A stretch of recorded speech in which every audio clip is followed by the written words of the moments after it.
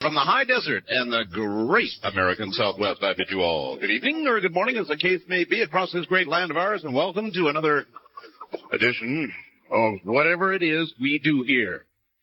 We call it Coast to Coast AF, and it extends from the Tahitian and Hawaiian Islands out west, eastward to the Caribbean, the U.S. Virgin Islands, south into South America, north all the way to the pole, and worldwide on the Internet. Thank you, broadcast.com, for distribution, and, of course, the Intel Corporation for the Kodak that allows this G2 program.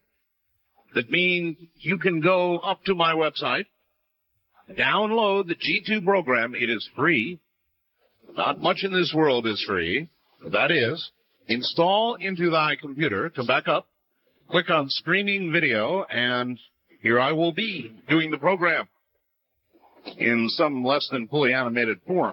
I mean, a talk show after all. All right, let's look around the world and see what's going on first.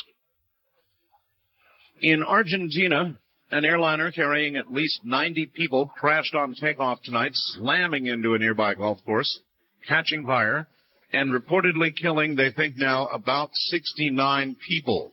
It was a Boeing 737. An airplane I have frequently flown on. I'm sure many of you have, too.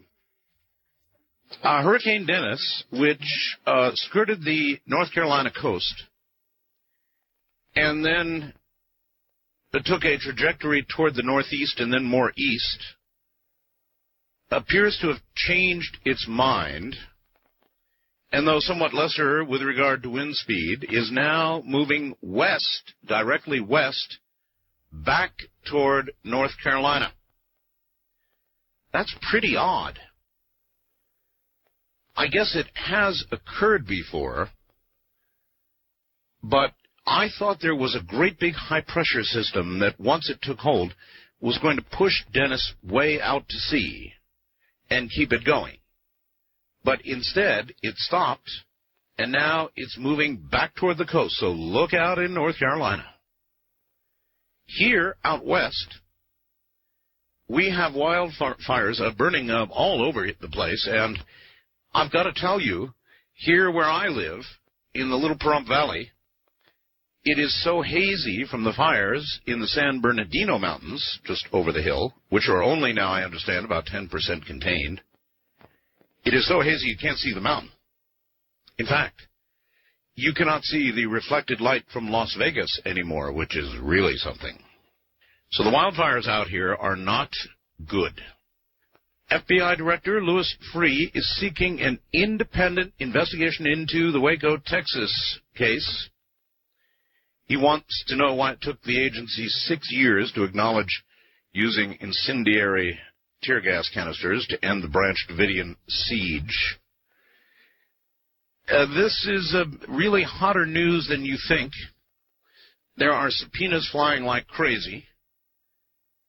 And, in fact, right now, Attorney General Janet Reno is being warned that some inside the Justice Department may have withheld evidence from her about the fiery end of the standoff at Waco, Texas. Well, oh, what a surprise. The only surprise to me is that it took this long to get out. Finally get out.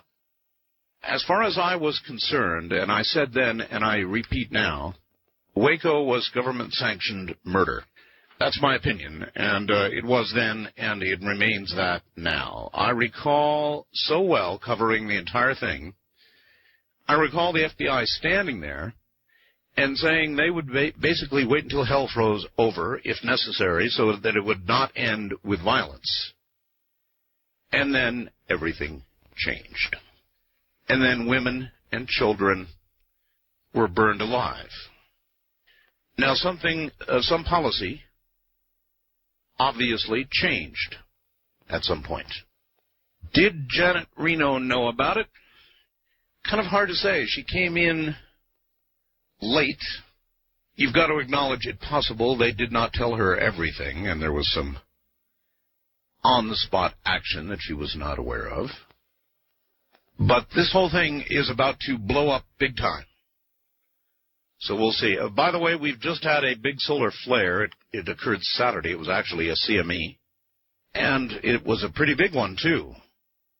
It occurred crossing the sun's southern hemisphere, and it should put on quite a light show. Should be putting on quite a light show. Here's somebody who writes a kind of an interesting email. Today, I've witnessed a half dozen birds, that's a half dozen, folks, hit my sliding glass door. It is 3 o'clock in the afternoon as I write this, and in 4 hours' time, 6 birds have run into my window. This rarely happens in the same month, much less the same day, much less 6 times today. I tell you all this because Jim Birkeland was on the Sightings radio program last October, said that hundreds of passenger pigeons had been lost in the east. Yes, I recall that well. Said the Earth's magnetic field had undergone some sort of haywire action, and this may be occurring again right now. You remember we talked a little bit about transplant of heads? Well, I've got a story here that will rock you back on your heels. They're about to begin transplanting heads. Well, here we go. A leading brain surgeon has unveiled plans to perform the first human head transplant. The operation, already carried out successfully on dogs and monkeys, would initially cost about 800 pounds. That's English. Among those who could benefit are quadriplegics with conditions similar to that of Christopher Reeve, the Superman actor who was paralyzed after a fall from a horse. Tragic. The operation may also appeal to rich people with terminal illnesses. The technique for transplanting heads was proven in principle with small mammals in the early 1990s. However, it was abandoned when scientists realized the extra time needed to connect larger human arteries and muscles would deprive the brain of oxygen and cause tissue damage. Last week, it was claimed this obstacle has finally been overcome. Robert J. White, an American neurosurgeon, one I have interviewed, by the way, says now he has developed a blood cooling system that means a living head could be disconnected from its blood supply for up to an hour without ill effect. White and his team, based at Case Western Reserve University in Ohio, claim they've already practiced the technique on corpses retained for medical research at the American hospital where he works. The White machine cools the brain from 37 degrees centigrade to 10 degrees centigrade. This slows the metabolism and allows plenty of time to reconnect a head to its new body. All we're waiting for now, said Dr. White, is the money and the patience. So they are now ready to transplant a head. The downside, well, there'd be no connection of the neural system to the rest of the body, so you would be, in essence, paralyzed. However, it represents the closest thing that we now have to immortality. There are those who would say, who would want to live that way? Others would suggest that, I guess, if you believe there is nothing that comes in the hereafter, then it is better to be here than after, even in that condition. How about you? Who would you think would be an appropriate candidate, first candidate for a head transplant? Anybody out there? All right, I've got a lot more, but open lines for the balance of this program. I guess I ought to get Dr. White on again, huh? What do you think? They're really going to do it. I had an awful lot of photographs. When I had Dr. White on, we had actual photographs of monkey heads that he had transplanted. Now, he did that, and the monkeys remained alert, responsive in every way for the time they had their Well, the new heads went to the new bodies, terrible as that may sound. It was quite an interview. He's a very controversial fellow, and I guess he's going to go ahead and do it. Would you do that? First-time caller line, you are on the air. Good morning. Hello? Hello? Hello? Is there a bell? Yes, it is. Hello? Is this our bell? I've answered that twice. Now, if I have to answer that again, I got to go. Hey, Art. Hey. West of the Rockies, call toll-free 1-800-618-8255. You would like to have... All right, well. Wild card line, you're on the air. Hello. Hello, Art. Hello there. This is Rocky in Woodbury. Rocky in Woodbury. Woodbury, Minnesota. Sorry about that. Oh, Listening okay. to you on 1500 KSTP Talk Radio. Yes, sir. I thought I'd call and let everybody know a couple of interesting Y2K things as I sit here in the dark. In the dark. After forgetting to pay my electric bill. Well, now, you're a perfect person to talk to. You forgot to pay your electric bill, so you're actually in the dark. Yes, sir. And it's kind of like a big casket, isn't it? Well, a little bit, except I do have this one candle here. You have a candle, and your phone works. Right. But that's about it. That's about it. Fortunately, we didn't have much food in the fridge. I see. I guess in this case, it's good. Well, at this point, yeah, there's a few dry things around to eat, and that's okay. So, but anyways, what yes. I called to say, sir, is that my bank has put a generator the size of about a half of a semi-trailer hooked up directly to the main gas pipe outside. That would be the St. Paul Postal Credit Union. Really? Yes, sir. And did you ask them about it? I have not. Why don't you do that? Why don't you go in and just ask the manager, hey, what's the generator for? That's really what I was wondering, and I would like to do that, and I think I will. I'm going there tomorrow morning anyway. All right. Well, that's right. You probably got to get some money out to go pay your electric bill. Yes, sir. Do me a favor and call me back and let me know what they say. I will do that, and I have one other thing. Sure. The Keister and Keister Insurance Agency just sent me a letter last week saying that they will not be responsible for any lapses nor any quote-unquote act of God things that might happen from any Y2K-related... Well, now, I don't know how... I understand they call it an act of God. But Y2K is an act of man. Indeed. So somebody may have to thrash that one out in court. Meanwhile, it sounds like they're telling you to watch your keister. They are. All right. Thank you very much for the call.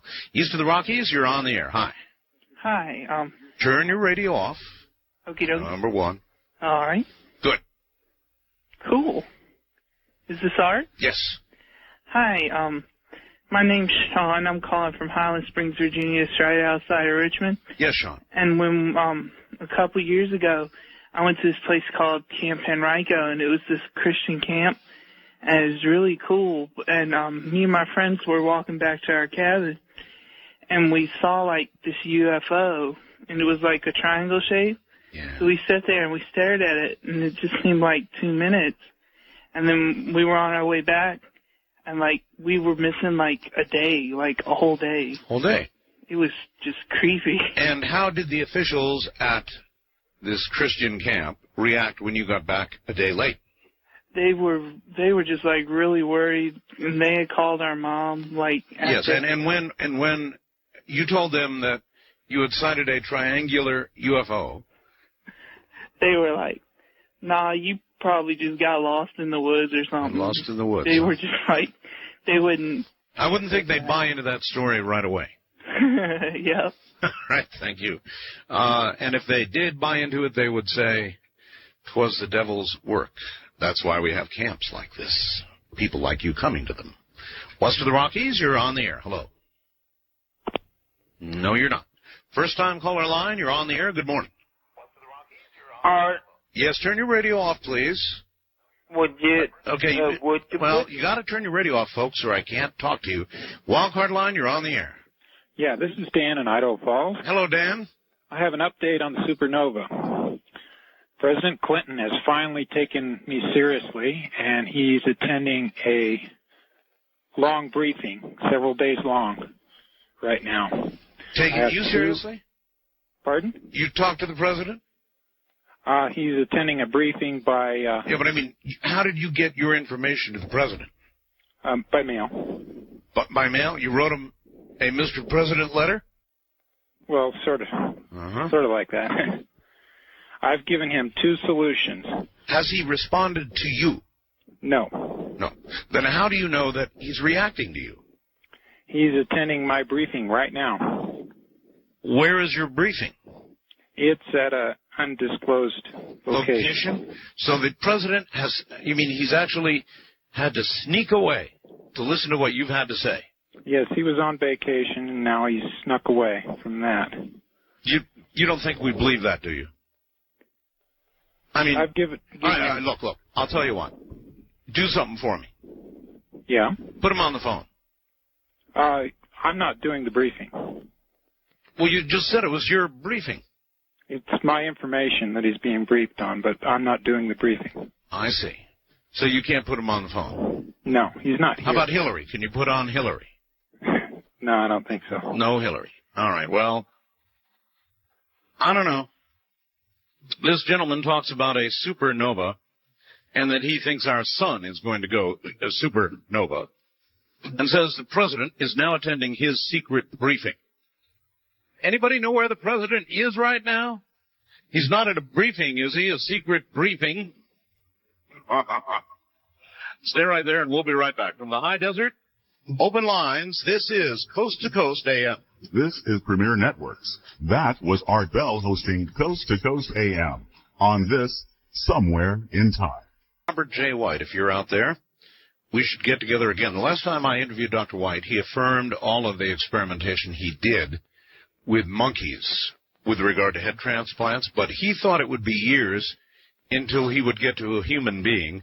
But here in this August 29th story from the London Sunday Times, it looks like he's just about ready to go, unless they misquoted him terribly, and I can't imagine that, well, of course they do get things wrong, but this would be awfully wrong. East of the Rockies, you're on the air. Hi. Hi. Turn your radio off, please. Okay. Yes, good. Okay, I'm Jeanette. Hi, Jeanette. I'm calling from Cincinnati, Ohio. Okay. And I have something weird, and I don't know how to explain it. Well, you've come to the right place. I had someone with me, so we're a bit confused. All right. Cincinnati, I guess in elevation from sea level, I don't know, how high it is. Mm-hmm. But tonight, we could not see the moon until 11:45. Well, I'm not sure whether that's normal or abnormal. I've never not been. It's a half moon. It's huge. Yeah. And huge, yeah. we couldn't see it. You think that's something? You ought to see it out here, where we've got all this smoke from these terrible wildfires going on. Right. It comes up blood red. Well, it's a weird shade of yellow tonight, but we couldn't see it at all. Well, the moon does come up at different times, Right, but I've never known it to not be visible until midnight. I have. Okay. It's like sometimes, haven't you ever gone out in the middle of the day at noon and seen the moon? Right. So it depends. That's not unusual. Okay. It's not unusual, but it is nice that you noticed. Well, we enjoy your show. Thank you very much. And it was nice talking to you. Okay, take care. Yes. If more people looked up, we'd have a whole lot more UFO sightings. But as a general practice during the day, people don't look up.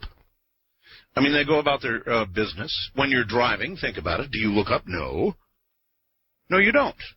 You look at the car in front of you, or you observe traffic for your own safety. You don't look up, right? Even when you're outside in your car. And how many people walk these days? West of the Rockies, you're on the air. Hi. Oh, good morning, Art. This is Ron in Redding, California. Yes, sir. The last time we talked was about 15 years ago. You had one radio station. How many you got now? 400? Almost 500. Oh, Christ. Yes, that's wonderful to hear that. Listen, I keep asking people, what is the Reading Ripple? And nobody seems to know, and I live in Reading and have for 5 years, and nobody seems to know what it is. You don't know what the Reading Ripple is? No, even asked my friend Tony, and he's he's probably listening to you. He's one of your biggest fans. And, you know, let me put it this way to you. There are some things that you're better off, I guess, not knowing. Maybe I am. There's been some mysterious disappearances around here. That's it. Oh. Anyway, Art, it's good to talk to you again. We'll have to talk more often than 15 years. Yeah. Try and make it more frequently. Okay, Art. Good night. Good night. Yeah, you don't want to know about the Ripple. East of the Rockies, you're on the air. Hi. Hey, Art. How you doing? All right. Seems like some people are reaching out to report some strange things. Well, we're the home of strange. I am, too. I'm sitting here looking at the moon right now. I'm a Dennis survivor, by the way. You're a what survivor? The Hurricane Dennis. Oh, are you in North Carolina? Yeah. Where? Well, I'm in Lumberton, about 50 miles from the... Wilmington. Well, right now, it looks like the damn thing is moving back. Yeah, if that low front came through, that pressure coming out of Canada came through and grabbed it. I don't quite understand what occurred, because the weather guys on the Weather Channel were saying there is this magungous, gigantic high coming down, and it's going to push the hurricane straight out east. Yeah, it'll go east, but I've seen them circle around there. I've seen them go out there and play around for 5 or 6 days and come right back in. There's something about the Cape Fear River that sucks these things in, and it was very rare that this one didn't come right up the Cape Fear River. Well, it may yet. Well, I appreciate talking to you. And all right, hang in there and keep your eyes on the Weather Channel. Although they didn't get it right. They were talking about how many computer models they had that said that it was going to go north and east and more easterly. And then once it began that track, it would go way off to the east. And then the next time I look at the Weather Channel, the damn thing is moving back west again, slowly. I don't know. Does not seem like we've perfected this weather forecasting stuff yet, does it? A wild card line, you're on the air. Hi. Hi, Art. Hi, I'm first-time caller. I'm Jean from Moline, Illinois. Welcome. And just wanted to say that earlier this afternoon, I looked up in the sky and there were these 2 X's up there. Mm-hmm. East, southeast of where I live. We're right on the Mississippi River here. Chemtrails. Possible. I don't know. But it was weird because I never see contrails that look like that. The tip-off between a chemtrail and a contrail is that a chemtrail will begin with the X, as you just talked about. There's 2 of them right next to each other. Yeah, and that's right. And then it will kind of coalesce into a light cloud bank, or what looks like a light cloud bank over time. Mm-hmm. Did that happen? Right. Exactly. Mm-hmm. I just noticed that, and if there's anyone in our area, in the Rock Island, Moline, Illinois area. Can I ask you a question? Right. Does your liver feel any smaller right now? Not yet. I've been inside, though. I see. I keep my grandson. I'm babysitting him, keeping him inside away from that crap. Uh-huh. But it's very nice to speak to you. It's the first time. I'll try again. All right, you do that. Watch your liver. Yes, sir. All right. East of the Rockies, you're on the air. Hi. Yeah, hi. Hi. Who's this? Well, who do you think it is? Oh, is this Art? Of course. All right. Hey, Art. Hey, I got just a couple things, man. The other night, Friday the 27th. Yeah. They were supposed to have a thing on. There was supposed to be. You had a guest on that was supposed to be. He had some breaking news. Well, they blacked it out on our radio. I'm calling from Duluth, Minnesota, on WEBC. Right. And they blacked it out, and I was just, throughout the whole night. How did they black it out? Well, they just didn't have nothing on. But during commercials, it came on, WEBC, and it. In other words, the weather report. All right, the commercials came on, but the main content of the show did not. Nothing. All right, listen to me. That's automation. Uh-huh. In other words, somehow the automation messed up, and it did everything backwards. Oh. In other words, it played all the commercials and the news, but not the program. Right, yeah, but, you had you had a guest on that was, supposed to have a guest on that was going to give some... Either that, or it was the Trilateral Commission. Well, yeah, is that the government? I don't know. I mean, which would you be more likely to believe? Well, no, it's the government. They didn't want us to hear. So you'd more likely believe that. Yeah. All right. Well, thank you very much for the call. This is a problem that we have because of the type of material that I deal with. When a radio station goes off the air for maintenance, or they have a technical difficulty, my listeners are somewhat less than tolerant because they always conclude that a government agency is responsible. And they might be, who knows. West of the Rockies, you're on the air. Hi. Hi, Art. Hello. Nice to finally talk to you. And you, where are you? I'm calling from Stockton, California. I'm listening to you on 1280 AM. Yes, sir. KJAX. Two things for you, Art. I don't know if you're still talking to Sean David Morton. I was wondering when he's coming on your show. As soon as we can get him. And another thing, I was listening to you in Bakersfield probably about 7 months ago, Art, and the weirdest thing happened. What? I was doing a paper route early in the morning. You happened to be talking about them green flashes that people had been seeing in night skies. Well, this was in Bakersfield, Art, and I was kind of up in the foothills above the city.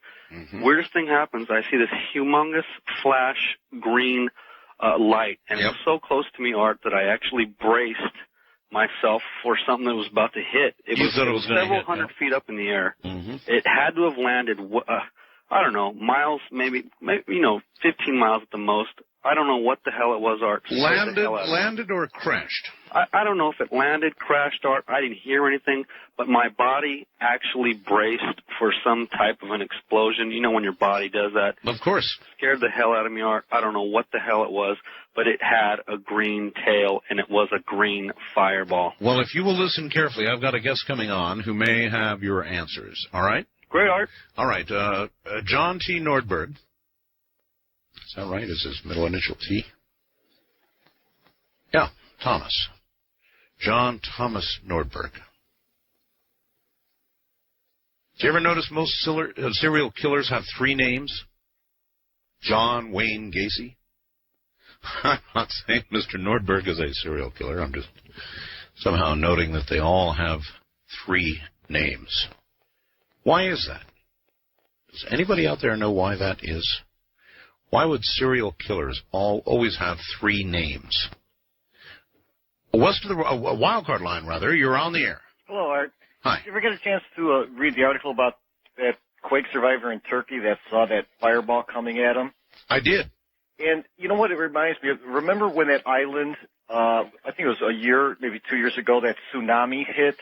And a lot of the people on that island were saying that and actually they did find some of the victims burned, and a lot of the people there said they actually saw walls of fire coming at them. I just, you had any ideas on that?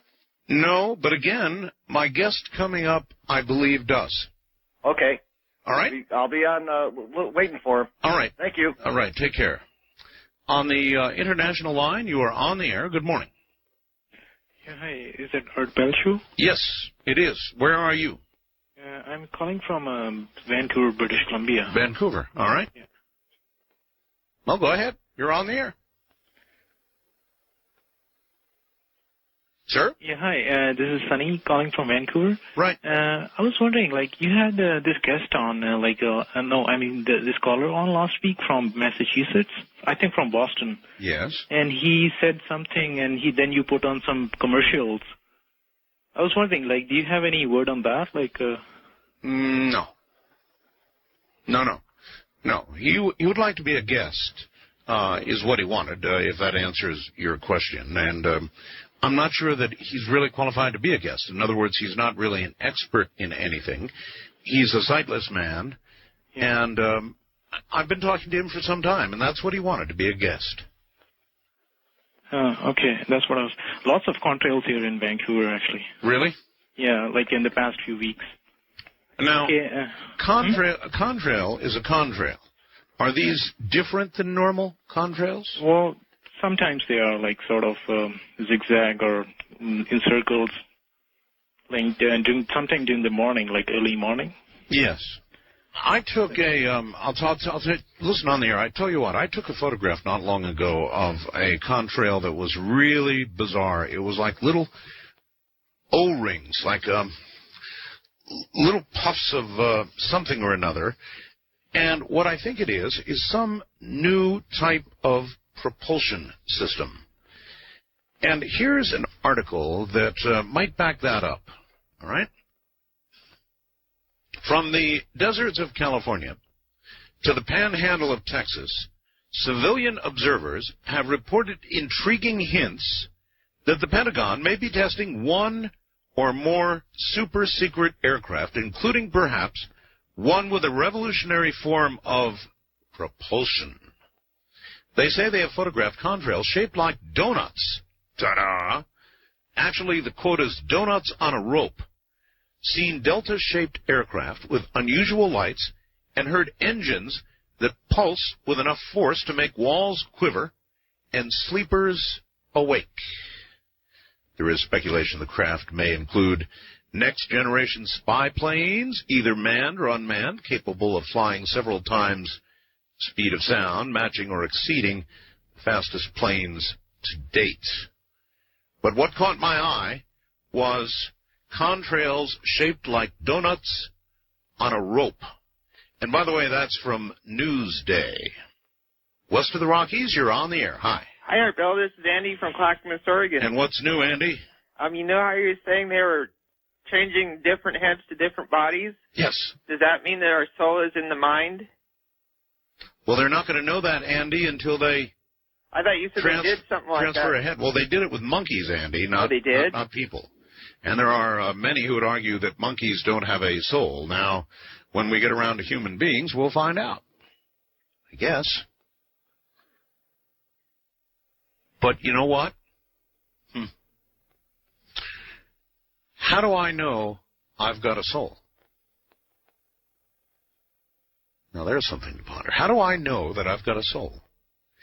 And if they were to sever my head and attach it to another's body, and other than the fact that I could not move my limbs, I felt exactly the same, how would I know whether I had lost my soul?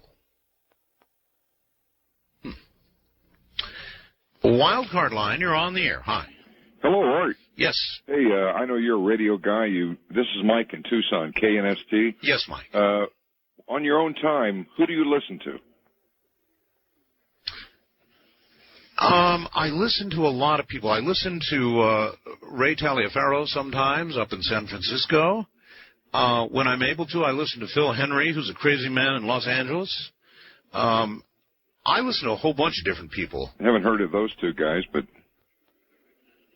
No? No. I was just curious if you listen to Liddy or Limbaugh or... Oh, I see. Yeah, I will listen occasionally to Rush, not as much as I used to, and I haven't heard Gordon Liddy in a long, long time. How's he doing? Oh, he's all right. I listen to him a couple times a week. Well, there's your answer. Phil Henry is a very interesting guy. He will occasionally, actually very recently, he'll parody me and my program. And actually, Phil does an incredible job. He'll even interview people who are not exactly people. And if you're not forewarned about what he does, there is no way in the world that you would believe that what you're hearing is not the real McCoy. It's kind of hard to explain unless you've heard him, and one of these days, pretty soon, you may. From the high deserts, I'm Art Bell. John T. Nordberg coming up next. The trip back in time continues with Art Bell hosting Coast to Coast AM. More Somewhere in Time coming up. Premier Networks presents Art Bell, Somewhere in Time. Tonight featuring Coast to Coast AM from September 3rd, 1999. Good morning, everybody. Coming up, Albert Taylor, who has been a NASA aeronautical engineer with nearly 2 decades of experience working on satellite systems for the space program.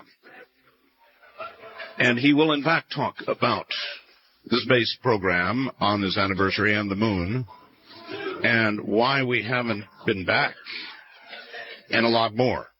He's the author of the best-selling book, Soul Traveler. We'll talk about that, of course, as well. And he's an active member of the International Association of Near-Death Studies. I didn't know about that one, so obviously that's a road we're going to go down this night as well. So all of that coming up. To repeat a very sad announcement for you, Father Malachi Martin is near death, folks.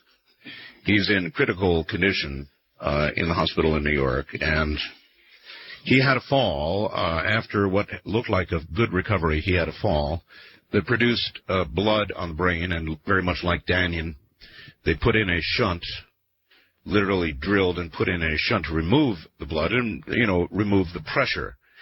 And then they removed the shunt.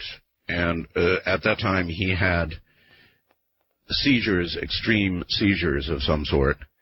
And then following that, at about 1:30 this afternoon, New York time, yesterday, the father suffered a stroke, a very serious stroke. He's received extreme unction. Your prayers are urgently requested. Should Father Malachi Martin live to Friday, he will be 78.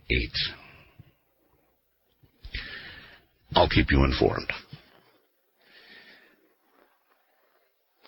We've got a lot of very good programs coming up for you if you have just joined us.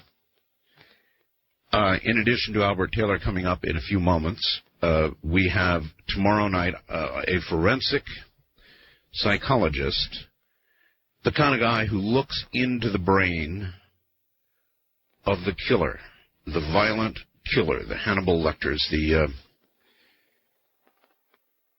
Son of Sam's, those kinds of killers, the Littleton business, all of it, tomorrow night. Should be very, very interesting. Also in the first hour, Stephen Bassett has a couple of surprises for you. We'll do that in the first hour. Then the following night,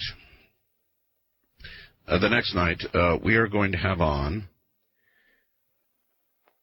the former CEO of U.S. Web, Joseph P. Firmage, who also will have some pretty big surprises for you. As a matter of fact, I heard from him just a few hours prior to airtime. And it's a show you're not going to want to miss. In the following week, we will have on another mover and shaker, Bob Bigelow, and I think Robert Bigelow of the Bigelow Foundation. Both these men have done a lot of behind-the-scenes funding of very serious research. Bob Bigelow has never, to my knowledge, done a radio interview. This will be his first. So a lot of things coming up, more than I have time to tell you about right now.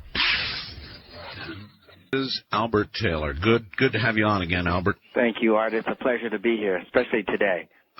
It is a good day for you to be on, since you were with NASA for 2 decades, working on the space program. It's good to have you back. And, everybody's been talking about it all day long. It's been on CNN and all the networks and the big celebration, all the rest of it. But the big question, really, Albert, that everybody asks, including my callers and myself, it's been 30 years. Right. What the hell? We haven't gone off the planet, save circling it in the shuttle at low altitude. We've been staying home for 30 years since we did it. Why? What's going on? Right. Well, it's multifaceted. A lot of things happen right after Apollo 11 landed. We in America somehow lose interest in flights that aren't the first one, and especially toward Apollo 17. A lot of people they had to beg to get on the television stations just to get airplay, because a lot of people weren't even interested anymore. Yeah, I do remember that, as a matter of fact, how interest fell off because it did the same thing with the shuttle. until the Challenger accident. Then everyone was watching that first flight, and then here we are back again, where a lot of people have no idea what's even going on with the shuttle missions. And then the thing about it is, back when I think it was during the Gemini program, it was proposed that we produce a reusable spacecraft where we could build a space station and use that space station to build another vehicle to ferry back and forth or shuttle back and forth to a possible lunar base that we would build. Sure. And then that lunar base would be used to facilitate a halfway station back and forth to Mars. Right. Well, what happened to all that? Well, all of that is vision. Vision. What happened was, all of a sudden, we started having financial crunches. People didn't understand what the space program was for, what we were getting out of it, and it should have been really told to the public the benefits of the space station.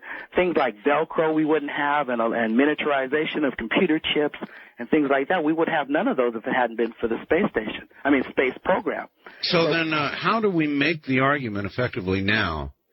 Well, right now, as a country, we need vision. We need not only the space station currently is not the space station that can facilitate the things that I mentioned a few seconds ago. Well, and it also is coming in so way far over budget. Exactly. Well, that's due to about 4 or 5 redesigns.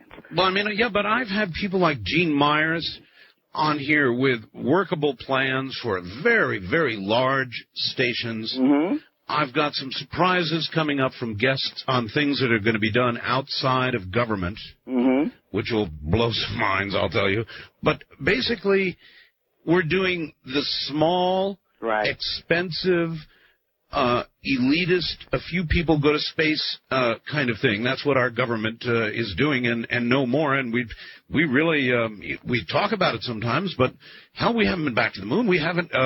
We should have been to Mars by. We should have been to Mars by now. We have no long-term plans for our space program. We have, like Kennedy said, we're going to the moon when we had only had a suborbital flight. Right. So that was extreme vision on his part, and we made it. But right now, the space station was supposed to be this halfway point, but now it can't facilitate that.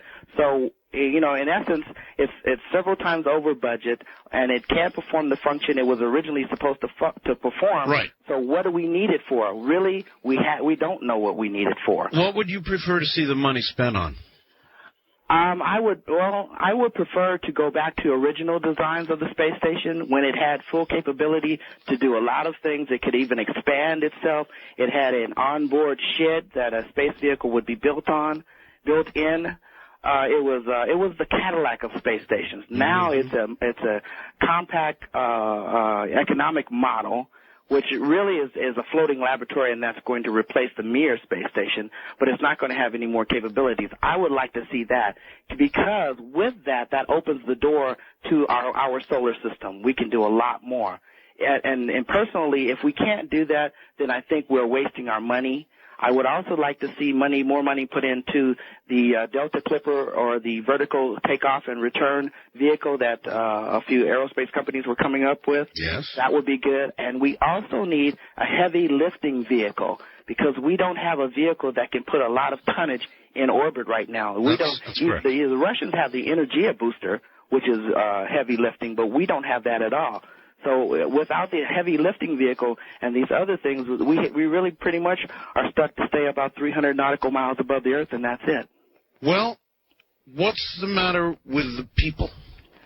Well, like I said before, I think the people would rally behind the space station if we said, this is what we're going to do, or around the space program. This is where we're going. We're going to build a lunar base because we want to get this. This is the product. And tell the people that. Right now, the average citizen has hard times, is trying to feed their family, they're paying high taxes, and they have no idea why this money is being taken out of their paychecks. Well, let me play the devil's advocate for a moment and ask you, why should we go back to the moon? We were there. We walked upon it. We didn't find anything spectacular, if you believe all the the press clippings and what's been said since, despite innuendo. Mm-hmm. Nothing special there. Well, there is an extremely, I think it's predicted that there's an extremely high helium content in the soil. Mm-hmm. There's also probably moisture under the soil that we can use for rocket propellants and things like that. Mm-hmm. It has an observation point that we don't have here. I mean, the closest thing we have is the Hubble Space Telescope. Right. From that position, can you imagine mounting a telescope on the moon, doing research from that standpoint?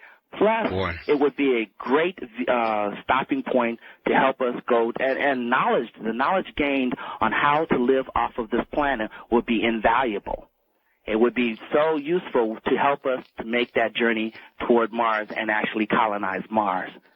You got to start somewhere, and the moon is the closest neighbor. It won't cost us as much time and money as it would to go to another planet, and the information we would gain would be just invaluable. Could Mars be terraformed? With the technology that we have today, I would say no, but yes, with future technologies, capabilities, I would say yes. But see, to terraform Mars probably would take a lot of generations and maybe even thousands of years. Mm-hmm. Presently, we've got to change the atmosphere. We've got to get chemicals into the atmosphere that are not going to release certain gases. They're going to reflect it back in, and eventually start develop. The atmosphere is very, very thin right now, and it would have to double or even triple. But there is an indication that at one time Mars had great amounts of surface water and atmosphere. Right. Where'd that go? Well, something happened to the atmosphere, something similar to what's happening to our atmosphere. The ozone is opening up. We're losing, our atmosphere is turning to at least some people are predicting, the greenhouse effect. So we don't know if Mars was ever inhabited or if it happened naturally, but something happened to its atmosphere where it slowly started losing it, and it became thin and then lost pressure, which is really essential. Right now, if you went there, your blood would boil because the pressure's so thin. So I don't know exactly what happened, but something did happen to change it, and we need to be very aware of that and even study it. That would be another important reason to go there, so that we don't allow that to happen to our own planet. It's a good point. And there certainly are changes, Albert, going on here on our planet. Ecological changes that are astounding. Mm-hmm. Changes, as you point out, in the atmosphere, the upper atmosphere, the ozone, all of it. Global warming, it appears our weather is certainly changed. Definitely. What we don't realize, Art, I believe, in a lot of cases, but a lot of people do, is that we are one link in the chain of how this whole system functions. And if that link becomes weaker or more dominant than others in the other, or puts more stress on the other links, then the chain is going to break. I wonder how really small our margin is here on this planet. In other words, the planet itself is always going to be here. Mm-hmm. It's whether or not we're going to be here on it. And that's very true. And how many degrees of temperature difference would determine that, I wonder? Well, we have certain parameters that we as humans can exist within. Yes. Plants and some insects have parameters that are beyond what we can. Yes. Like I was amazed that after a forest fire, there were still insects that would come out of the ground and survive the intense heat. Right. That we can't.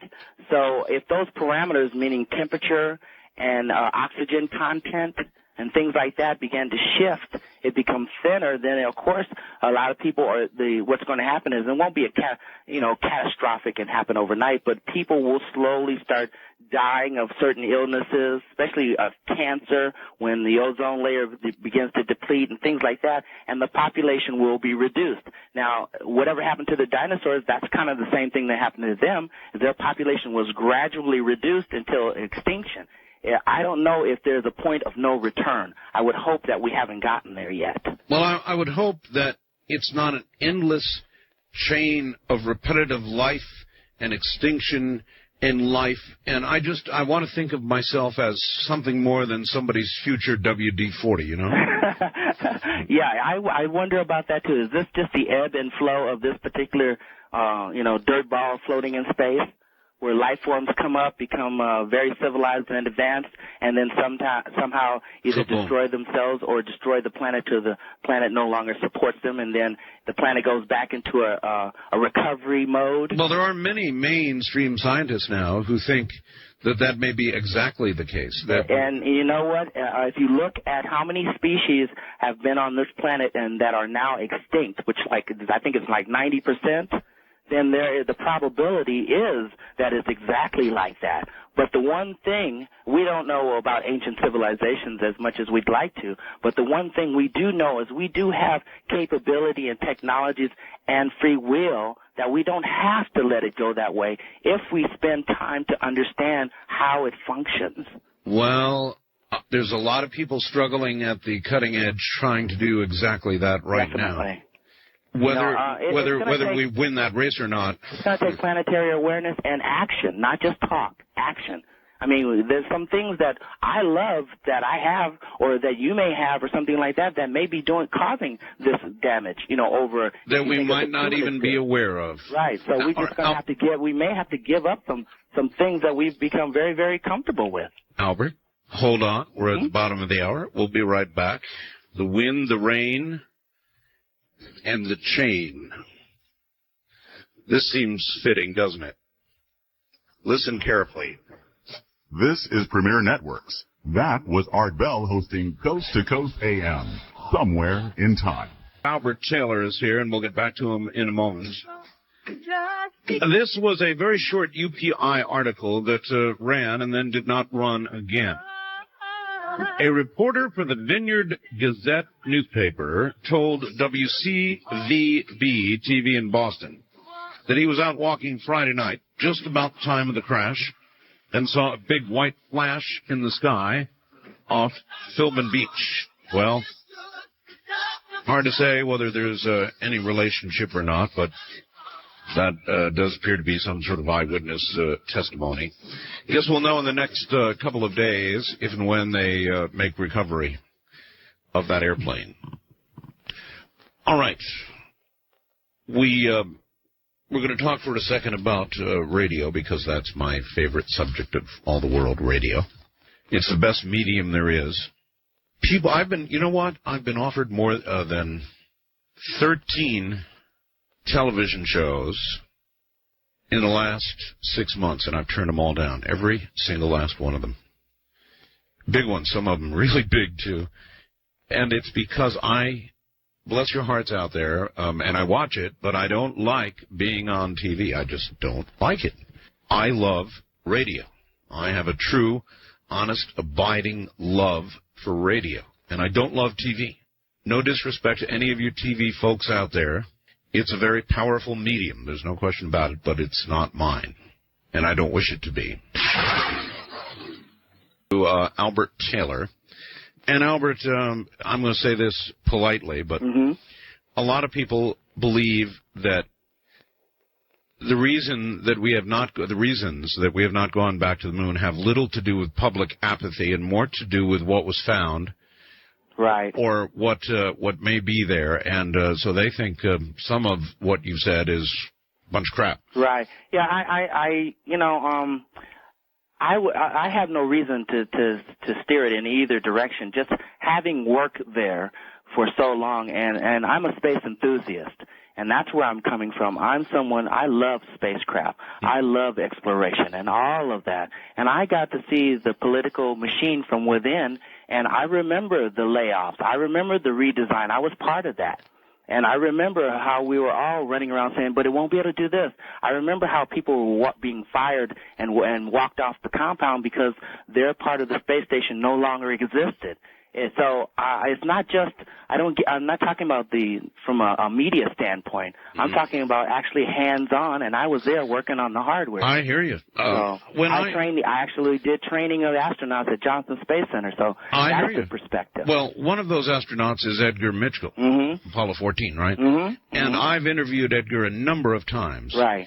And there was something really, really strange that manifested during those interviews, and that was when Edgar was asked to comment about his emotions, feelings, and recollections when he was actually walking on the moon, he became suddenly very vague and sort of launched into a, Art, here's something I really haven't understood myself in all these years, that my recollections of it all are kind of surrealistic.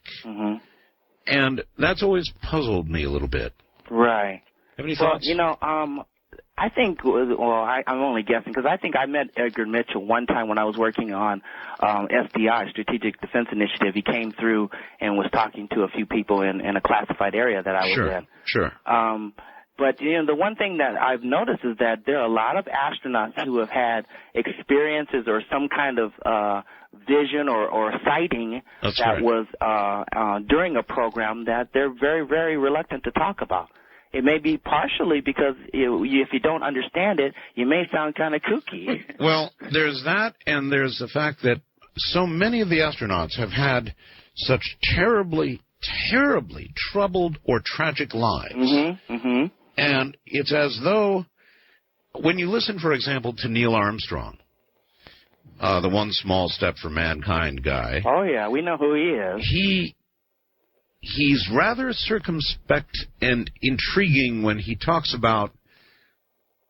He went to the White House one time and said something really interesting about wondrous things that we will be discovering, wondrous things that are out there.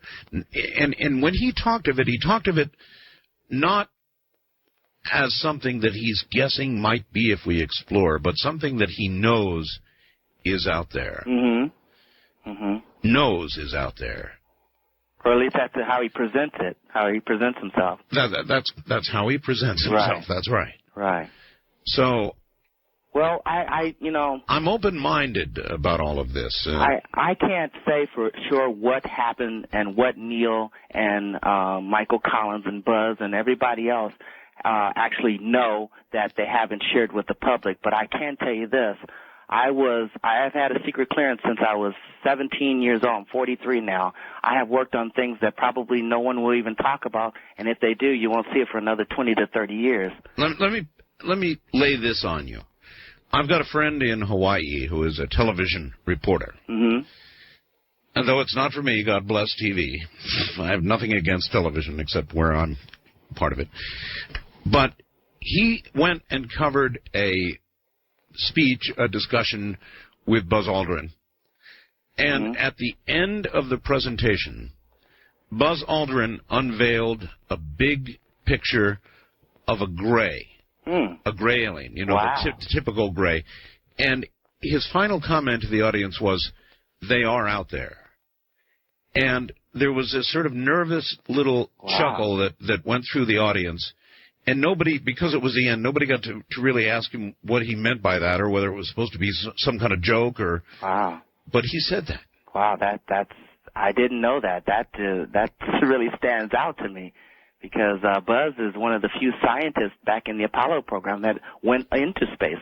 He was I think he was one of the only scientists or aeronautical engineers that wasn't allowed or was in space. Well, some might absorb that comment and think, aha, he saw something.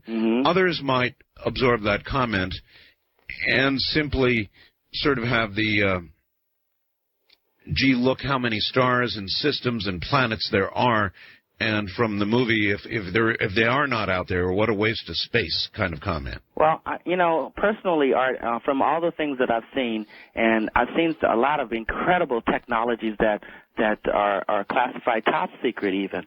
And I've wondered on where they've originated because it seemed to make a huge leap in anything that we had worked on previously. I can say this, that in my opinion, I don't think it's a question of whether they're out there. I think it's more of a question is when is the government going to admit it? That's how I feel about it. I think the evidence is almost overwhelming. I track a lot of people doing a lot of work in this area. Lawyers, lobbyists back in Washington who think the political venue is the way we're going to break this open.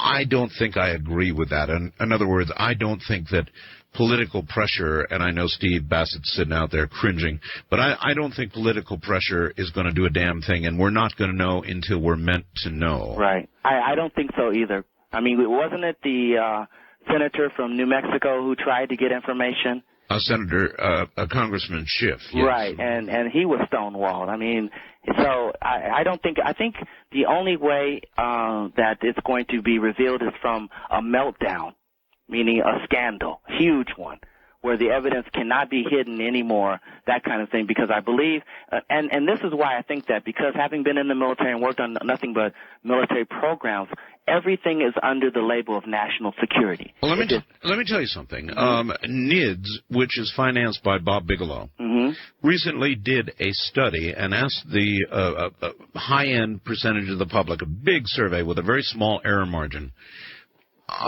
They asked people in the survey, if there's extraterrestrial life out there, do you think the government would hide it? Oh, definitely. The answer came back. 8 out of 10 said absolutely. Yes. And hardly any survey that you run, short of the one about George Bush right after the war, gives you that high of a percentage ever. Right. On anything. Well, it makes perfectly good sense. If you think about it, let's just simplify it a little bit. Now, you have an island where their most effective weapon is the bow and arrow. And all of a sudden, a world war, for some odd reason, a plane crashes and the natives on another part of the island find in the wreckage a machine gun. Right. Okay? They're not going to tell everybody, the other natives, that they found this incredible thing. They're going to figure out how to use it, how to make more of them, and then they're going to use it to sustain or take some type of control over their little piece of the island. I think that's what we would do, and I think that's what we have done, is we're trying to maintain national security and control. And so then you are saying that our little piece of the island, in this case the United States, if it possessed this kind of technology, would be back engineering like crazy. Oh, yeah, would be doing all kinds of things with the technology, but sure as hell not telling the population nor the world about it. Right, because when you tell the American citizens, you are also telling the enemies of this country and people who would do us wrong. So you can't let everybody know. Unfortunately, once you let it out there, loose lips sink ships. I mean, it's been around for a long time. We know that. So that's why if it's out there, it's not necessarily because we are the threat, even though they may want to squelch some kind of panic. Can I ask I don't know how people react to extraterrestrial. Yes, can I ask you a straight-out question? Sure. And if you can't answer it, then I'll take my answer from that. Okay. But if I can't answer it, I'll start talking about my book. Okay. Since you had Secret and Beyond clearances, were you or are you aware that anything that we have just been discussing is more than speculation? Based on my experience or just... Yes, direct knowledge. That's a difficult one to answer. So where can they get your book? My book is available in all the bookstores, Amazon.com, Barnes & Noble. It's called Soul Traveler, folks. Soul Traveler is available nationwide. It's even in the libraries. So if you don't have any money, you can read it for free. It's not about that. What's really important to me is the message within the pages, because I'm sharing my description of what has happened to me, and which has changed my life in a spiritual level that I never, ever dreamed possible. Well, one thing that, of course, everybody would be curious about is how you go from being a hardware guy, an engineer with NASA for all those 2 decades, and make the giant leap for mankind into the metaphysical. I mean, how do you do that? It's real simple, Art. It's called midlife crisis. No. No, I've been having some strange... I was still training astronauts at Johnson Space Center when these things started happening to me more often. They used to happen about once a week. But about 7-8 years ago, I started having some strange nocturnal experiences that really scared me. And I started keeping a diary, and they were related to, like I've mentioned before, a superstition that's been in my family for a long, long time, and that has to do with night paralysis, where you wake up in the middle of the night and you can't move, but you can see and hear. That's how you and I met. That's how I started writing this book, because I was having these episodes not only once a night usually, but sometimes 3 times a night, and they were scaring me so bad as a grown man, I would literally stay up all night long, afraid to go back to sleep. That's how I got into it. I feel like I was kicked or thrown into it rather than something that I consciously wanted to explore. All right. When this paralysis, and many of us have experienced that at night, began, it is damn scary stuff. Very scary. You wake up in a sweat. It's awful. Right.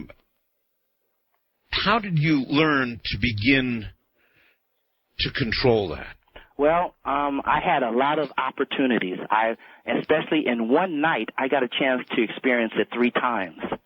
So it wasn't like one night and then a week later. I was having a nightly basis, and then what happened, this was happening by itself, and so as being a researcher, I wanted to know if there was something physically wrong with me, neurologically or something or psychologically.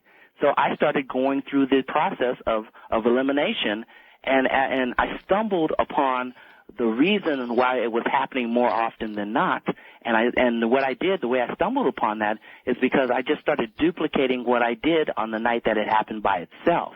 And when I did that, when I was able to find this thing, which has to do with interrupting your sleep pattern, I was able to experiment with it a lot more than just waiting for it to happen.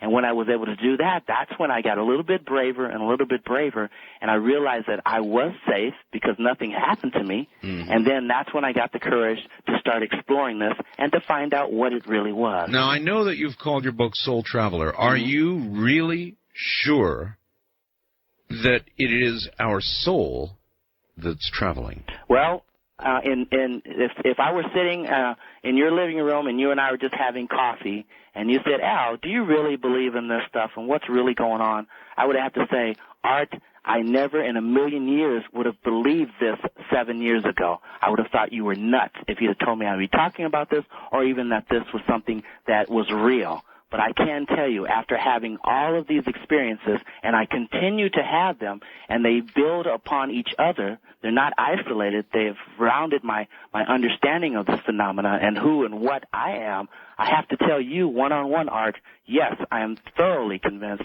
110%, that we definitely have a soul, and it can operate independently of the physical body. There are a lot of people who talk about mind and soul, that there is a difference. And all of this is going to wind shortly into near-death stuff, because I know that you've done a lot on that. Right. A lot of my friends have died and come back. Yeah. A lot of people say that when you sleep, you experience a little slice of death. Death each night.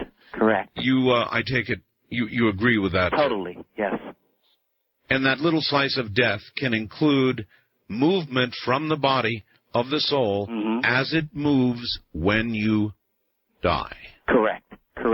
The only difference, I believe, between what we do each night, consciously or subconsciously or unconsciously, the only difference between that and death is that we come back to our physical bodies. Consciousness-wise, in the experience, I believe it's almost the same. And as a matter of fact, I have to quote a dear friend of mine, Robert Peterson. He said that we are the ghosts. And I like that, because truly we are. We just have a place to come back to. But, some nights you go to sleep and you don't even dream. It's just velvet blackness, right? Well, you don't remember. Well, you don't remember. All right. So to you, when you wake up to your conscious mind, you have just had velvet blackness, right? Other nights, you have dreams or vivid experiences. Right. With regard to people who have come close to death or to death's door and then come back, some experience something magnificent, others experience velvet blackness. Right. Right? Right, correct. When we come back, let's talk about what that might mean. I'm Art Bell, and this is Coast to Coast AM. Albert Taylor is here, from NASA work to metaphysical work. Quite a leap, huh? The trip back in time continues with Art Bell hosting Coast to Coast AM from the 3rd of September, 1999. All right, and I am reminded by the man himself, Dick Allgire, and that's not the way to pronounce it. I know it's Allgire, who is a news anchor in Hawaii.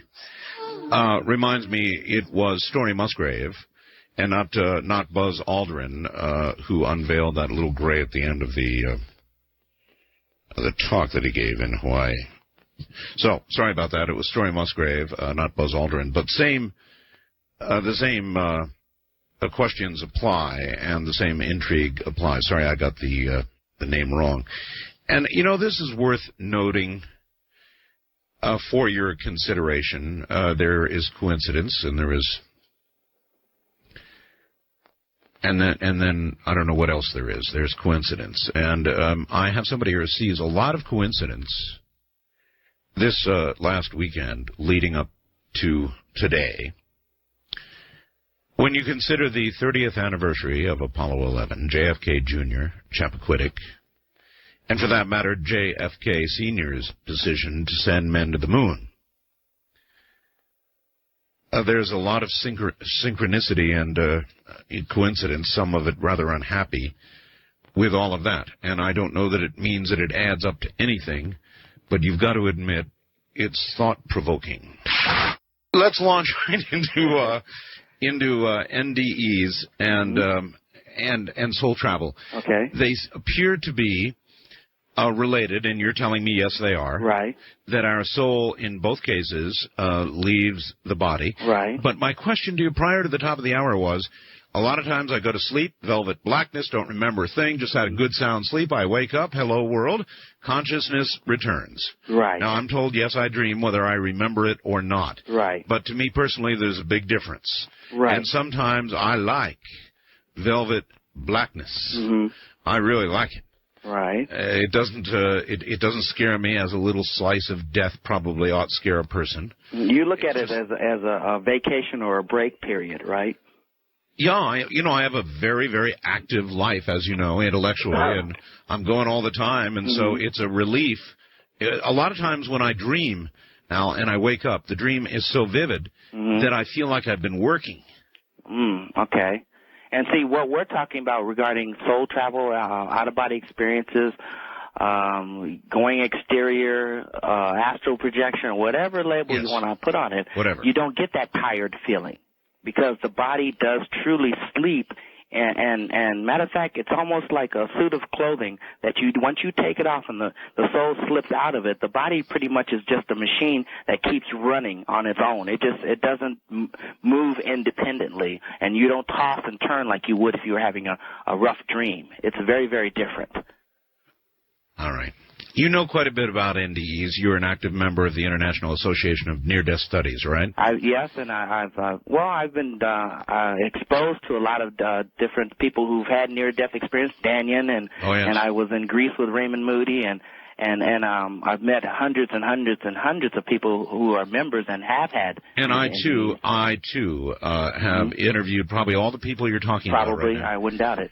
Now, they are not the rule; they are the exception. Right. And people don't really understand that. In other words, they're the exception. They really are. When you survey people who have had arrested life signs, more than not, they don't remember a damn thing. It was velvet blackness. Now, right, there's a mixture. How do you reconcile that? Well, the memory is a very interesting thing, and that's what we're talking about. We're talking about your ability to consciously recall whatever is up inside your cranium, And what's something interesting about the memory is just because the memory doesn't present itself when you make the demand or when you try to recall it, doesn't mean that it's still not locked away in there and going to be exposed at a future date. How many times, Art, have you had a dream, and then it wasn't until maybe 2-3 days later, or maybe even a week later, that something happened in your waking life that all of a sudden you remembered the dream? It's happened to quite a few. I don't know how many other people, but sometimes I thought, oh, my God, I forgot I dreamt that. So it's still there. Whether I'm able to pull it to the surface readily when I want to and right after the experience really doesn't have anything to do with whether it's going to be there to help me at a later date. No, it doesn't work that way for me. For me, if I have a vivid dream, and I have quite a few, I remember it vividly the moment I awake. By the time I'm halfway through my first cup of coffee, it dissipates. It's almost gone. If I don't consciously talk to my wife or myself about the experience I just had, by the time I've had my second cup of coffee, it's gone. Right. I mean, really just gone. That's kind of that's very normal. That's why that happens to the majority, as a matter of fact. What I tell people is when you have, and that's why if you read talk to a lot of people who do dream work and talk about how to recall dreams, what I tell people is to write it down immediately, because it's not going to be as fresh as it would be a few hours to days later. And the one thing that you'll be missing, especially if you want to understand it thoroughly, is you won't have the emotional content that you had right after the dream. It'll lose some. For instance, if I had to write my book now and recall some of the experiences that I had, I wouldn't have put into it all the emotions that I felt that night. Sure. Oh, that makes sense. Yeah. But I guess my question is, it's a hard one. It's a I tell my audience when I'm playing devil's advocate, I try to. But if more people than not do not have an experience when all vital signs are gone, then why is it not at least possible to suggest that there may not be anything at all but velvet blackness? Well, because some percentage experience this thing they seem to recall does not absolutely make it so. And if it does make it so, convince me. Well, I'm not going to try to convince you. I can only say this because I haven't had a near-death experience. But I can say it's not saying more people than not is not as accurate, because more people who have near-death experiences are people who, let me back up, people who have had their vital signs cease for a period of time. Yes. The majority do have some type of experience. The minority do not remember anything. Are you sure about that? Because I've heard the opposite. Well, I'm a member of IONS, and I've been a member for 8-9 years. I know, but all you people interview are people who have had the experiences. The ones who either had a negative experience, which is a very small reported percentage, or those who have had no experience. Well, to tell you the truth, I've run into all of the above in the last 8 years. Some people have said, I don't remember one little thing. All they have is the medical report that says their heart stopped beating. Right. But I can say there's been 8 million people in the United States to date, maybe more now, who've had near-death experiences. Now, one interesting thing is that I went to Seattle not too long ago. And do you know they have more people in Seattle who have had near-death experiences than any other state in the Union? And do you know why? No, I don't have the slightest idea why. Well, more people in Seattle, more citizens have taken CPR than any other state in the Union. So more people have been brought back from the brink than any place else. Oh. So that's a great place to look at the percentage of, out of all those people, more people have had some type of non-physical recall of an experience than people have not. Maybe that's where they got the title Sleepless in Seattle. Or Lifeless in Seattle. Lifeless in Seattle.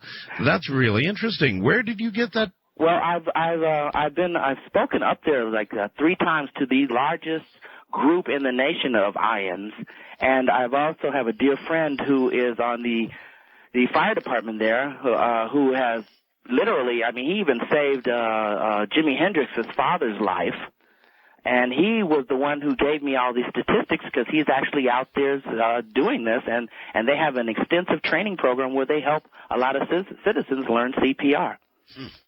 It's quite phenomenal in Seattle. So if you take that given as a sample of the ratio of people versus the people who haven't had the experience or have no recall versus the people who have in Seattle area, well, you've got the majority who are having some type of experiences. Not all identical, Not everybody sees the light. Not everybody has the same type, but there are more people recalling consciousness after the body ceases to function than people who aren't. Do you believe in the concept of heaven and hell?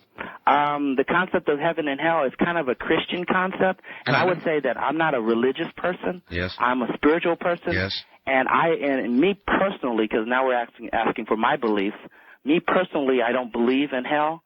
I would say that if you want to call it heaven, you could. If you want to call it Valhalla or the astral plane or whatever, I believe that there definitely is a location that non-physical or deceased spirits, entities, souls do go, and even in that location, there are multiple levels in that reality. And most of the things that I discovered, because a lot of these areas I've had like out-of-body experiences. Did you ever get to see What Dreams May Come? Yes, I did. Well, that describes what I think I believe. Mm-hmm. I interviewed the producer of that movie. I heard that show. Good. Did you hear the NDE of Sarah? No, I didn't. You didn't. She was a young lady on her way home from church, volunteer work, who got hit and thrown, 100 yards or some tremendous amount of... She was on a bicycle, and she got hit hard, and she died. Mm-hmm. You know, all cessation of... in fact, she's still not fully recovered years later now. But she went to a hellish place. Albert, she went to a place where there was more than hell. There was a combination of things. There were many places, sort of rooms. She would describe them as rooms, where there would be thousands of tortured souls. She encountered a white light. She spent time with that. And then she returned. It took about 2 hours to unwind the story, but it was extremely convincing. And if you look at What Dreams May Come, it says, basically, that you judge yourself. Right. That I do definitely agree with. You do? Definitely. Well, I don't believe that God is going to be judging us like we are going to be judging ourselves. Yeah, it's not like a court case. Right. But, Albert, if you judge yourself, then surely there are those who will judge themselves not worthy of reward. Definitely. Definitely. And so where do they put themselves, Albert? That's going to have a tremendous impact on your experience after leaving the physical body. Because not that has to happen or that it's in the cards or etched in stone that it has to happen, but what I find, and I find this in the out-of-body experience, is that a lot of your thoughts can manifest into thought forms and experiences if you let them run amok. So if you have this belief that, you know, like in Dreams May Come, she had a belief that she had done so many horrible things, and that's why she was there, not because she was sentenced, is because in that realm, you really have a lot of... When I asked you the question, though, I didn't ask you who sent you there. I just said, do you believe in the concept of? So, really, you do believe in the concept of. Definitely. Definitely. But I believe that it's not a permanent hell. You're not sentenced there, and you're not going to be there for eternity or anything like that. But yes, definitely, you can imprison yourself with your own thoughts and beliefs. Definitely. That's what makes sense to me. You can do that in life, though, and in death. Because a lot of people convince themselves of certain things here without any tangible proof and operate within a kind of a fenced life, so to speak. So you can definitely do it either way. It's about you. It's almost like this. I say this. We create our own realities in the body and out of the body in a lot of cases. Yeah, I believe that. I believe that. And for some, they would not allow themselves. They know what they did in their life. They would be their own worst, harshest judges. Exactly. It's like facing the hanging judge you'd never want to see yourself. Exactly. Now, if you knew that in the beginning when you were maybe stepping off the path, so to speak, whatever you may be judging yourself on, if you knew that it's not about someone else judging me or like the child doing something that the parent doesn't know about, and if they get caught, the parent's going to chastise them. Yep. If you knew that beyond a shadow of a doubt that it was going to be you that was letting you down, that would have a tremendous impact on whether you did something or not, or whether you stepped off the path. Then there's another thing. There's an unfairness to it. those who have had NDEs, you know Daniel very well. Yes. Well, prior to his NDE, he was one son of a bitch. Right. Right? Right. Self-admitted. He'll tell you that. Oh, definitely.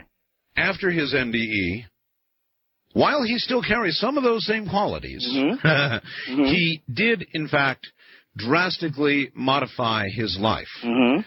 And why should somebody have an opportunity to get a view of what it's going to take to end up in a different place while others do not? How can that be explained? In other words, the mass population never has an NDE, never has a full life review, never judges themselves, gets a second chance, in effect. Most of us do not. Well, I look at it differently because I look at it like this. If I hadn't had an out-of-body experiences or had these experiences all my life, I think my particular soul is so stubborn and so fixed in its views and things like that, so it's going to take something like that for me to change. And unfortunately, maybe Daniel's spirit is so hard-headed that it takes a near-death experience to open him up and really make him an instrument to share this with many, many, many people. Well, that's a good answer, I guess, but it still seems. I wouldn't have believed it, Art, if this hadn't happened to me. You could tell me all day long. I would not have believed in any of this. The experience is what convinced me.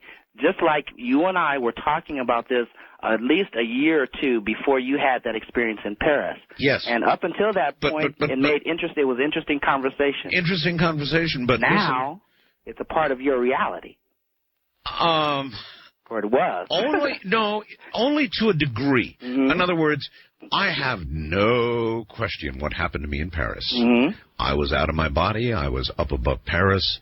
And it was, there was still to this very day, no question at all. But there is one nagging question that I have. And you know what that is. And that is that, yes, I was out of my body, but I had a functioning, living brain. Right.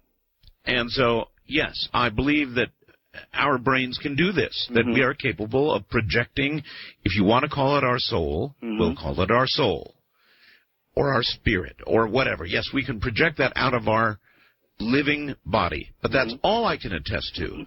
I can't say that that's as close to death as you're ever going to be, or that's what death is going to be like, or anything else, because, brother, I ain't been there. Right, exactly. I've only been up above Paris. Right.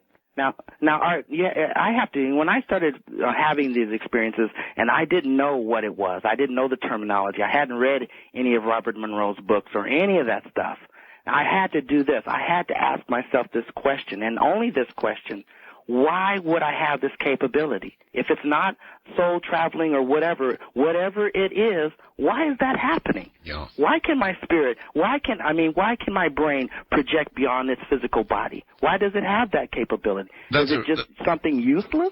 Oh, now that's a really good question. No, I don't think it's useless, and I think that is an appropriate question, and one that we're going to tackle when we get back. I'm Art Bell. This is Coast to Coast AM. You're listening to Art Bell, Somewhere in Time. Tonight featuring Coast to Coast AM from the 3rd of September, 1999. Premier Network presents Art Bell, Somewhere in Time. Tonight featuring Coast to Coast AM from September 3rd, 1999. Good morning, everybody. If you want to take a ride, stick around, because we are going to tell you how. We've got the expert, probably the nation's expert on that right now, Albert Taylor, who wrote a book called Soul Traveler, and he can tell you how to leave your body. And I can tell you it can be done. Not that I had any direction in what happened to me. Since the passing of Robert Monroe, who I had the distinct honor of interviewing, probably the person best known now for out-of-body experiences is Albert Taylor.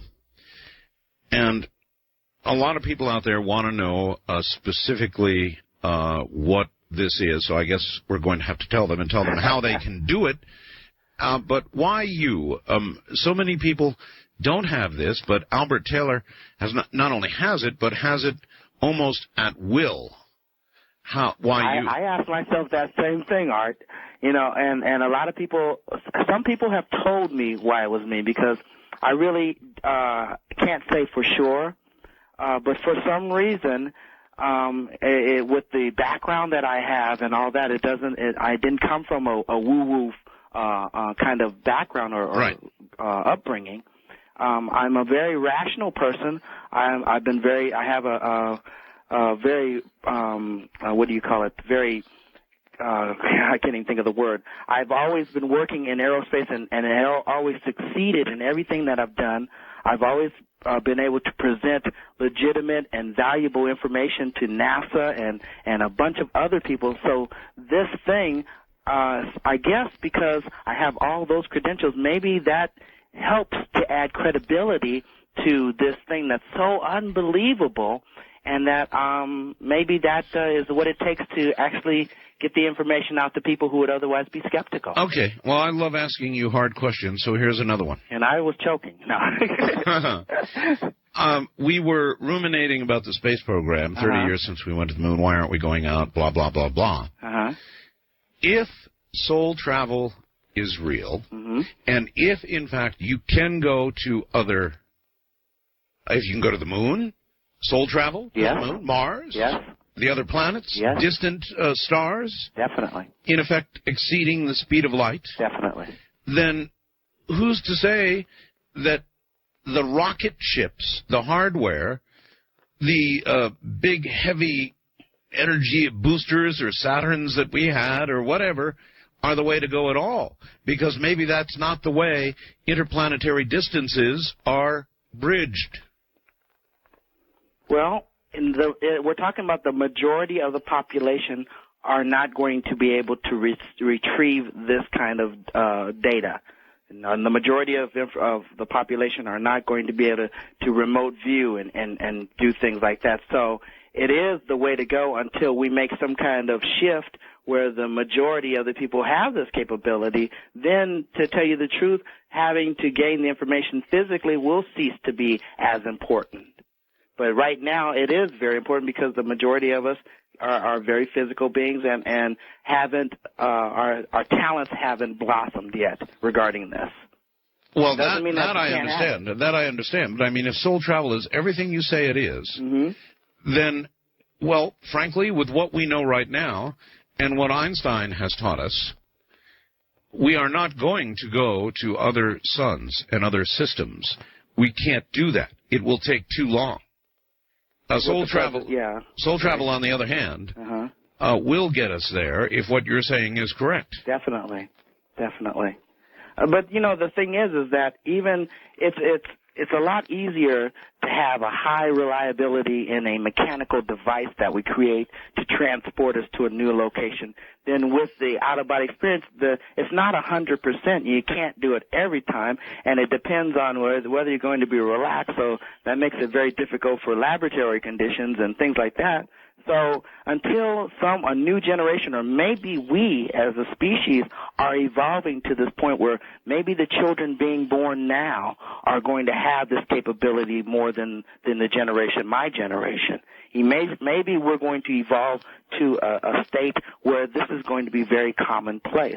We may be in transit, so we can't expect a lot out of it right now. What we can do is explore it and try to understand it as much as possible. All right. Tell people out there, if they want to try this, and yes, ladies and gentlemen, what you're about to hear, it's true, it can be done.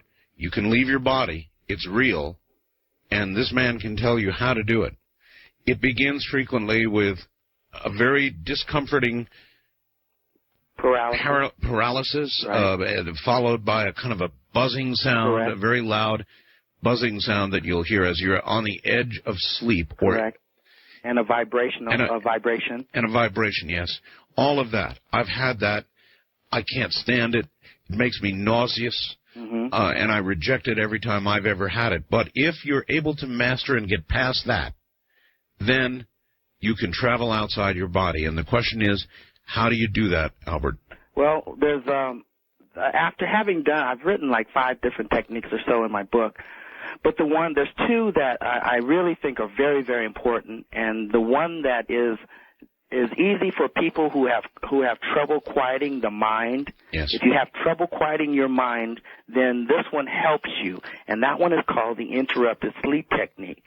And what that is for various reasons, you want to try to control this whole thing from beginning to end. And part of that control comes with eating early on, meaning before 6 o'clock at night. The reason you want to do that is because late at night, the body is still using energy to process food, and you want to kind of free the body up from that. So what you want to do is go to bed maybe about 9 or 10 o'clock, set your alarm clock to wake up about maybe 1:30 or 2 o'clock in the morning, get out of bed, turn on Art Bell,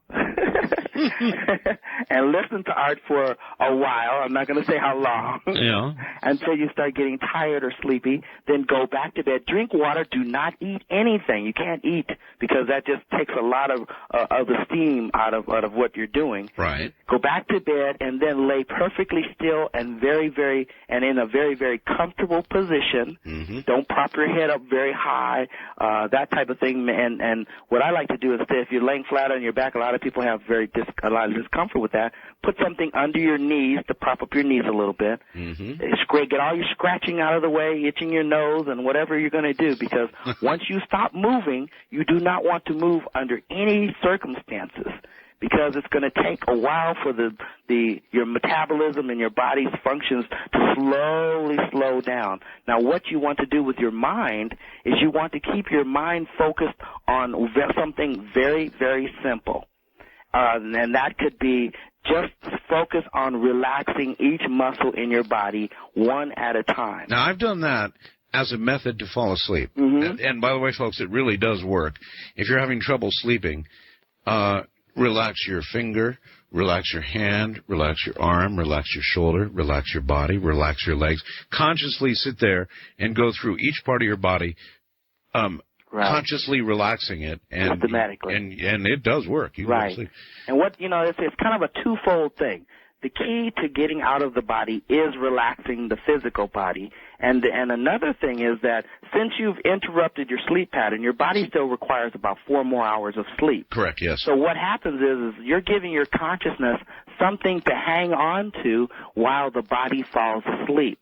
It's kind of like when you're on the freeway. I've mentioned this before.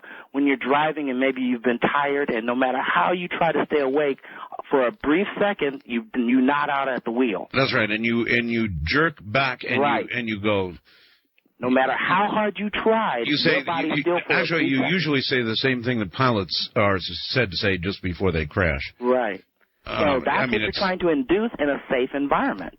And you're laying in your bed, you don't have to worry about jerking back awake and finding yourself doing 70 on the wrong side of the freeway or whatever. Well, these experiences do occur on the cusp of sleep, don't they? Right, correct, exactly. Which is why you're telling people to interrupt their sleep. Exactly. And what you want to do is you want to give yourself a fork in the road, because as you're slipping into a different state of consciousness, one thing could happen if you take the road to the left, let's say, you slip into a dream state with the body. But what this interrupted sleep technique does is it gives you a better option, a better chance of taking the road to the right, where your body goes to the left and falls asleep, and your consciousness goes to a superconscious level. That's what you want to do. So you want to focus in on just relaxing your body and let your body go fall asleep. Now, I had my experience, which was just poof.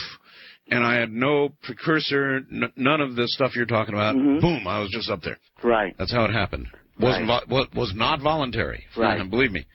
Now, how, once you have achieved, taken the right fork in the road, what can you do? Well, the thing is once you take that turn and your body falls asleep and the gate swings open, let's say. Yes. The gate swings open and the spirit emerges in its natural state, because that's where you really come from. That's where you know things that you never ever dreamed about yourself. Once you get to that point, anything, and the sky is the limit. I have not found any limitations as far as physical locations on where I could go and what I could access. But what I found out is that the physical is just a minute and very tiny part of where you can go. The non-physical is where you find the universe and things that you never dreamed existed, like life after death, because I never believed in that. I never believed in that at all. I thought we were just this genetic accident that after you died, that was it, you turned to dust. But that door swings open where you can find validation and personal validation, not believing what I say, but you can actually experience it yourself, where you see relatives that you know or that have passed away in the past. You can see strangers even. And you can see things, people or entities that we've written books about, biblical books about, like angels and things like that. Non-human entities. Right. Or you can see this light that everyone talks about when they've had the near-death experience. Yes. All of that is available.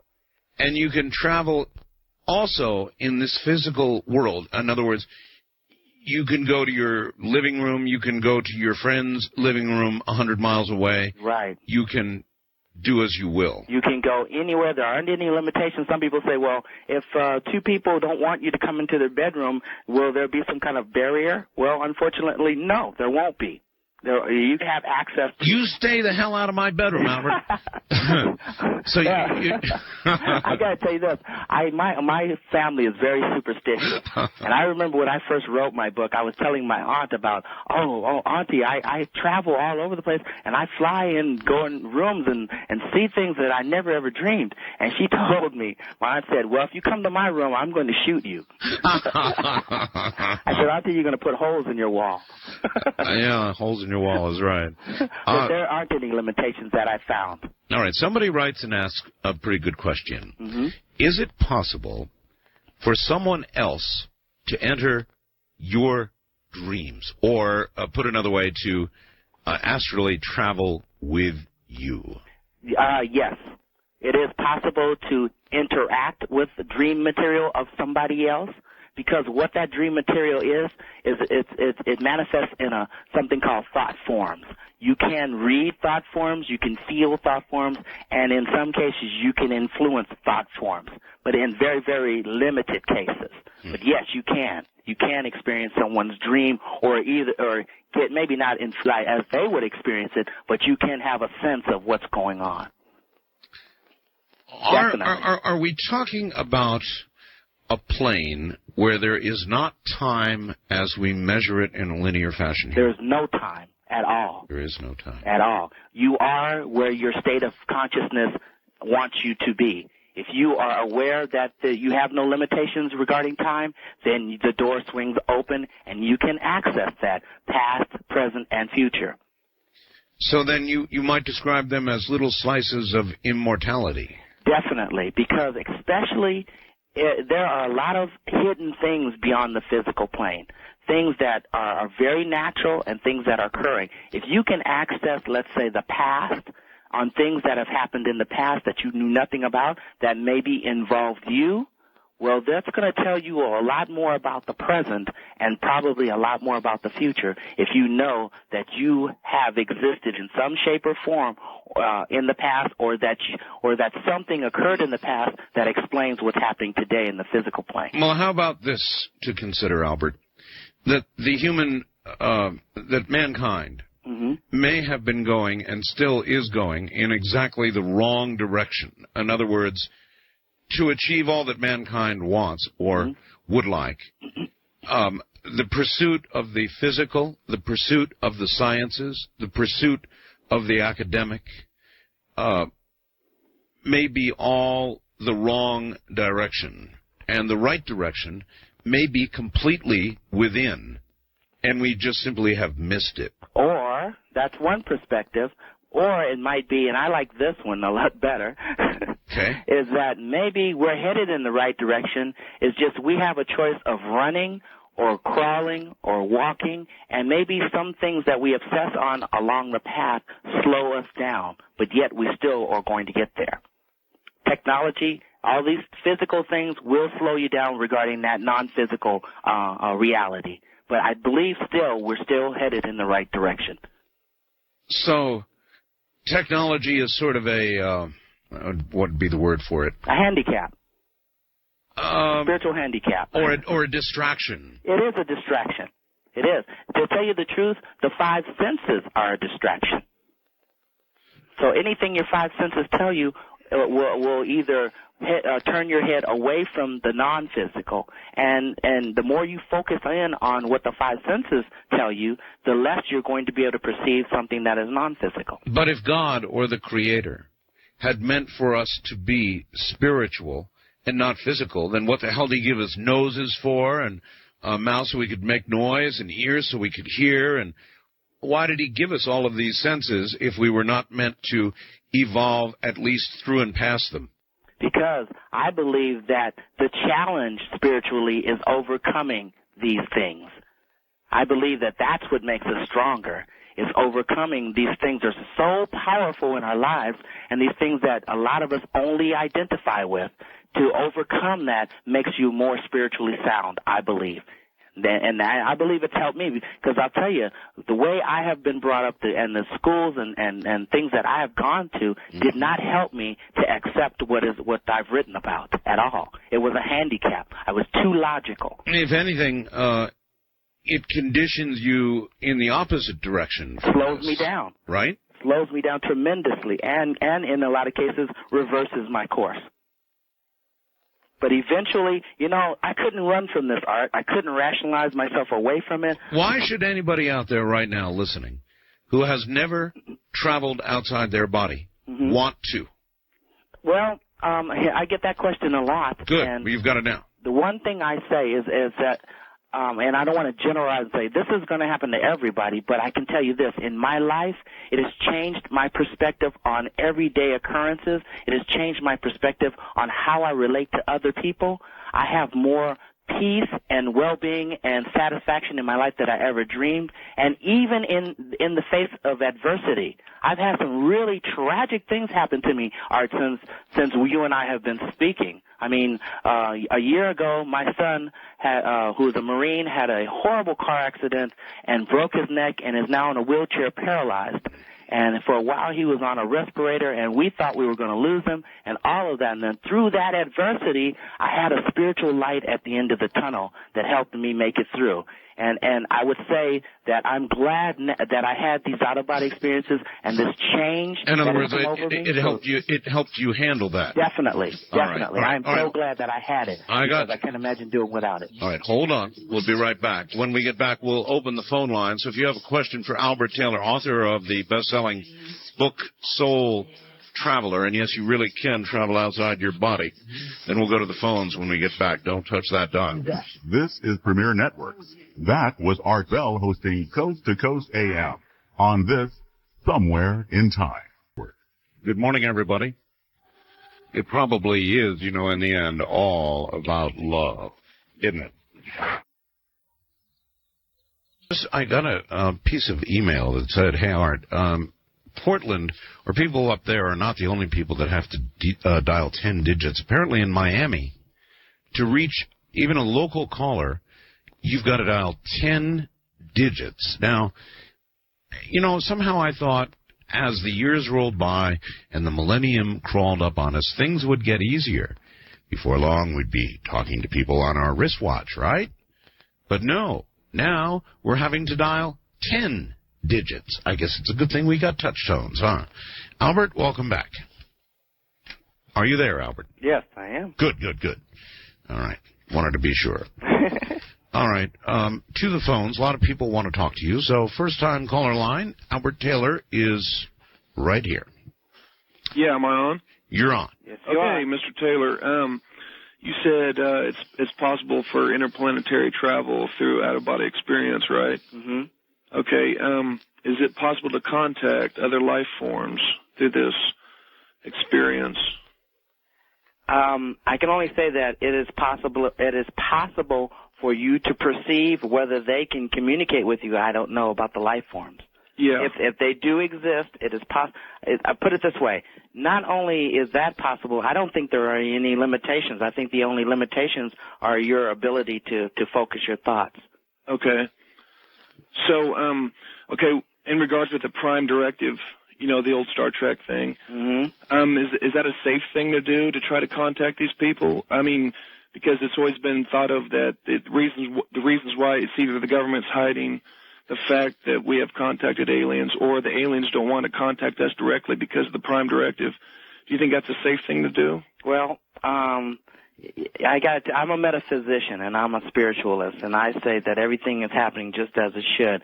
So if you're capable of doing that and that happens, then I don't see that being something. Just how's the cards laid then? I don't believe we have that much control over what's going on regarding universal law and consciousness. I think everything that happens is a learning phase for each of us, and it is meant to happen. So if you have that capability and you do that, then I think that is meant to happen. The more power to you. Okay. Hey, CC Radio, I'm using it. Thanks. All right, sir. Thank you very much, and take care. It is an amazing device, this radio. Yeah, to run out and get one. All right. You should. Wildcard line, you're on there with Albert Taylor. Hi. Here's another CC radio guy. All right. And the wind-up flashlight. Yes, sir? When I was a child, I'd lay there at night before I'd go to sleep and start, I guess, between, losing consciousness. Mm-hmm. I would have periods where I'd hover over the house. I could see myself laying in the bed, and I would go up to the ceiling. And then as I got older, it started getting less and less. And I was left with one weird quirk. I can stand in front of a mirror for a while and stare at it. And this might sound odd to y'all, but it will, I'll actually change into another form. Your image You ever heard of such? Your image would change? Yes. Well, but that's just through my eyes. I mean, my friends would, Well, I've heard of experiments with mirrors. I mean, I remember when I was a kid, people, we'd go into the bathroom or whatever and look in the mirror and say "Merry Widow" or something like that. But on a scientific note, a lot of people have done experiments with things called a psychomantium. I don't know if you've ever heard of that. Raymond Moody. Right, Raymond has done it. I've talked to Raymond about it, and a lot of other people have duplicated it. I think even the Monroe Institute has an experiment with it. But that's where you put a mirror on one part of the wall with a chair facing it, usually black curtains or some kind of flat black walls environment, and turn off the lights. And people, even Raymond, well, this is what's amazing to me. Raymond is such a scientist. He cracks me up. Even Raymond will neither confirm nor deny that these things are possible, but he has a whole list of stories he can tell you about personal experiences that have happened to him. So I have heard of people doing that, and I don't know if the mirror allows us to blank our mind or to use that other part of us that can see beyond the mirror. I don't know if that happens, or maybe it's just something that helps us, but definitely people have experiences like that. Yeah, 'cause I would stare in the mirror for a long time, and I could really put on a show, but of course nobody else would see it. Right. Well, listen, thanks a lot, and Art, keep up the good work, and enjoy my radio. All right, my friend. Thank you very much. Bye. Take care. Let's see. East of the Rockies, you're on there with Albert Taylor. Hi. Hi, how you doing? Just fine, sir. Oh, that's good. I'm listening on the internet. Okay. I have a comment. When I was practicing yoga one time, I found myself rising out of my body, and I'm wondering if that pertains to what you're discussing here. What kind of an experience was that? That's the advanced level that I was talking about. One of the easiest ways is the interrupted sleep technique or through the sleep process. The advanced level is through meditation, and yogi or yoga meditation is part of that. So that is excellent that you were able to do that. I think if you can do it through the meditation, then the sky's the limit. It truly is.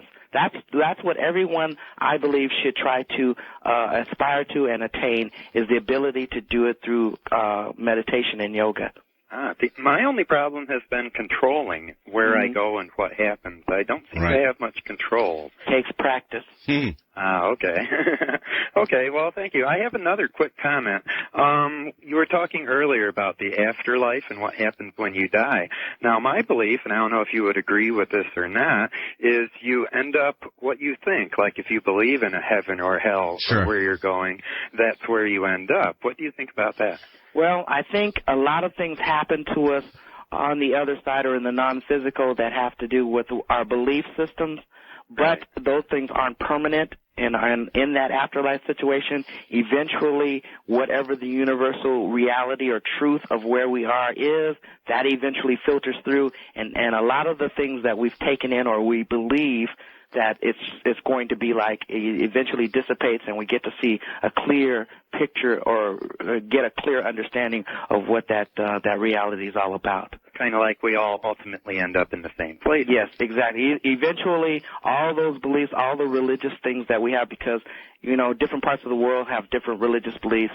So that shouldn't matter if we're talking about a non-physical area. It should all be the same if it exists at all. Right. So eventually, all the things that we bring with us from this physical plane eventually dissipates, and we see what's really going on. Gee, just think, if we could only get to that place here on Earth, most of the wars and the killing and the strife and the human misery would all stop. Yep. Heaven on Earth, Art. Definitely. Isn't that right? Yeah, definitely. It would be a wonderful place for all of us. The thing is that we, in the physical plane, I believe, have come up with reasons to separate ourselves from our fellow man, be it whatever you see whatever your eyes tell you, whatever you hear, or whatever. But the reality of the situation is that we aren't separate, and that we all are of similar substance and origin. And if the quicker we can realize that, the better, the easier, and the quicker we're going to get along, and the better and the more prosperous I believe we're going to be. Ascension of some sort, I would say. Mm-hmm. All right. Well, thanks a lot, and keep up the good work. Thank you, and take care. Interesting. That is true, though. We kill on this planet in the name of our gods. In the name of everything. In the name of a spot of land. In the name of spiritual beliefs or religious beliefs, in the name of visual shades of color, in the name of handicaps, of everything. We divide ourselves based on almost everything you can imagine.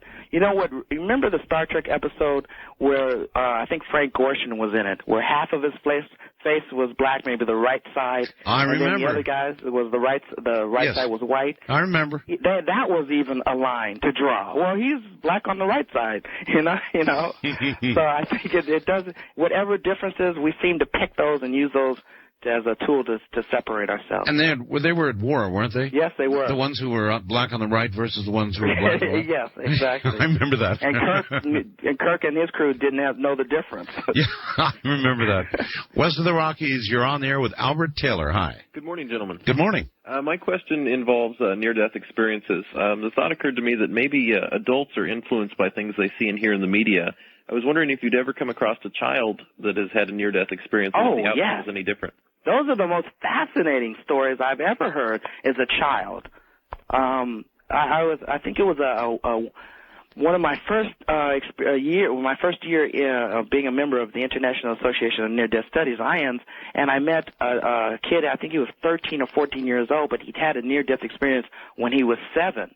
And one of the fascinating things about it is it wasn't religious oriented. It wasn't any of that. It was just kind of spiritually based, and he told it in a way that it didn't matter what religion you were, it still fit in. And I thought that was fascinating, and it was told with innocence and honesty. Absolutely, because some of the ones I've heard about, they'll lean towards Christianity or Judaism or whatnot. And I thought maybe that a child would have a different outcome. That's what I found in the child that I had a chance to talk to. Is it wasn't bent on his mother's beliefs. It was bent on just I can only say a spiritual experience. Wonderful. Thank you for your time. Okay, sir. Thank you for your call. First-time caller line. You're on the air with Albert Taylor. Hi. Hello. Hi. Hi. This is John in Alaska. Hi, John. Hi, John. How you doing? Pretty good. I started listening to you a couple hours ago, and when I was a kid, seems to me anyway, I remembered it, and then you forget after a while. But when I was a kid, I used to do that all the time, and some kids went off, and I sat by a tree, and I went over and listened to what they were saying, and later I started telling them what they were saying, and my sister freaked. Mm-hmm. We was real religious. Says, the devil's in you, so I quit doing it. Mm-hmm. And I started hearing you tonight, and that's pretty good. I think I'll get your book. Well, you wouldn't believe. Well, you maybe would believe a lot of the people in my family are very Christian or religiously oriented. And when I started investigating this definitely was out of the norm. I was raised a good Christian, a good Catholic boy, and this was different. And a few of the people in my family to this day are very reluctant to speak to me, even though they are my close relatives. Yeah. Because they think it's something evil. I figured maybe I outgrew it or something. But, when I was a kid, I used to do that all the time. I'd sit under a tree in the summer, nice and warm. You didn't outgrow it. You were simply conditioned out of it. Yeah, and that's the tragedy of the whole experience. Children are open to these things and have incredible experiences. Even my own son of 9 years old tells me things that I am just flabbergasted at. But then we grow up where people say, no, you can't do that, or you can only do this, or that means something evil, and we condition ourselves, or we are conditioned by our environment to turn off to these abilities. I remember it as a really neat experience. I'm going to have to get your book. See if I can do it again. All right. You can. Think positive. You can do it. All right. Just don't put a time frame on it. All right. I'm going to work on it then. All right. And great show. I've only been listening for about 6 months, but I like it. I appreciate your call. Thank you. All right. Good Bye. to have you on the air. Good luck. Let's see. East of the Rockies. I guess you're on the air with Albert Taylor. Hi. Hi, Art. This is Bob in Columbus, Ohio. Hi, Bob. Hi, Bob. Okay. This has been happening to me for about 2 years. So, we were talking about, I've had the vibration coming out of that, but I've never quite come out of the body yet. Mm-hmm. Get kind of nervous about it just before that happens. Mm-hmm. But, and then I've also had, you hear the voices just before it happens too. And, right. But then, the one incident that I'm really calling about is that I went through the vibration period, and I don't know if I was, starting to come out of the body or not, but I could hear sound like a couple of guys yelling and stuff, looking for people who could hear them. Mm-hmm. And it's like all of a sudden it's like, oh, this guy can hear us over here, and they started talking to me, and that scared me. And I just said, I'm out of here. So what was that? Was I going into some like past life regression automatically, or what? No, I think what it is. Do you remember in Ghost, the Academy Award-winning movie Ghost? Yes. When I think Patrick Swayze was searching around for someone that could hear him, and then he stumbled upon Whoopi. Yeah. I mean, can you imagine if you were suddenly thrusted into that state or died, and you found yourself still fully conscious and still in some kind of body, but the only thing is the people who were still in the physical body couldn't hear you? And wouldn't you search around for someone to be able to link, or if you were really obsessed with the physical plane, you would search around for someone to hear you, to validate that you are still real. And if that person did hear you, I think you'd be around them all the time, just trying to communicate with them. It just scared the hell out of me, and I was like, no, I don't. It scared me too. It scared me so bad that I stayed up all night long, afraid to go back to sleep. I totally understand. It happens to me a lot because I'm a driver, and I don't know if it's like if I sleep on my steering wheel, with head over there and it vibrates. I don't know if that does anything. But, well, it scares the hell out of us little four-wheelers. No, I stopped. I don't know if it has something to do with the vibration of the truck, but it happens a lot when I'm like taking a little nap. Yeah. And I start going through the vibration thing, and right. Well, you just my eyes will be open. I can look at my feet, and it's like, well, I don't think I really want to do this while I'm sitting in the truck. Right. You said the key word. You said the key phrase, a little nap. It's a little piece of time to sleep, and that's when it usually happens. When we sleep 8 hours very heavily, we generally don't remember anything. Mm-hmm. Well, this is the only place you and I differ, as you well know. Mm-hmm. What about the 18-wheeler that suddenly veers off the road and there's a head-on collision? Now, maybe sometimes it's a little nap, and maybe sometimes it's a little more than a nap. And, while I know that you say that all of this is safe, mm-hmm. I'm not utterly convinced, having talked to some people who have had bad experiences. Right. And knowing that a lot of people die in their sleep. It's the old one I hit you with every time. Mm-hmm. And knowing that occasionally trucks do veer off the road, and it wasn't a little nap, it's the big nap. I don't know how you can be so sure that it's so safe. Oh, well, the only, this is what I can say, and it's still consistent to this day after all this time of actually, once I found out what it was. The only time I have had negative experiences was in the beginning when I didn't know what this was, and I had a lot of fearful thoughts. To this day, and it's been quite a while since you and I have been speaking. It has, I think this is like our 10th show or something like that. To this day, I do not have negative experiences. I would think I would have one or two to spice up my life or my projections, but I haven't had any. They're all wonderful experiences that hinge on my past experiences. So my knowledge and experiences are taking me somewhere. They're linear.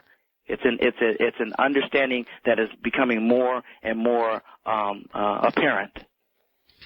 So that's the best thing. If I had any, I would share. Now, do you have any sense you can't have any bad experiences. No, I know. I understand. Do you have any sense of where it's going for you? In other words, is this an evolution that's headed to someplace for you? Well, I like to think that this is all about total self-realization. Total, 100%. There are some people who are born in this time period and have been born in the past that I'd like to use the phrase they were turned on. They were on. We're not switched off to the non-physical. I think this whole thing for me, and which is definitely happening to this day, is that I'm slowly turning on. It's not like a light switch. It's more of a rheostat, and it's getting brighter and brighter. And with that knowledge, I'm able to do things that I never dreamed possible. All right, hold it right there. This is Premier Networks. That was Art Bell hosting Coast to Coast AM on this Somewhere in Time.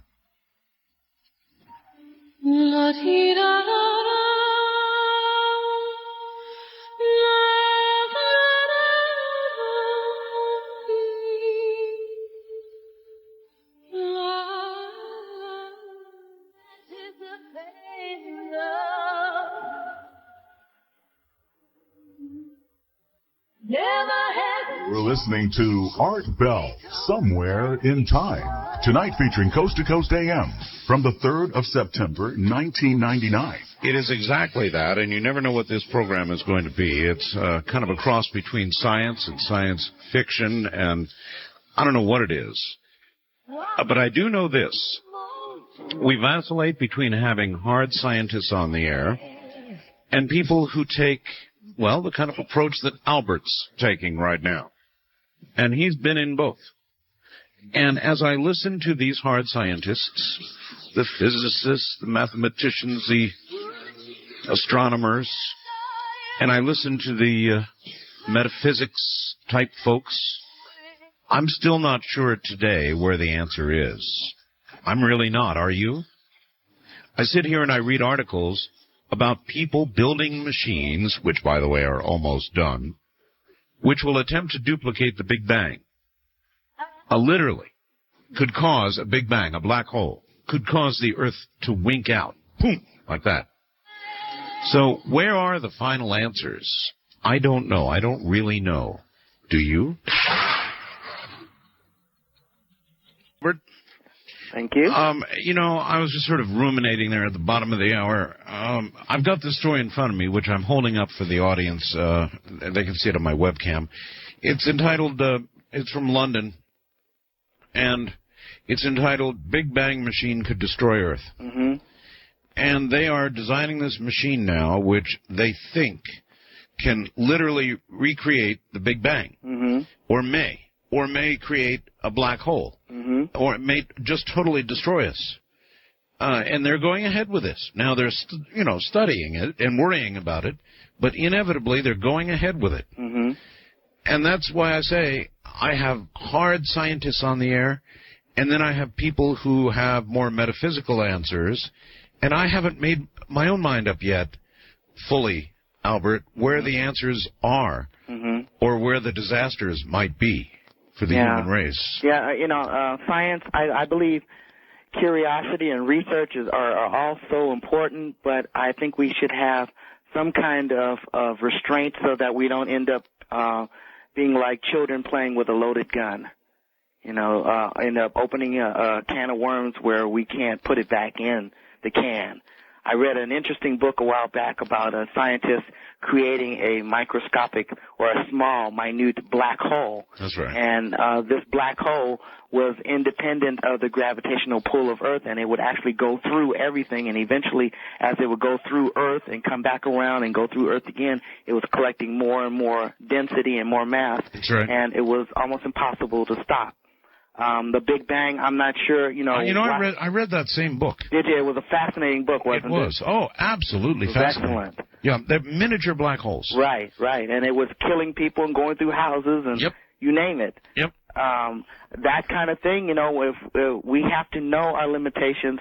I think we have to be very cautious when we're exploring new ground, new technologies, and trying to duplicate what's already out there that nature or God or whatever you want to say has created. We have to be cautious. We're open-minded but cautious. They'll push the button, though. I guarantee it. Yeah. Well, I hope that we can, whatever we do to find out things are things that we can put back in the can if they don't seem to be working out. The sub-headline says, and it shows a little picture, it says, "Ready for blast-off. A Brookhaven engineer puts finishing touches to the ion collider." Wow. West of the Rockies, you're on there with Albert Taylor. Hi. Hi. I have a question and a comment. All right.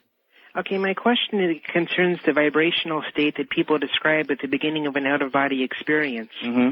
Is it possible that can feel like being violently tossed to the left and right, even though you're aware that your body isn't physically moving? Oh, that's a little different. What that is, in a lot of cases, is that's the astral body rocking, trying to get free. You've gone past the vibrational stage. Because that's actual, borderline disconnection. That's the state I usually seem to start in. I never feel a paralysis, or I never hear any sounds or anything. That's the part that I always notice. Right. Well, that's okay because, see, the faster you go through the disconnection process, the fewer things you're going to feel.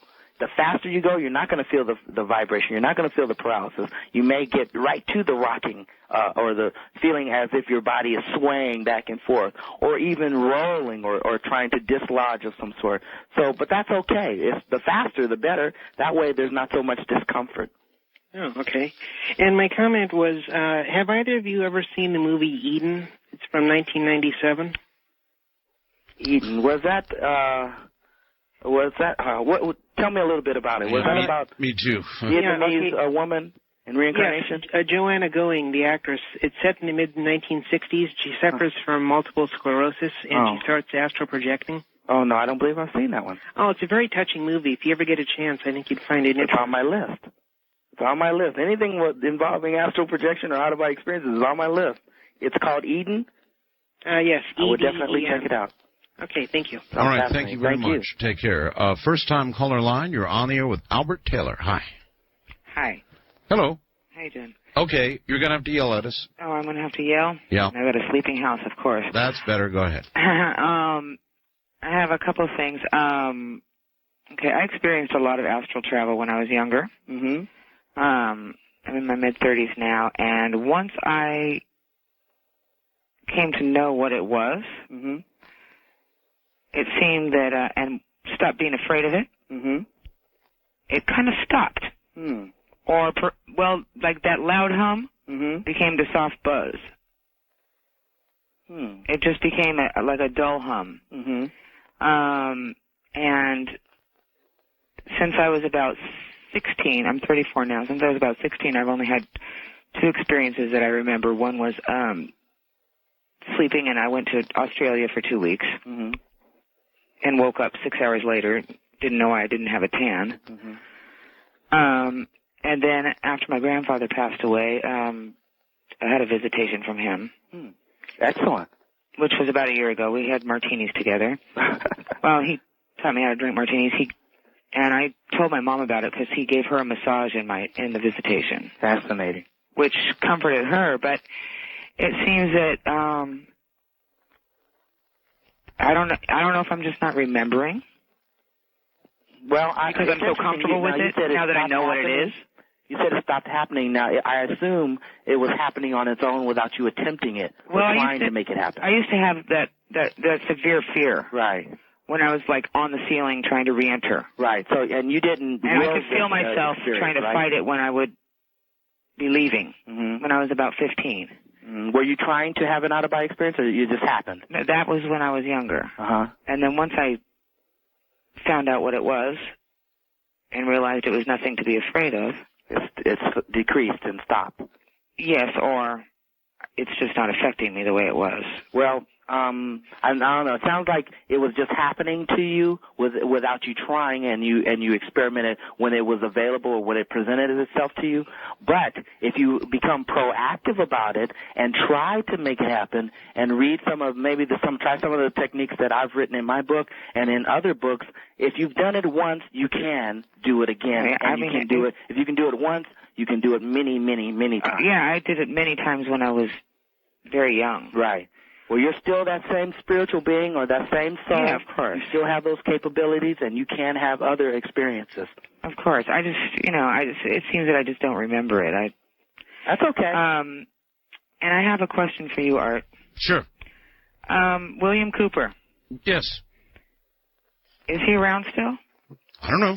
You don't know? Nope. Oh, okay. It just seemed that you guys were on kind of a similar level on certain things. I don't think so. Oh. He thinks I'm the Devil's Toe Jam. He thinks I'm the heralder of the New World Order. I thought I was. What?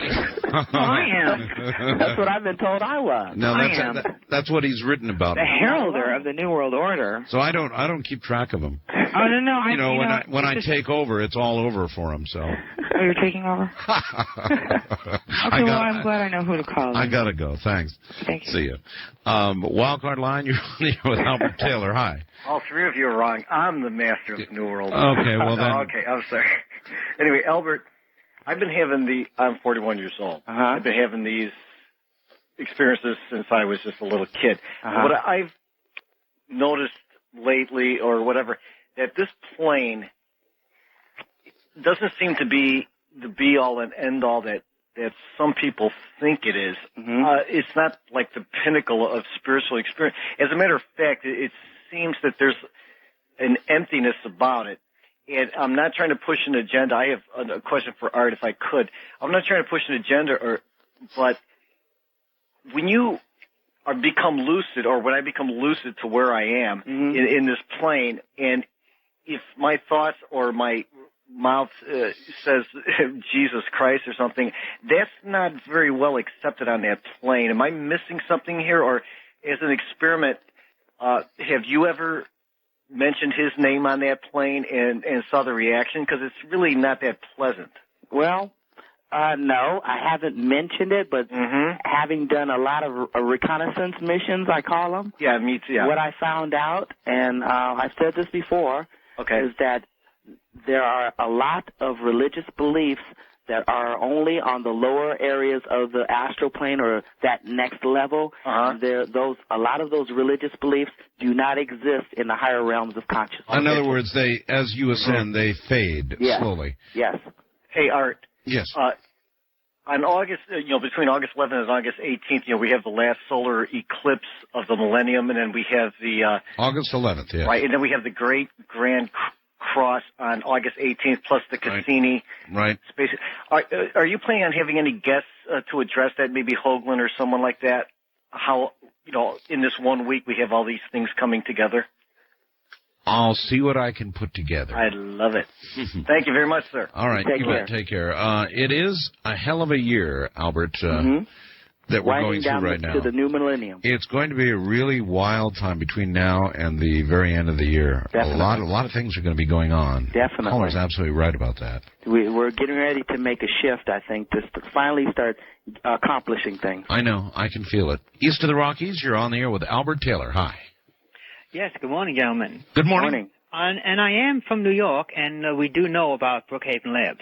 It's quite a place.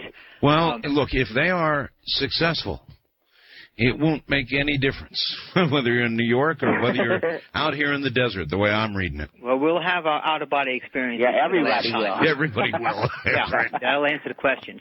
It's amazing that the last hour you really touched upon some very important things, and I think I'd like to get back into the, raising your vibration and learning how to meditate, and that's a very good way of a good approach. You just might bypass a lot of the astral adventures that people sometimes have. And it's not some negative thing, but it's just where they live. It's just there. I guess it's necessary. And it is. But I wanted to bring back a point that people who do travel out of the body, and there's different ways of traveling. And you mentioned astral projection, and you also mentioned soul travel.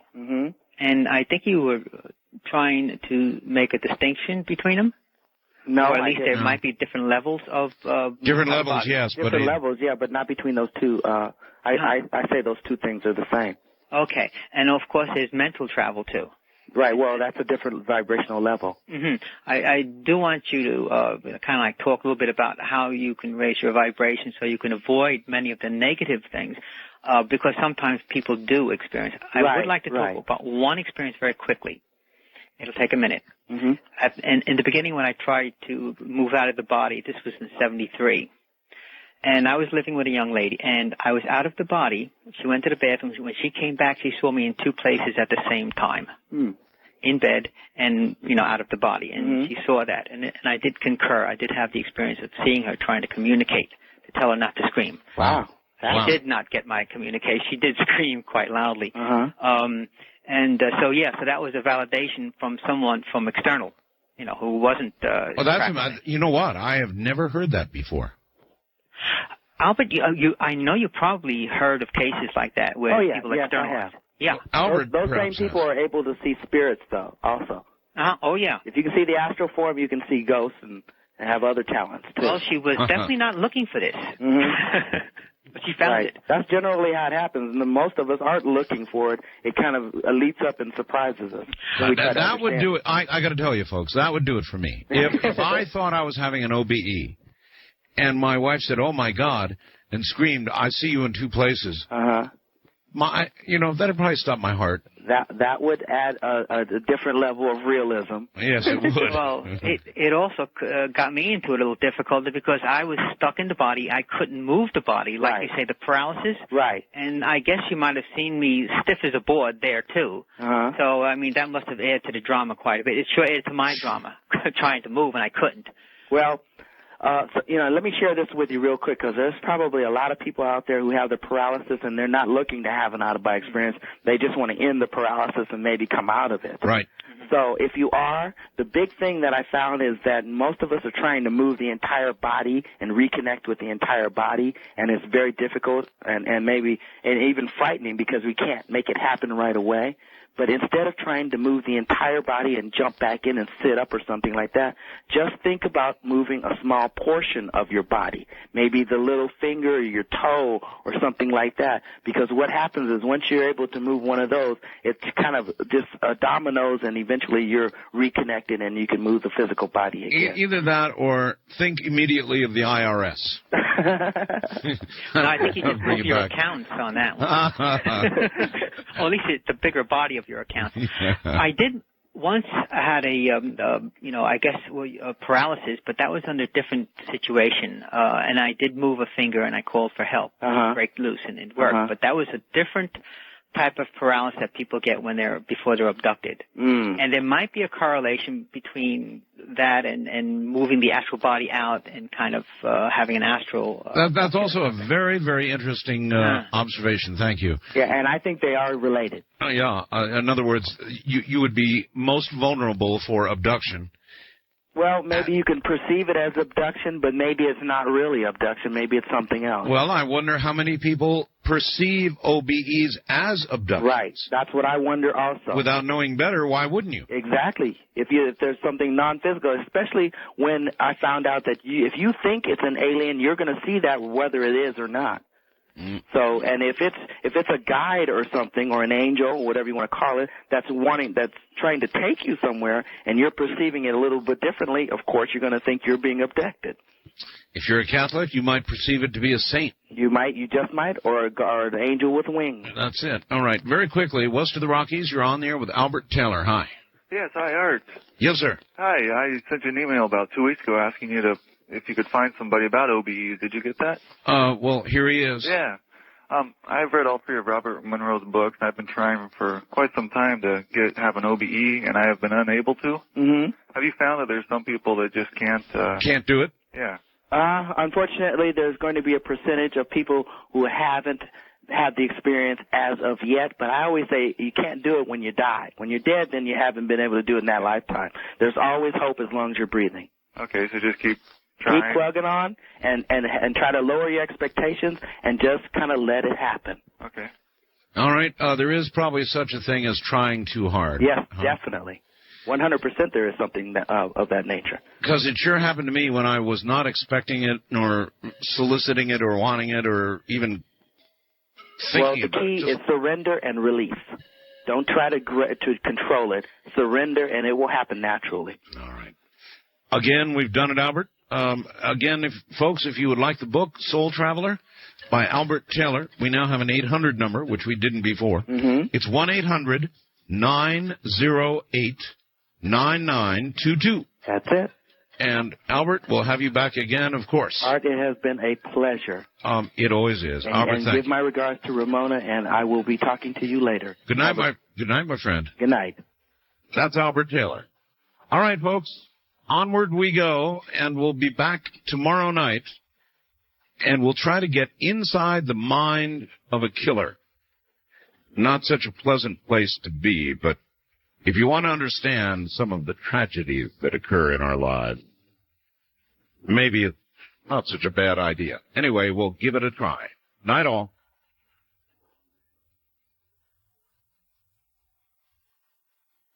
From the high desert in the great American Southwest, I bid you all good evening or good morning across all these many, many, many time zones, from the Hawaiian and Tahitian island chains all the way east over country, that's us, to the Caribbean and the U.S. Virgin Islands, south into South America, north to the pole, worldwide on the Internet. This is Coast to Coast AM. I'm Art Bell.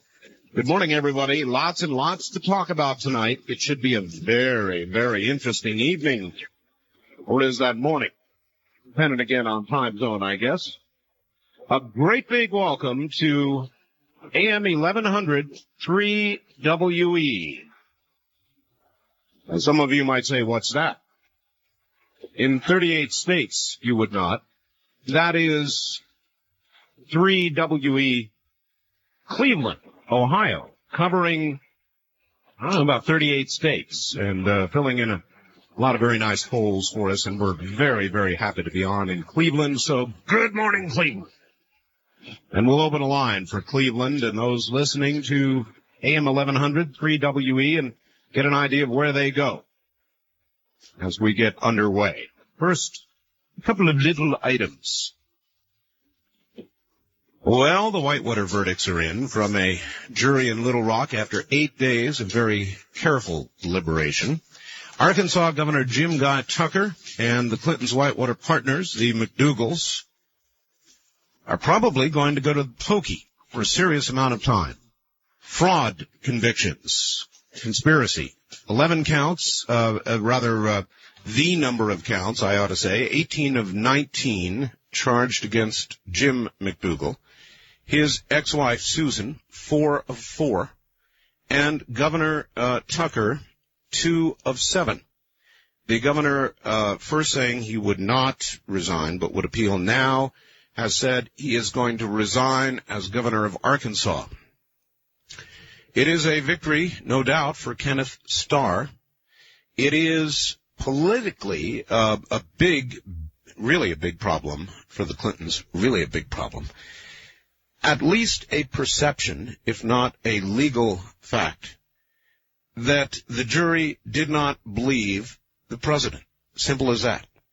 The president, as you know, gave videotape testimony.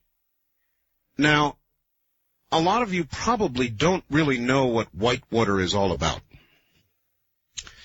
And the simplest way to explain it is to say the McDougals, Susan and Jim, when they were married, ran Madison Guarantee Savings and Loan, and did so for the benefit of themselves and friends. That, of course, is not legal.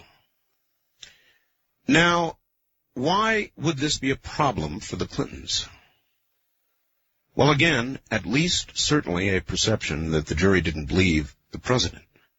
About the only defense they put on was the president. And, of course, on the other side, David Hale testifying that President Clinton brought pressure to make a loan. Now, the president technically, as well as the First Lady so far, is not involved.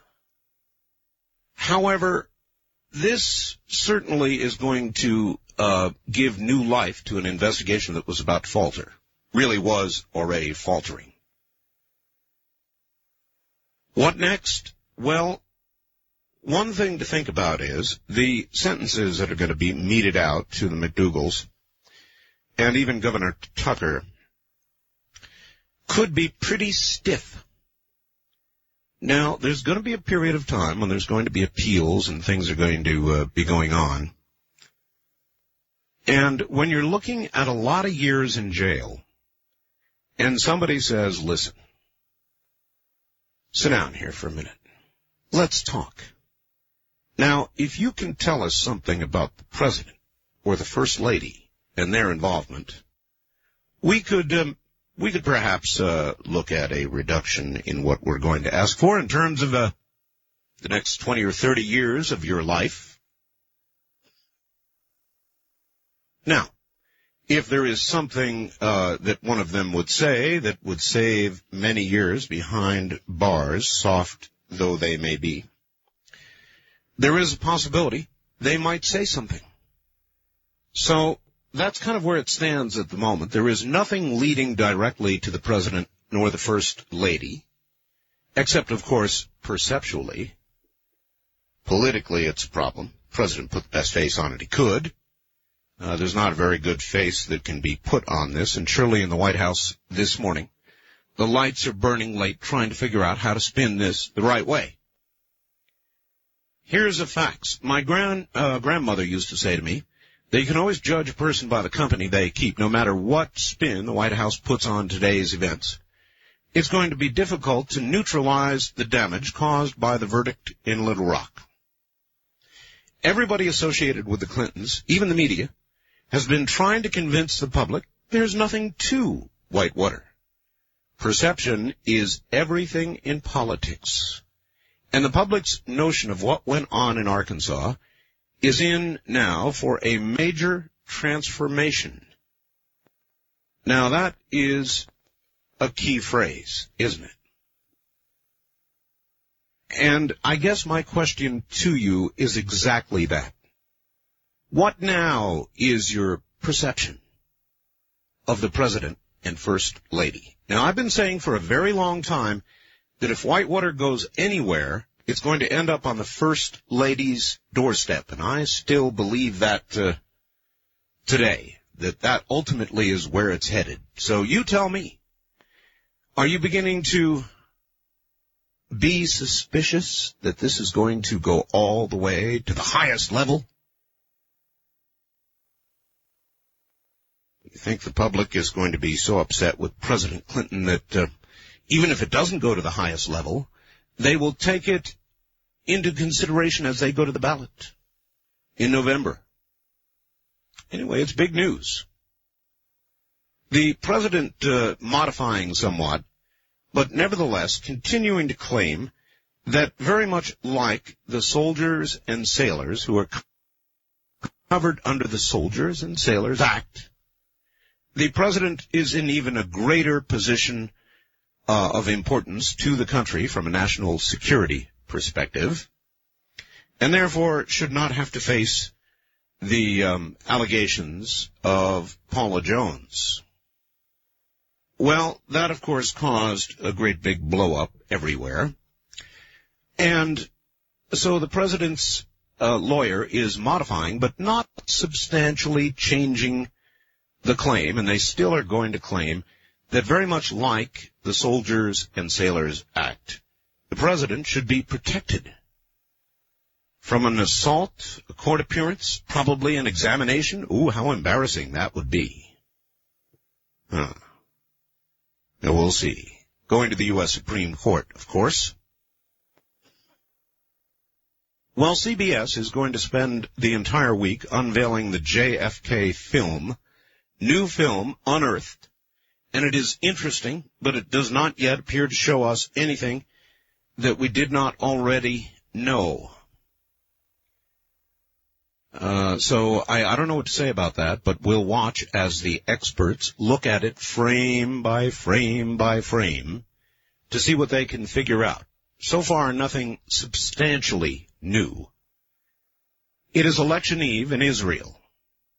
As a matter of fact, within hours, if not already, the Israelis are going to elect somebody prime minister. Shimon Peres or Benjamin Netanyahu. And I think that, and you know what I was going to ask you? If you were an Israeli, who would you vote for? If it's Peres, then you're voting for a continuation of the peace process. If it's Netanyahu, then you're voting for a hardliner who is not likely to take anything from the Palestinians who have been regularly blowing up Israelis and buses and lots of things. So, would you vote for security with Netanyahu, or would you vote for the prospect or the hope of peace with Peres? Peres probably has got the lead. Taxes. What do you think of the idea of taxing churches? This is a story that ran on, I think, CBS Sunday, and it's very interesting. I had no idea you guys in Colorado were doing this. The money that government loses by exempting churches and other nonprofit entities from property taxes is substantial, including Girl Scouts, museums, hospitals, but most of all, churches. Well, guess what? In Colorado, thousands of people have signed petitions to get the issue on the ballot in November. If the issue should win, the tax exemption for churches, even the Girl Scouts, museums, hospitals, and all the rest of it, would end. Now, your property tax in Colorado would be less because they'd be, carrying a little bit of the load. The opposite argument is these organizations provide services to the entire community. Many of those would close. They house the homeless, feed them, that kind of thing. Should the treasure of God and good be rendered unto Caesar, cutting your property taxes? How do you feel about that? Is that God's treasure? I guess it is. But if that exemption was lifted, and particularly if you're in Colorado, I would love to know how you're going to vote. But no matter where you are, I would like to know how you're going to vote on that. Now, I've got something to tell you, and the new listeners in Cleveland will just be hearing about this for the first time. The rest of you, this will represent a bit of an update. Kind of shocking stuff. As you know, I received about 3 or 4 weeks ago now, about 3 weeks ago, what purported to be wreckage from the alleged UFO crash at Roswell, New Mexico. That material is in the process of being tested right now. And we are at a juncture where we have received some very unusual results. Last word not in yet, being tested. Well, guess what? I've got more. The same person has now sent more. I will read you the letter that came with it, and then I will tell you a little bit about it. Mr. Bell, I have listened with interest to the ongoing reports on the samples I sent your way. I noted that the researcher discussing the testing of the samples noted that basically it is aluminum, merely aluminum. Slight variations on the testing, but indistinguishable from normal aluminum. Actually, this is precisely the same initial findings of Granddad's team. However, I neglected to include metallic samples of the exterior of the crashed Roswell disk. I now include the enclosed, and can only say these scrapings came from the exterior underside of the disk itself. It literally was a shell-like shielding of the disk, brittle and layered, almost with a prefabricated design and placing. Keep in mind, Mr. Bell, that these are the last of Granddad's samples. Thank goodness. They have sat for years inside a closet with his personal effects. Because of certain concerns, I will not be contacting you on this matter. Perhaps I'm a bit paranoid, but I do have a family and a career to think about. Hope you'll understand. Hope these last samples are helpful. Of course, I will be listening. Signed, as always, a friend. Well, I have posted a copy of this letter on my website. You can take a look. What I can tell you of the samples he sent, they are amazing. They are metal. They are charred, very charred on the outside. Either a result of re-entry or entry into the atmosphere, and the resulting heat, or a crash. I would have no way of knowing. About, a quarter inch thick, I would say. When examined with a microscope, I can look at the end of it, and it is the most amazing material. There have got to be 40 or 50 sheets of material slammed together. I mean, just sandwiched together to comprise about a quarter inch of thickness. It is remarkable. Now, obviously, these latest pieces are already winging their way toward being tested, and we will have a report for you shortly. I will try and take some photographs if I can. It'll take a while, and get them up on the website. Incidentally, we continue to get more news of the goat sucker, the thing called the chupacabra, this creature that is either myth or reality, but if it is myth, there are about 2,000 animals that so far seem to have been killed by this myth. We have an alleged picture of a chupacabra, the first. The rest have been drawings. Matter of fact, Hard Copy, I think, is going to be doing a piece on the chupacabra tomorrow night. You're going to want to catch that. I have no idea whether this photograph is real or fake. I never know about these things. People send them to me when I see a good one.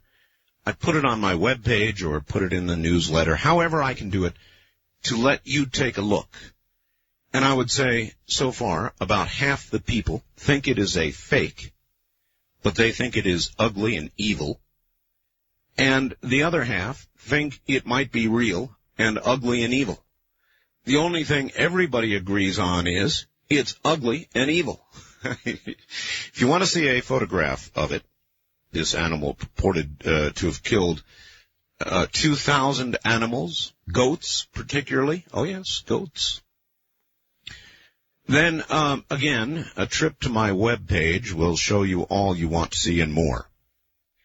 My webpage address is www.artbell.com. That's www.artbell.com. And, while we're on the subject, I was wondering if our friends at WWE were to have a website address, it would be www. If you follow me, I wonder if they do. Anyway, what I'm going to do is, in celebration of AM 1100 3WE joining the program, I'm going to reserve my East of the Rockies line for people listening to 1100 3WE. So, everybody else, hold off.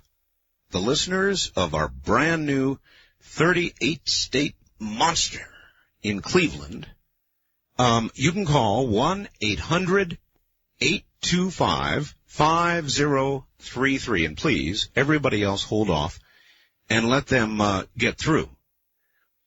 So that ought to give all of you enough to chew on. I've got a lot more here, but I just don't have time to get to it all. A big welfare brouhaha. Oh, this is kind of neat. Art.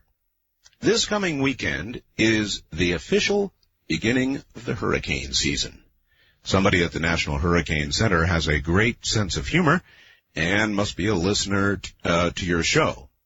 The very first hurricane of the season is going to be named Arthur. That's right, Hurricane Art. I predict this hurricane will strike land in the middle of the night, take about a 30 share of the Gulf Coast.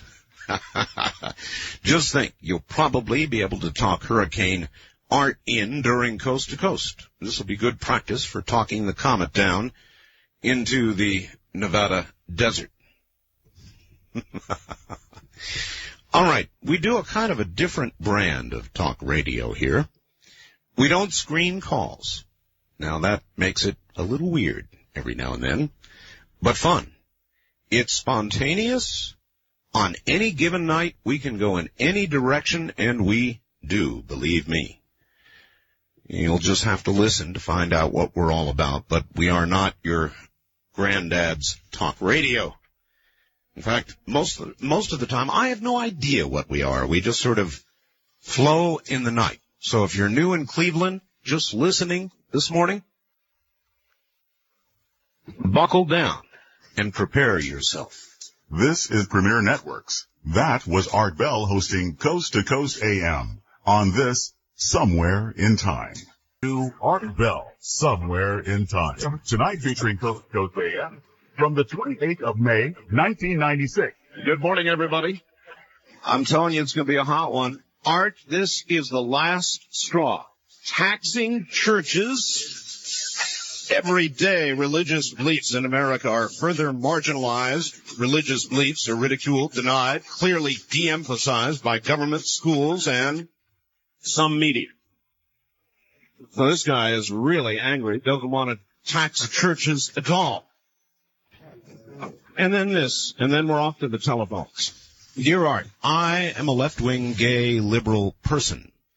I suspect the Clintons no less today than I did yesterday. I never trusted them from the beginning. They're part of the trusted political talent pool, which is much like the trusted Hollywood talent pool. Using a big star, use a big star and you'll get a big box office hit. Use a big politician and a big amount of money and you'll get a president. Now, the saddest thing about this ugly truth is the government, as we so fondly, repeatedly call it, has become about as insignificant as Hollywood in the lives of everyday people. That's why I listen to your show, because it rarely has anything to do with Hollywood and infrequently has anything to do with politics. If we could only go poof and change every written and spoken expression of the phrase the government with the phrase we the people, perhaps we would all realize what real democracy is. We're not in opposition to the government, but the makings of it. Sincerely signed, Timothy in Kansas City. To the phones. East of the Rockies, you're on the air. Hello. Good morning, Art. This is Charles from Cleveland. Charles from Cleveland. Now welcome, my friend. Thank you. That makes you my first Cleveland caller. Oh, outstanding. Yes, indeed. Yeah, I've been listening to you on WJR in Detroit. I see. And the Richmond station. And so there we are, right in your own hometown. How about that? You know, Art, I started listening. I came in, I guess, at the end of the Republican nominee race. Oh, yes. And I want to tell my Cleveland friends that since then, I've been turned on to the chupacabra, the harp scenario, storm chasing. Yeah. Dr. Pierce oozing his glossy hate. Yeah. Well, this show, as I said, is all over the map. And I'm very excited about the arts parts. I can't wait to hear what that's going to be. Oh, these new ones. Ooh, they're something. Yeah, you must feel pretty good about being able to receive such invitations to things like that. Well, now, there's a story to be told there. I'll tell you, my friend, listen on the air, and thank you for welcoming me to Cleveland. I'm standing up. Take Be care. in touch. Right. You know, when you first get something like this, you are happy. Wow, look what I've got. Look at this. And then it slowly sinks in on you that it's not so much a blessing as it is a curse. You've just got to trust me on this. People begin bugging you. People that you know, naturally, all want to come over and touch it, right? So I tell people these days, well, you know, it hasn't been tested. Same thing everybody told me. As far as I know, they've not yet tested for radiation. So people go, well, that's all right. I don't need to touch it. But honestly, it is kind of a curse in a lot of ways. We've gone through a very painful period of testing, still with no definitive results. So what have I got? Junk? Maybe. Treasure? Maybe. It's one of the two. In the meantime, it's kind of a pain in the neck if you want to know the truth. East of the Rockies, you're on the air. Hi. Hello, Art. Hello. This is Brett calling from Plymouth, Ohio. Well, welcome to the program. I used to listen to you on WJR. Now I get you better on 3WE. Well, that's the reason for it. Great. What I wanted to ask you about was Gordon Michael Scallion. Yes. I can remember a few months back, he made a prediction. He expected a major quake on the West Coast by May 10th. That's correct. Didn't happen. But remember now, that depended on the cycle of 4 earthquakes that he predicted completing, and they did not complete. And so there will be more cycles throughout this year. I'd say. Is he putting any time on the big quake on the West Coast? We will have him on again, and we will ask. Other than that, I can't tell you. I see. Okay, well, good talking to you. Good talking to you, and thank you very much for the call. West of the Rockies, you're on the air. Hello. Hello? Hello. I can't quite pick up your station tonight. I just wondered if you was on the Freeman subject tonight. No.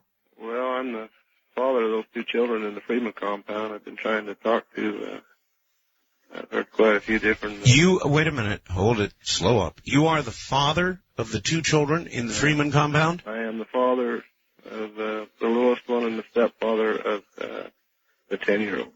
I am the father of the 8-year-old, but it is. Oh, my. I think that I've seen you on television a couple of times. You traveled to the Freeman compound, did you not? I have been there twice, yes. Twice, huh? Mm-hmm. And what can you tell us about what's going on inside? Do you know anything, either from the past or the present or your trip out there? What's going on in there? They have their own form of government. They have their own religion that society will never accept, I believe. What kind of religion is it? Well, I can't speak for the Freeman themselves, but I know that my ex-wife and her husband, they call themselves LDS. LDS? Yes. They will come right out and tell you that they are LDS. I don't see how, but they do. Well, you know, this is the first time that I've heard that they claim to be LDS. Do they claim to be the same brand of LDS that you all have there in Utah, or is this a kind of a splinter? A splinter. They've been in a group. I guess it would be schism, really. Yeah, they have all been excommunicated. You know, we know LDS Church or whatever spinoff they would call that, but they believe that a woman is a woman at 14 or at 12, and then a man is a man at 14, and they're marrying 8. All right. Well, tell us what happened when you went to Montana. Were you able to get in? Were you able to see them? What did the FBI say? What happened? The first time I went, is right after they arrested Schweitzer and Peterson. And all the phone calls that go in and out of there are monitored, or go through the FBI, I should say. Uh-huh. And I was allowed to make a phone call to my ex-wife. I spoke to her briefly for about 2 to 3 minutes, and then she cut me off. But it was basically I was trying to get her to let me talk to the children. And she hee-hawed around, and she said, well, we're going to have to run up by our court system here, so call back in 2 days. And when I made that attempt, the FBI would not let me do it. They felt that it would be detrimental to their ongoing negotiations. All right. Well, when some negotiators went in, namely Bo Greitz, he came out very discouraged, thinking it was probably going to end violently, and basically saying that he also had the impression that there were some, at least 10 or possibly 10, inside that compound/farmhouse, whatever it is, who were being held against their will. Do you have anything on that? When you say against your will, I think it's more through they're being more intimidated to stay in, more than physically held in.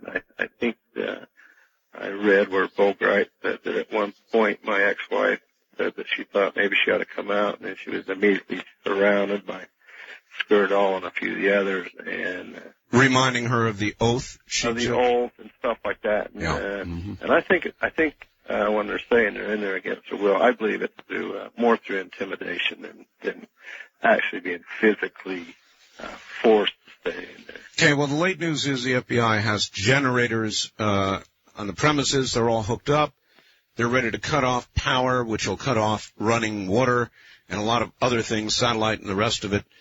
Do you think, I mean, what's your view? You're closer to this than I am. Is this going to end peacefully? Do you think? Are they going to finally come out if the FBI waits long enough, or is it going to end violently? Okay, first on the generators, from what I understand, they did cut the power today. They did? Yes. And didn't even make the news. Maybe it got washed away by Whitewater. This is, it did make the news. I seen it on television myself. But, they have their own generator there on the Freeman compound, and from what I understand, they got about 6,000 gallons of fuel to run it.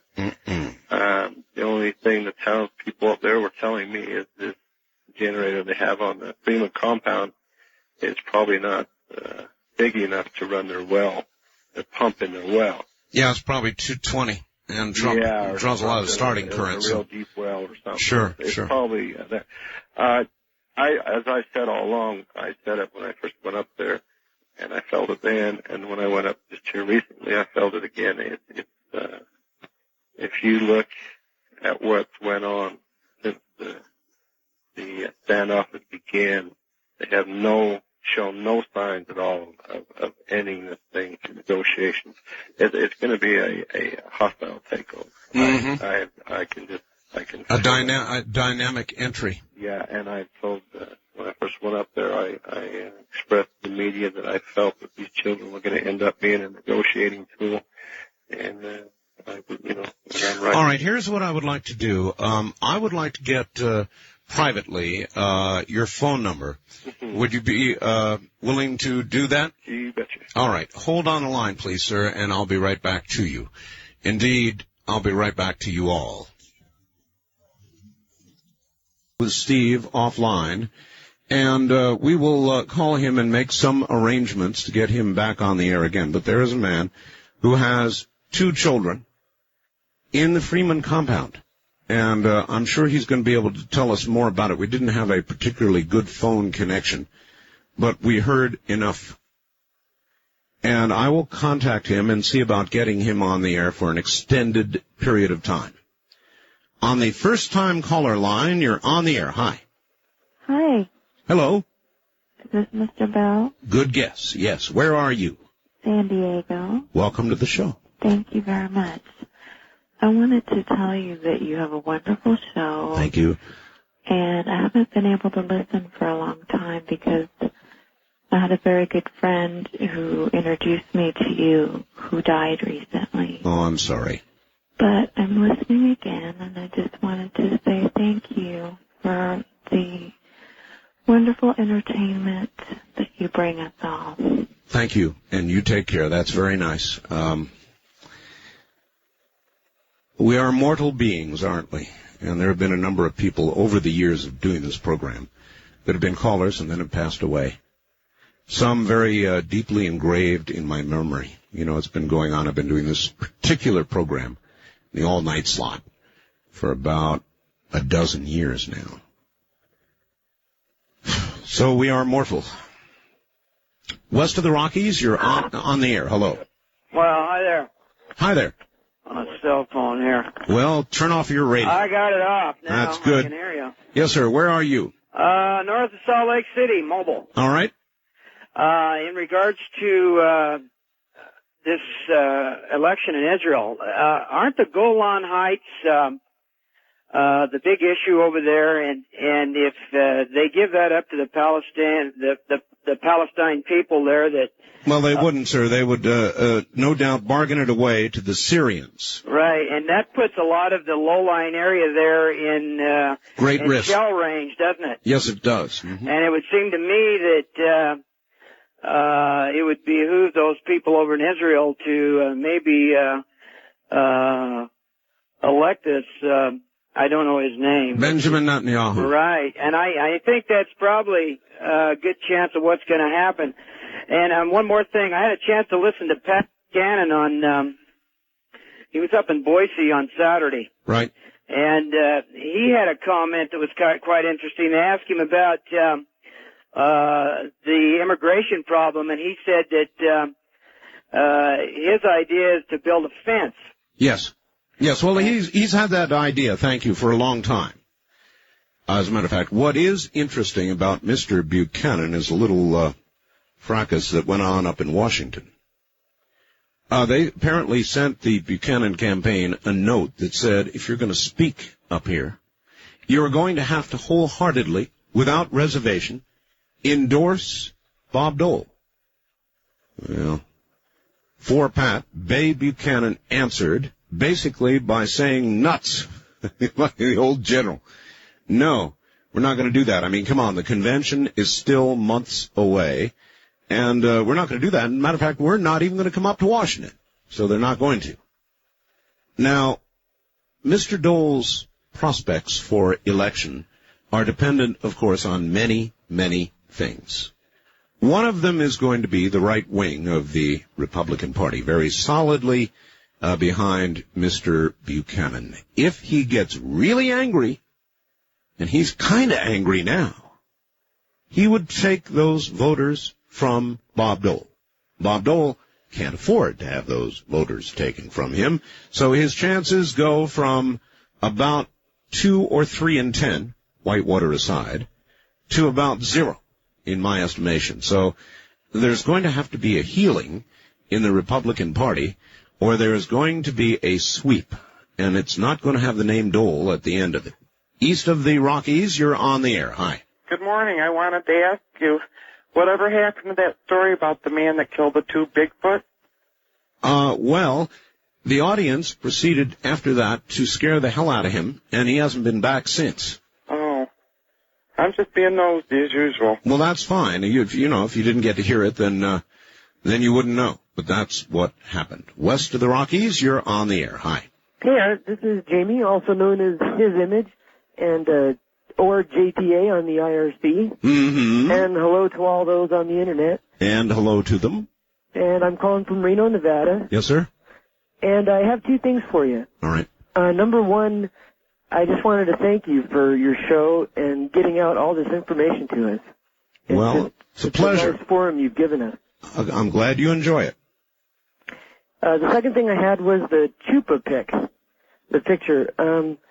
At first, I saw it on my monochrome monitor. Yes. And it looked like a joke.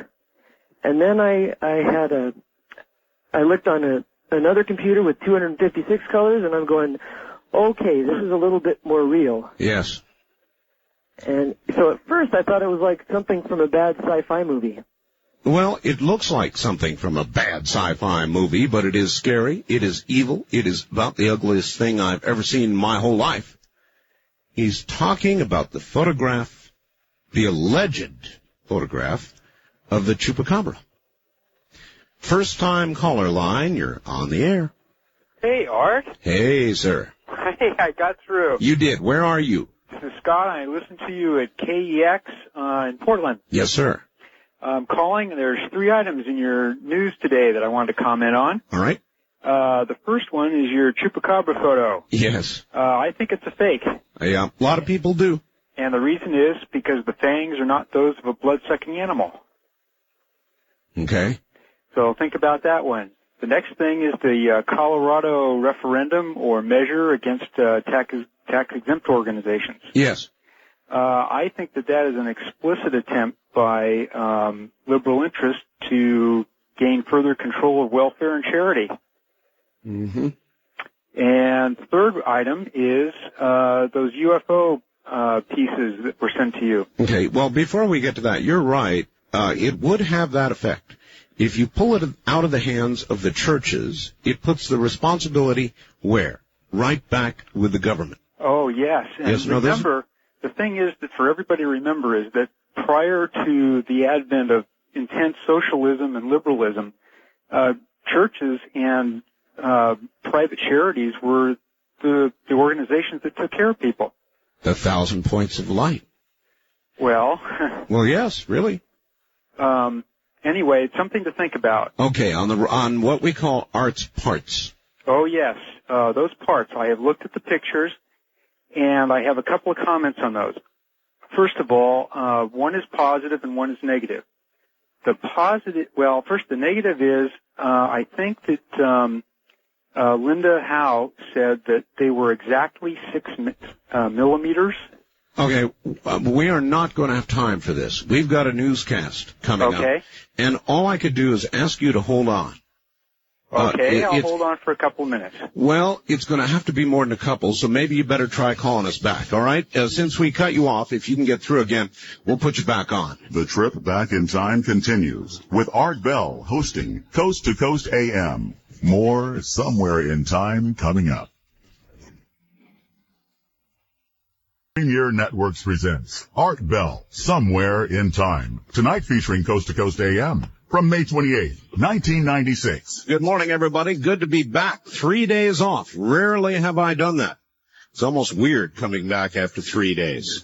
Dear Art, James McDougal, guilty, 18 counts, and 84 possible years in jail. Susan McDougal, 4 counts, a possible 17 years. Source, ABC Nightline. Now, if they know something, I mean, if you were James McDougal, not that he's going to spend 84 years in jail. I mean, the guy's already, whatever, old.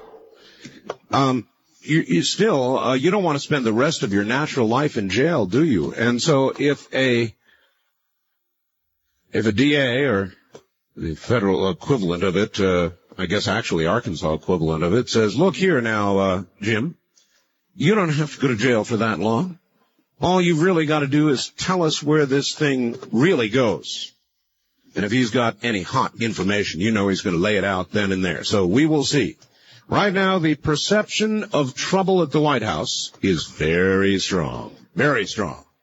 And I'm sure Bob Dole is quietly celebrating, because he may have something to go on finally. East of the Rockies, you're on the air. Good morning. Good morning.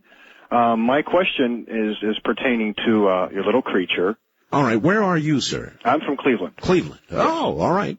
And 3WE again. Yes. It's the first time I turned it on, and I was kind of bored, so I thought I'd give you a chance. And all right. You impressed me, so. Well, it'll take time. Take time. Anyway, the little creature. Well, I caught the tail end of it, and I'm kind of confused. If you can explain a little bit more to me about what it is. All right, let's try it this way. It began in Puerto Rico. Okay. We began to get reports on it. I do a program called Dreamland Sunday nights. Right. Linda Moulton Howe, who is widely regarded as the world's expert on crop circles and animal mutilations, the cows, that kind of thing. Right. Began reporting on something that was attacking farm animals in Puerto Rico, leaving 2 outside marks and maybe 4 inside marks, and draining, sucking, if you will, all the blood from the animals killed, called the chupacabra. Okay. And then we began to get reports. We've been reporting on this for months. Then we started to get reports from South America, then Central America, then California, Texas, Arizona, Oregon. This thing is beginning to kill now here. All we ever had of this, whatever in the hell it is, were drawings, things that people would draw from eyewitness reports, that sort of thing. Then finally, I guess it was last week, somebody sent me what is purported to be, he says, a picture of a chupacabra. It is about the ugliest, most evil thing you've ever seen in your whole life. Have they determined what kind of animal it is, descended from? Is it... No. It may be something new. It may be something created somewhere in a lab. It may be something that jumped through a dimension or something. You know, who knows? Right. Maybe something new in the evolutionary world. I don't know. Interesting. But we're following the story, and if you want to see more about it, try hard copy tomorrow night. They're going to have a story. Oh, they are? Yep. Okay. All right? Good. Thank you very much. Right. In the meantime, if you want to see this photograph, and I don't warranty it to be anything, along with the letter that came with it, go to my website, www.artbell.com. We will also get it in the newsletter soon. West of the Rockies, you're on the air. Hello. Hi, Art. This is Quentin from Pleasant Grove, Utah. Yes, sir. And I just had a couple of things I wanted to talk to you about. First is that Eon 4 site. Oh, yes. That was at the top of your webpage. Yes. Was that real, or was that just No. As I said, when I put it up there, the link, it is not real, but it is worth seeing. It is incredibly well done. Yes, I was reading it a couple of weeks ago. Well, not weeks ago, just a couple of days ago, and it was pretty amazing. The other thing I wanted to talk to you about was I sent you some email today. Yes, sir. Of 2 pictures. I don't know if you've heard of them. It's a alien body, just kind of like the Roswell gray aliens. Really? Yes, that they found in Japan, supposedly. Really? Yes. And, no, well, I don't have it yet, so I must not have checked my email close enough to airtime. All right. Well, what it shows is just an alien. It looks to me like it's pretty real because it shows bruises. It's like a big bulbous head, and it shows the feet. All right, listen, I'll take a look. If it's cool, I'll put it up on the webpage. All right? All right, thanks. All right, thank you. Who knows? The trouble with photographs now is that any manner of manipulation is possible. You can do just about anything with a good scanner and a computer and a good program. I can do it. So I know it can be done, and it makes nearly all photographs suspect. And besides that, no matter how good or bad they are, there will be about half the people who will say, oh, you know, I went down to pixel level and I can clearly see this is a fake. And the other half will believe it. It's the way it is today. Isn't that a shame? It used to be back in the days Polaroids, you know, if you got a picture, why, it was probably the real thing. Today, who knows? West of the Rockies, you're on the air. Hi, Art. Hello. This is Mark from Salt Lake. Hello, Mark. I want to talk about the referendum for taxing churches. What do you think about that idea? I think churches should be taxed just like everyone else and only get a deduction for the charity that they actually do give. Mm-hmm. It seems nowadays that the churches just aren't very charitable. Like here in Salt Lake, we have lots of homeless families that are on waiting lists for the homeless shelter. You know, these are little kids and everything that are out on the street. Okay, but let's think about this a little bit. If churches suddenly have got to begin paying property tax the way everybody else does, they're not going to have much money left to do charitable work. That means it's going to fall on the government to do. Well, the churches in our neighborhood monopolize most of the wealth. They are purchasing for-profit businesses and also massive amounts of real estate, which they turn into tax-exempt church farms, and they practically monopolized most of the wealth in this valley. I sense you're not active LDS. Well, I'm just talking about the facts. I understand. I ask again, though. I sense you are not active LDS. I'm not active LDS. I knew that would be a good guess. You know, even like building these temples and stuff that cost millions of dollars, and like $27 million, and they're only available to church members. You know, they're not available to the general society, and they are very expensive and opulent, you know. All right, well, I guess that is worth chewing over. In other words, the churches, with this tax benefit, build great empires to God. And they are only accessible to members of the church. Or is that true? In Colorado, thousands of people have signed a petition to get on the ballot a measure that would cause churches to begin to have to pay taxes, property taxes, just like all the rest of us. Now, it would lower my property tax if churches had to pay, if they joined the crowd. But then again, the other side of the argument is churches do a lot of beneficial work. They feed the homeless, house them. Maybe there are waiting lists to get on or help. I'm sure that is true. But gee, folks, are you sure you want to pass that particular chore on to the government? Because that is what's going to occur. If the churches can no longer do it, it's going to go to the government. It's going to be more power in the hands of the government that you all say you don't like so much. East of the Rockies, you're on the air. Hello. All right. I was just wondering, whatever happened with the parts, the space parts? Well, I just finished talking about that, sir. I know. I just turned it on and I heard that guy ask the question that got cut off and I missed it. All right. Well, where are you, by the way? I'm in Nashville. Nashville. All right. What happened with the parts? Well, they're being tested.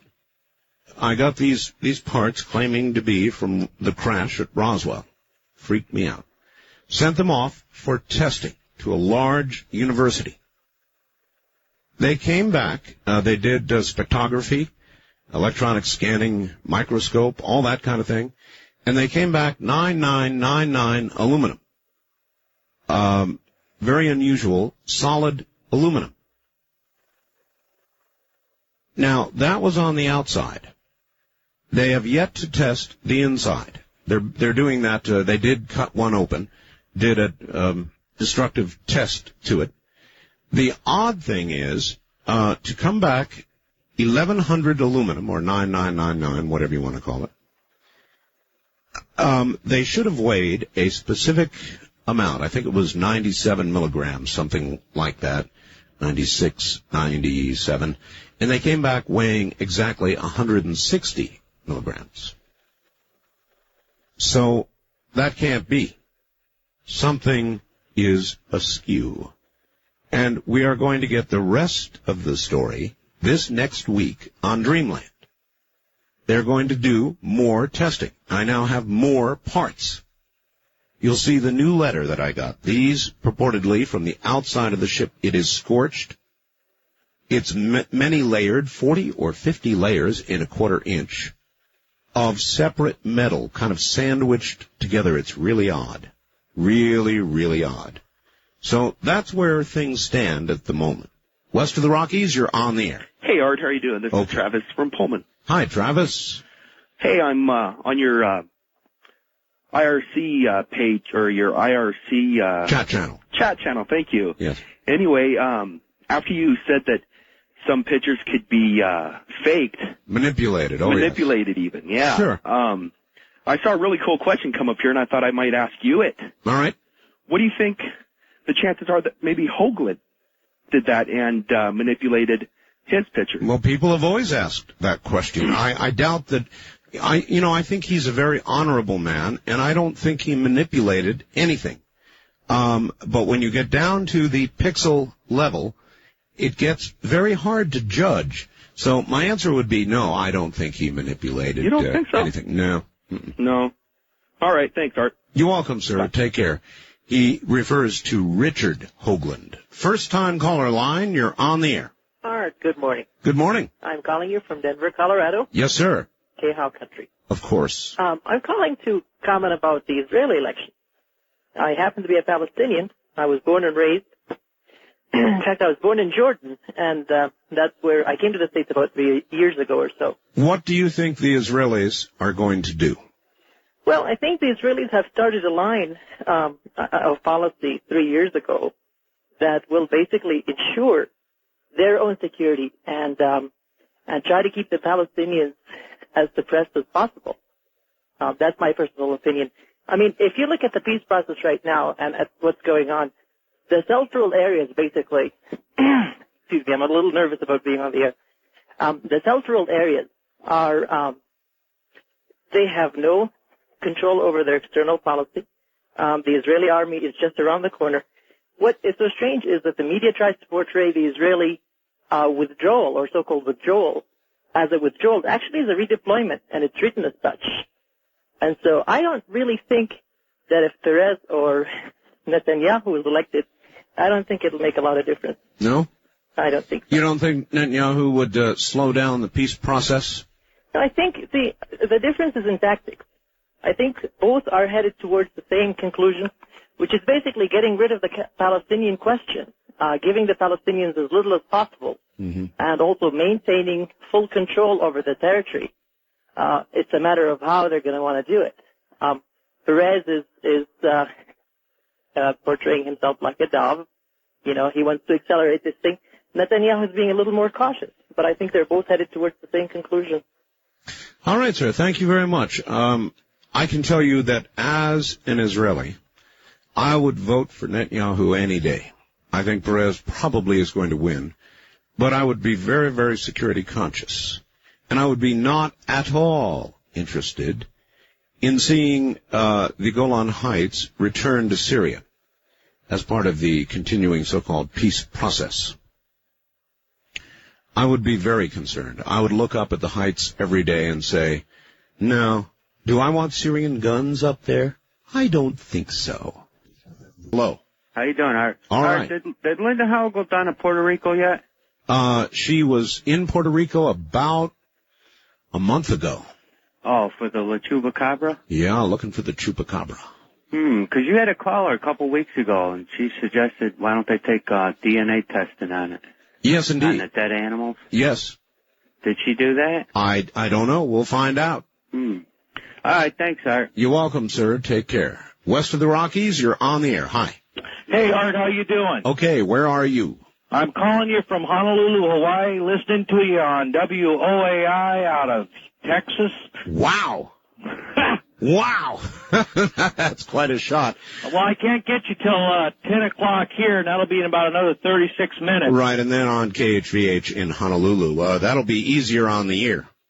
Yeah, it seems like it's hard to get into your real audio sites. It's getting more. You got more people out there buying darn computers, I guess. I guess. I know. I tried to get in there and during Dreamland because it was a repeat this last weekend, and it said the server was full. So yeah, I get that because I try out of I go into the 3 sites you have listed on your board. On your homepage there, and WOAI, it seems those guys are like they're always there. Yep. And they're always up and running. Anyways, Art, you know when Jim Guy Tucker steps down and they get this Republican in there as governor, I heard you step on it a little bit, but I don't think Clinton's going to last out. I don't think we have to worry about him running for re-election. I don't think he's going to last out this election. Well, you know, he has not actually officially announced. No, he hasn't. Yeah. But then on the other hand, if he leaves office, the first thing he's going to be facing is Paula Jones. No, I think, yeah, and then the second thing is going to be which federal pen you want to go to, Mr. Clinton. But you read my article the other day. I sent you. Can I say hi to my dad? Yes. Hi, Dad. His name's Tom in Palm Springs, California. All right. You read my article on the air the other night about my cat that jumped out after the bird? Oh, yes. Yeah, cat's doing fine, still limping a little bit, but you know the darndest thing now. That bird saved your cat's life. Yeah, Yep, the bird ate the big one, but the cat didn't. Well, that's the way it ought to be. And, the cat now won't eat its, I had her on dry food. I try and keep her on that for her teeth and stuff. Right. And now the cat, the only thing she'll eat now is sushi. All right. Thanks. But what happened is, his cat, was out on his porch. Now, he was several stories up. And, his cat, kept, trying to get to this bird and then found a way to get outside. And the bird was sitting right on the edge of the ledge. And the cat made a usual cat leap, jumped like crazy, and caught the bird, and they both went tumbling down several stories, and the cat landed on top of the bird. The bird is dead meat. The cat is apparently doing quite well. Well, listen, while we're on the subject of chupacabra, this is going to absolutely blow your mind. I want to give you a little bit of this going toward the break. It's from a fellow named Andy Ross. Listen to the words very, very carefully. Listen now. This is really cool. Andy Ross did this. Ode to the Chupacabra. This is Premier Networks. That was Art Bell hosting Coast to Coast AM on this Somewhere in Time. Take you back to the past on Art Bell Somewhere in Time. Art, a favor from your board op at KPQ in Wenatchee, Washington. I'm doing a featured program on people who work overnights. In other words, cops, nurses, firemen. I'll add talk show hosts. And I'd like to have some comments from you. 1, what are the pros and cons of working the hours you do? What do you like best about overnights? How long have you been doing it? Any tips for newcomers to the wee hours regarding sleep, social life, family life, etc.? Thanks very much. I'm recording. Okay. Well, I can't speak for the cops, nurses, or firemen, but I guess as a talk show host I can. What are the pros and cons? Well, the cons are that when the rest of the world is doing business, whatever it is, whether it's a network business or anything else, I'm asleep, so I miss a lot of business. It's very hard. In other words, and people don't understand it. People who work during the day expect me. They don't think about the fact that I work all night long, so they think I'm wide awake at noon or 2 o'clock in the afternoon. Well, for me, that's midnight or 2 o'clock in the morning. So a con is that people expect you to be there when you can't be there unless you're willing to get up at 2 o'clock in the morning. The pro, the nighttime hours are much better. People have time to think about things other than the hustle and bustle during the day. So if you're doing a talk show, as far as I am concerned, the night times are far better. And I would never take this talk show or any other 2 days. I just wouldn't do it. I like the night people. How long have I been doing it? This program, about 12 years. Any tips for newcomers? No, the other hard part is when you're off. For example, I have been off now 3 days. Very unusual. I normally work 6 days a week. Well, I had 3 days off. You know what I did? I slept all night long 2 of those nights. Very, very, very bad idea. Because now I've got to come back and get back into my regular routine. And my routine, so you might know, is to, I'll be on the air until 4 o'clock a.m. Pacific. And then I will stay up until about noontime or 1 o'clock. And then I will go to bed. That's evening. For me, the late morning is evening. And I will go to bed. If I can stay awake that long, because I am now kind of back for 2 nights to, the other sleep pattern. So that's a rough one.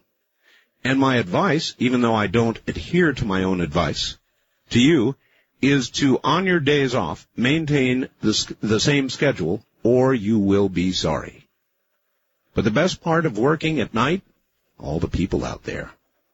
The people who have time to think about things other than, you hear during the day. I mean, that's what makes this talk program what it is. You don't think this would work during the day, do you? I don't. The kind of material that we cover here, It's for the nighttime hours. It's for the time when the sun is gone and the moon and the stars are out. It's for that. It's not for the daytime. So that's my feeling. Maybe some of the rest of you that work these hours have some advice. I don't know. West of the Rockies, you're on the air. Hello. Yes, good morning. Good from morning. Portland, Oregon. Yes, oh, good. Betty. Yes, Betty. Sorry I missed you when you were in town. Boy, that was something else, I'll tell you. It sounded like it was, and on the news, it was quite a big thing, too. Thousands of people came. I was signing books from 12 noon till 8:30 at night. Writer's cramp. Oh, my whole hand hurt. Yes. Oh, say, your Chupacabra, or how you pronounce that little guy's name? Yes. I was sort of laying here listening to your talk in regards to it, and have my own theory. Maybe with the polar cap, the way it's melting, maybe all that falls into the ocean. Maybe some prehistoric thing was lodged up in there, and the warm weather warmed it up and brought it back to life, and it started multiplying. Mm-hmm. As good a theory, my dear, as any. It's sort of the pipe dreams in the wee hours of the morning. That's right. Now, would you consider a chupacabra during the day? No. These are things that are things of the night. I mean, the chupacabra obviously is nocturnal. And these are the hours when, if you were to be out walking, it might leap from the bushes, grab you by the neck, and, well, you know the rest. But you don't think about that during the day. No, but we're going to sure think about it this weekend when we go camping. Are you really? Around the campfire, we're going to talk about it. Uh-huh. Well, I wouldn't do that. You're braver than I am. Thank you. I'm always afraid that, in fact, sometimes I scare myself. When we talk about these things on the air, scare myself. We've had, I do a traditional every year at Halloween. We do nothing but, and when I talk about ghosts, we do it seriously. We don't let people joke around. We do serious ghost shows. And they have been so serious some years that they've scared the hell out of me. Hi, Art. I usually listen to KSTP or WOAI for the first hour. Now, bear in mind, this is coming from a place called Eagle, Nebraska. I get 3WE about the same as San Antonio. Wow. Reception is not that good with my little portable, but it's almost acceptable listening. Holy mackerel. You mean 3WE is going all the way to Nebraska? Nebraska? I guess they're right. 38 states. East of the Rockies, you're on the air. Hi. Good morning, Art. Hello. This is Chris in Nashville. Hi, Chris. You were talking about the night shift and trying to give somebody some hints who had sent you a fax or email or something. That's right. Mm-hmm. I've worked nights for 12 years, and what I've learned is that if you work in very bright light at night and keep your room as dark as you can get it during the day, you can change your biological clock around and change your rhythm. But you are absolutely correct when you say do not try and sleep at night on your days off. It will just throw you all out of kilter. I know. I'm paying for it tonight. Well, I hope you enjoyed your 3 days. I did, and I'm not sorry about it, except now. Now, I work security work, and, that's always night work. And, you just get used to it. And anytime you have to, be awake during the day, it just throws you all out of. It does, and there are certain things in your life that must be done during the day. For example, if you've got to deal with an agency like, DMV, Department of Motor Vehicles, or the tax people, or whoever it would be, something where you must mandatorily be present, say at noon or 1 o'clock or 2 o'clock, it's a killer. Yeah, court will also tear you up too. Well, in more ways than one, yes. Well, I got called for jury duty not too long ago. And that would do it. Yeah, particularly since we weren't sequesters and I was expected to work at night too. All right, my friend, thank you. He's exactly right, and I have done it. 2 nights out of the 3, I slept all night long. Now, I knew I was going to do it. I knew it. But I did it anyway. Big mistake. I mean, I'm fine now. I caught a, late afternoon nap. but it's going to be a little strange for a day or two, and then I'll fall right back into the routine, no problem. West of the Rockies, you're on the air. Hi. Hi, Art. It's Clyde in Las Vegas. Hi. And I was going to say, you think your days and nights are messed up. I get up at 7 o'clock in the morning, and I have to be at work at 7 o'clock in the morning, and I'm addicted to your show. Now, that is a problem. Yes. But I listen to you, and I usually fall asleep about 3 o'clock. But and wake up at 7, so you get 4 hours? And yeah. It's not enough. I can hardly wait for you to come on at 11 o'clock.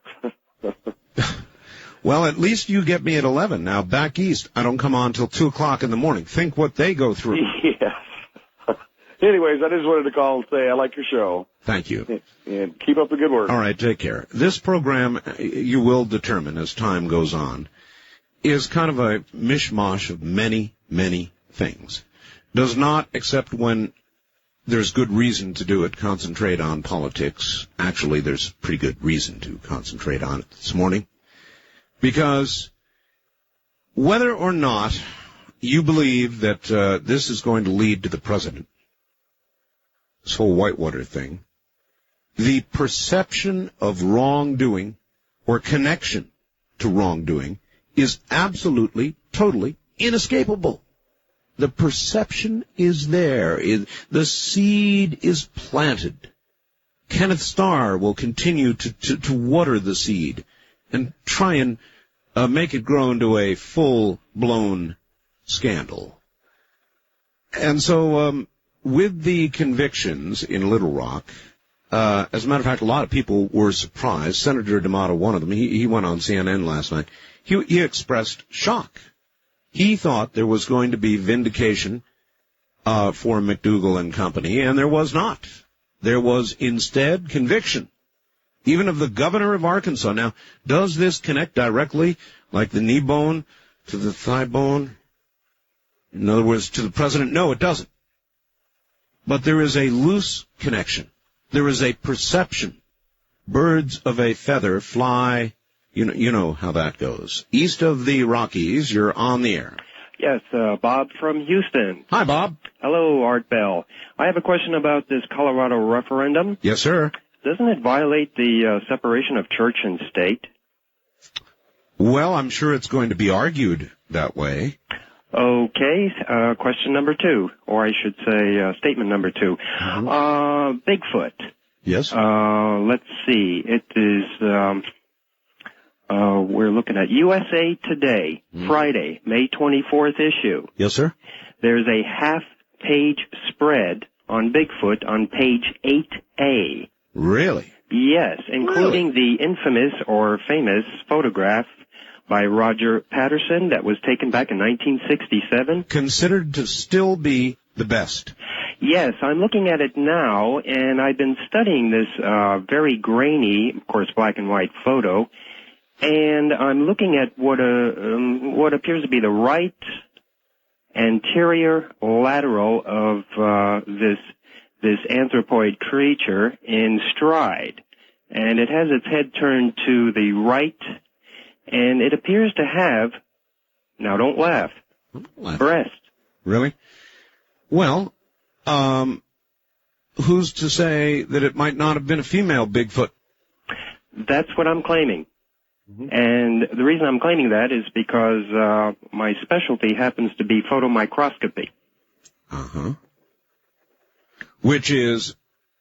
Oh, that's examining photographs of very, very small creatures. Well, number one, that photograph was taken from moving video, which during the time it's moving would have considerably more detail than I'm sure is captured there. Number two, while you're an expert at examining photographs, are you an expert at veterinary medicine or in some field that would make you an expert on animals in general? More like human biology. I see. X-rays. All right. Well, that's very interesting, and we follow Bigfoot as well. Done a number of shows on Bigfoot. And I'll tell you, we had this incredible guy on the air who told us a story. I interviewed him for an hour about shooting some Bigfoot. Or is it, with plural be big feet? I don't know. Anyway, he shot them and buried them and was willing to show us where they were buried, dig them up. But his name was Bugs. Unfortunately, the audience scared the hell out of him. He was convinced he was going to be convicted of murder, and we have not heard from him since. And I was honor-bound not to replay that interview on the air unless he gave me permission, and he didn't. You're on the air. Hello. Hello. How you doing? I'm doing. Is this Art? Yes. Hey, Art. How's it going? I'm calling to talk about Pat Buchanan. All right. Are you on a speakerphone? No, I'm in a big room, though. Would that be doing the sound? Well, I guess, yes. What do you want to say about Pat? Oh, I was talking about when I was in high school 4 years ago. I remember you talked about Pat Buchanan for a little while, and I wanted to ask why. Okay. I want to know why, how he thinks he'd be able to get the presidency with his background that he has. When I was in high school, he came to our high school to do a speech right around election time. Yes. And a friend of mine had an article that he had written in some area newsletter. And what happened was he asked Pat Buchanan why he had written a letter in an area newsletter, and he said that he shouldn't be reading. First he denied it, and then he said, well, you shouldn't be reading anything like that when he held up the letter of the Aryan newsletter. Well, because a letter appeared from Pat Buchanan, sir, does not mean that he specifically wrote it for that publication. Now, they can take things and reprint them, and lots of things can occur. I think Pat Buchanan is a lot of things, but I don't think he is what they have accused him of being. They did a job on Buchanan. Let's face it, they did a job on Buchanan. And frankly, to review a little bit, he did not help himself out.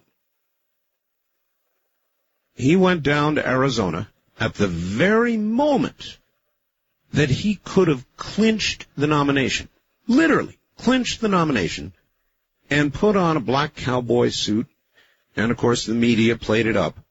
And I'm not saying that it was all wrong, but it was a bad move. And the media played it up, and they made him look extreme, a tag they were trying to put on him anyway. So why in the world would Pat go down to Arizona and put on a cowboy uniform with a gun? It played right into their hands. Even though it was basically innocent, it played right into their hands, and they beat him to death, political death, with it. So that's my view on Pat Buchanan. He is not going to be president. And he may, however, hold Bob Dole's future in his hand.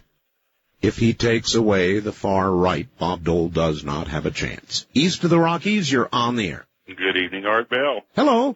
You got the Kansas conservative here. We can barely get 3WE. It's awfully scratchy. Well, it's going to depend on the night. I'm sure of that. Yeah. I've got my homemade select antenna. That helps a little bit. I was wondering why that gentleman in Nebraska that called a while ago doesn't listen to KFAB in Omaha. Well, I assume normally he does. He probably went down and just tuned in because I said it was there, and so he can hear it. That's about what I did. I just wanted to tell you the chupacabras are real. I know. I've been married to two of them. Have you? I think so. Mm-hmm. One of them, sir, actually, have you seen the photograph, the alleged photograph of the chupacabra that I have? Yeah, I thought it was Bob Dole at first, but and this is Kansas. I was going to say, if either one of your wives actually looked like that, there would not be enough liquor in the whole world. It wasn't that so much. They just tended to act that way. One of them, I think, was due to night work. I see. She became a nurse, and she still is, and she works from 7 in the evening till 7 in the morning. Uh-huh. And she was the sweetest, most loving person I ever knew until her days off, and then she would try to go back to normal human status. Right. And after a few months of that, she became a raging bitch. And that's the sweetest thing I can say about her. So it just doesn't work out. Hey, one thing I want to hit on real quick. When you had Dr. Mitchell on the other night. Yes. And you were talking about Bucky Fuller. Yes. He kept referring to Bucky's most famous invention as a geodesic dome.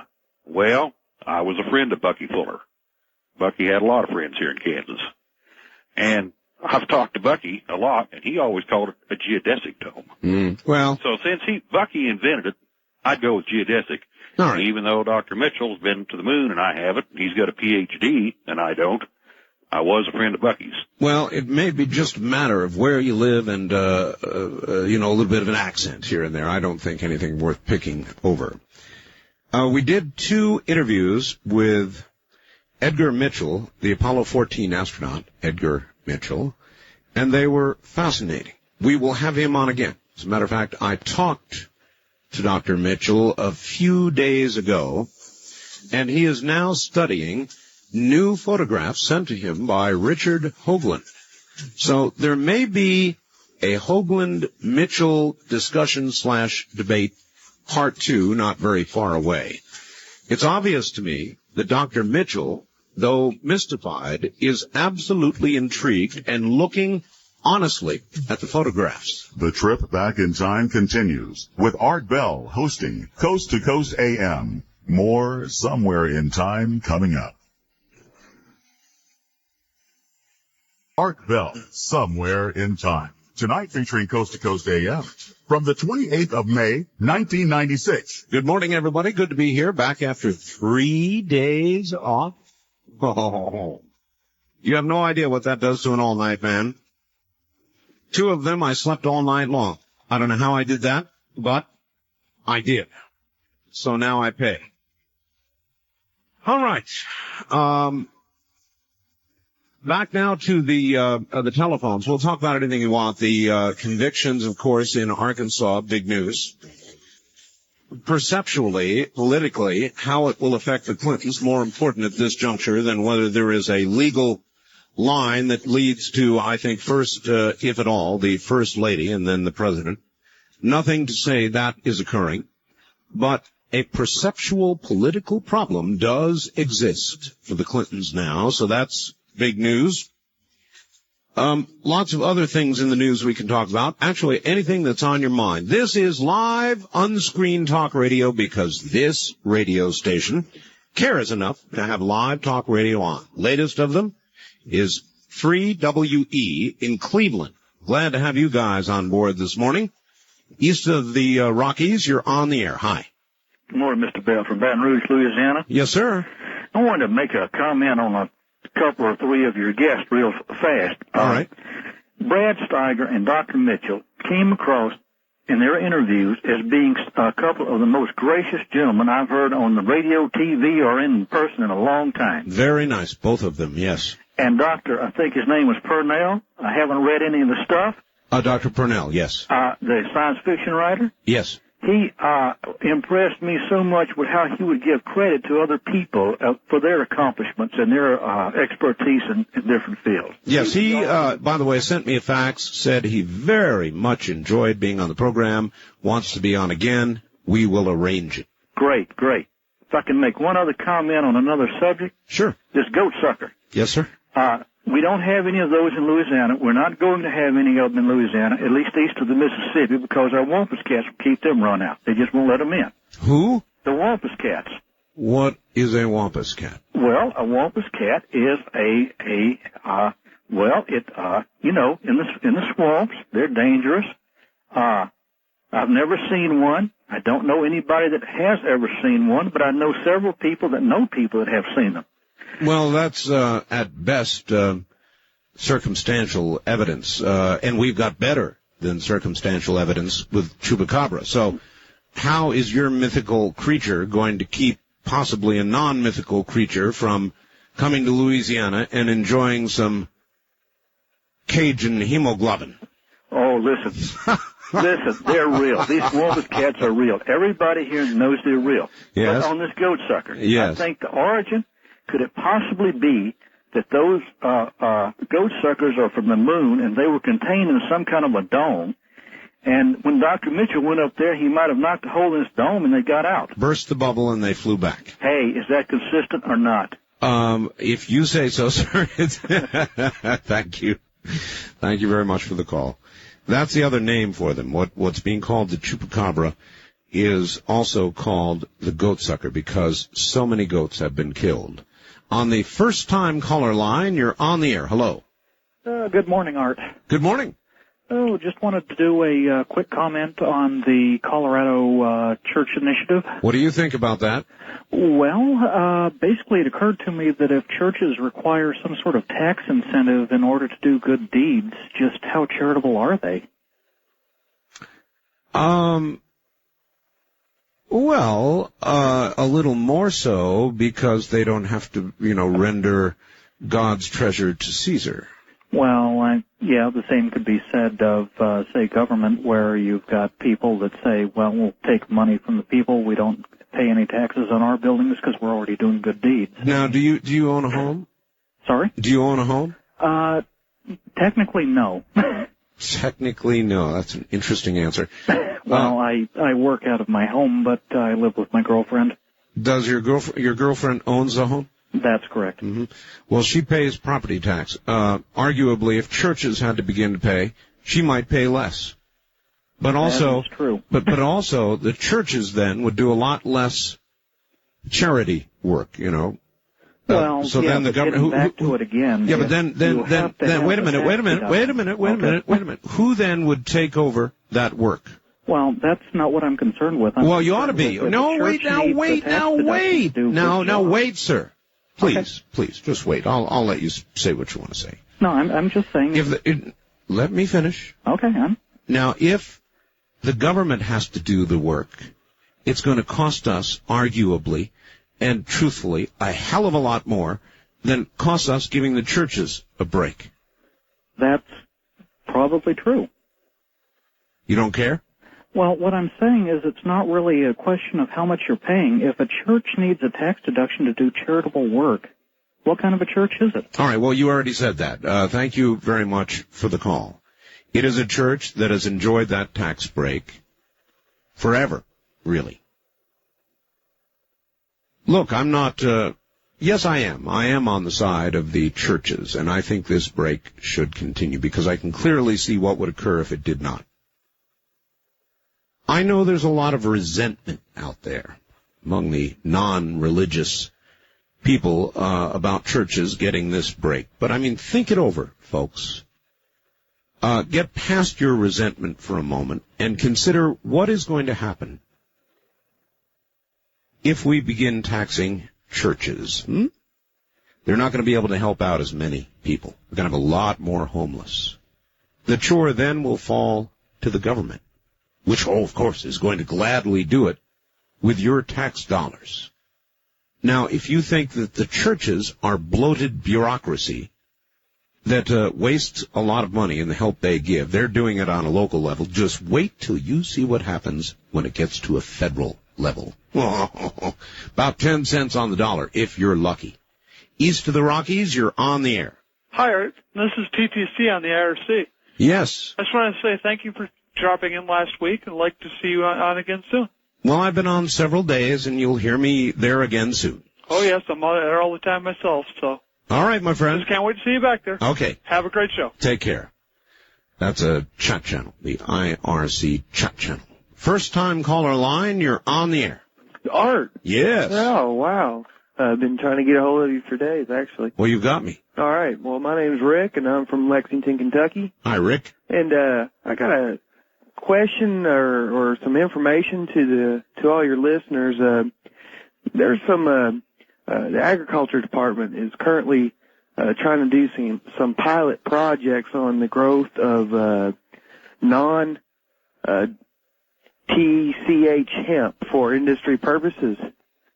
And here in Lexington, it's THC. Yeah. Uh-huh. Here in Lexington, this Friday they've got a bunch of industrialists who are going to learn about it and stuff like that. And I just want your viewpoint on, I think this is what my viewpoint is. I think that the government is really conservative, which they should be, because personally our society is not ready for legalization of marijuana. But to me, there's no reason not to use this industrial hemp. Well, I couldn't agree more. And I reference frequently a Wall Street Journal article about 3 or 4 years ago that concluded, after a study, that the legalization of hemp would add about $500 billion to the U.S. economy per year. That's a lot of money. That's $500 billion. That's a lot of money. East of the Rockies, you're on the air. Good morning. Morning. Yes, sir. Yeah, I got a question about, I was watching the Discovery Channel this weekend. Oh, you're right. I saw a special on Roswell. Yes. Did you happen to catch that? No. I heard about it, but I didn't catch it. Because they said that they were going to release information on it in 4 months. And I was wondering if who's going to do that? The government. The government? Yeah. Well, they just did it. Oh, they did? Yeah. Remember, not long ago they said, "Well, we lied. It was not a balloon. It was a different kind of balloon." Don't you remember that? No, I didn't hear anything. Well, I just started listening to your show, so I wasn't really up on Roswell. So okay. Up until I started listening. I also have another question for you on sure. That 5-foot egg. You ever heard anything more on that? It was a hoax. It was? Yes.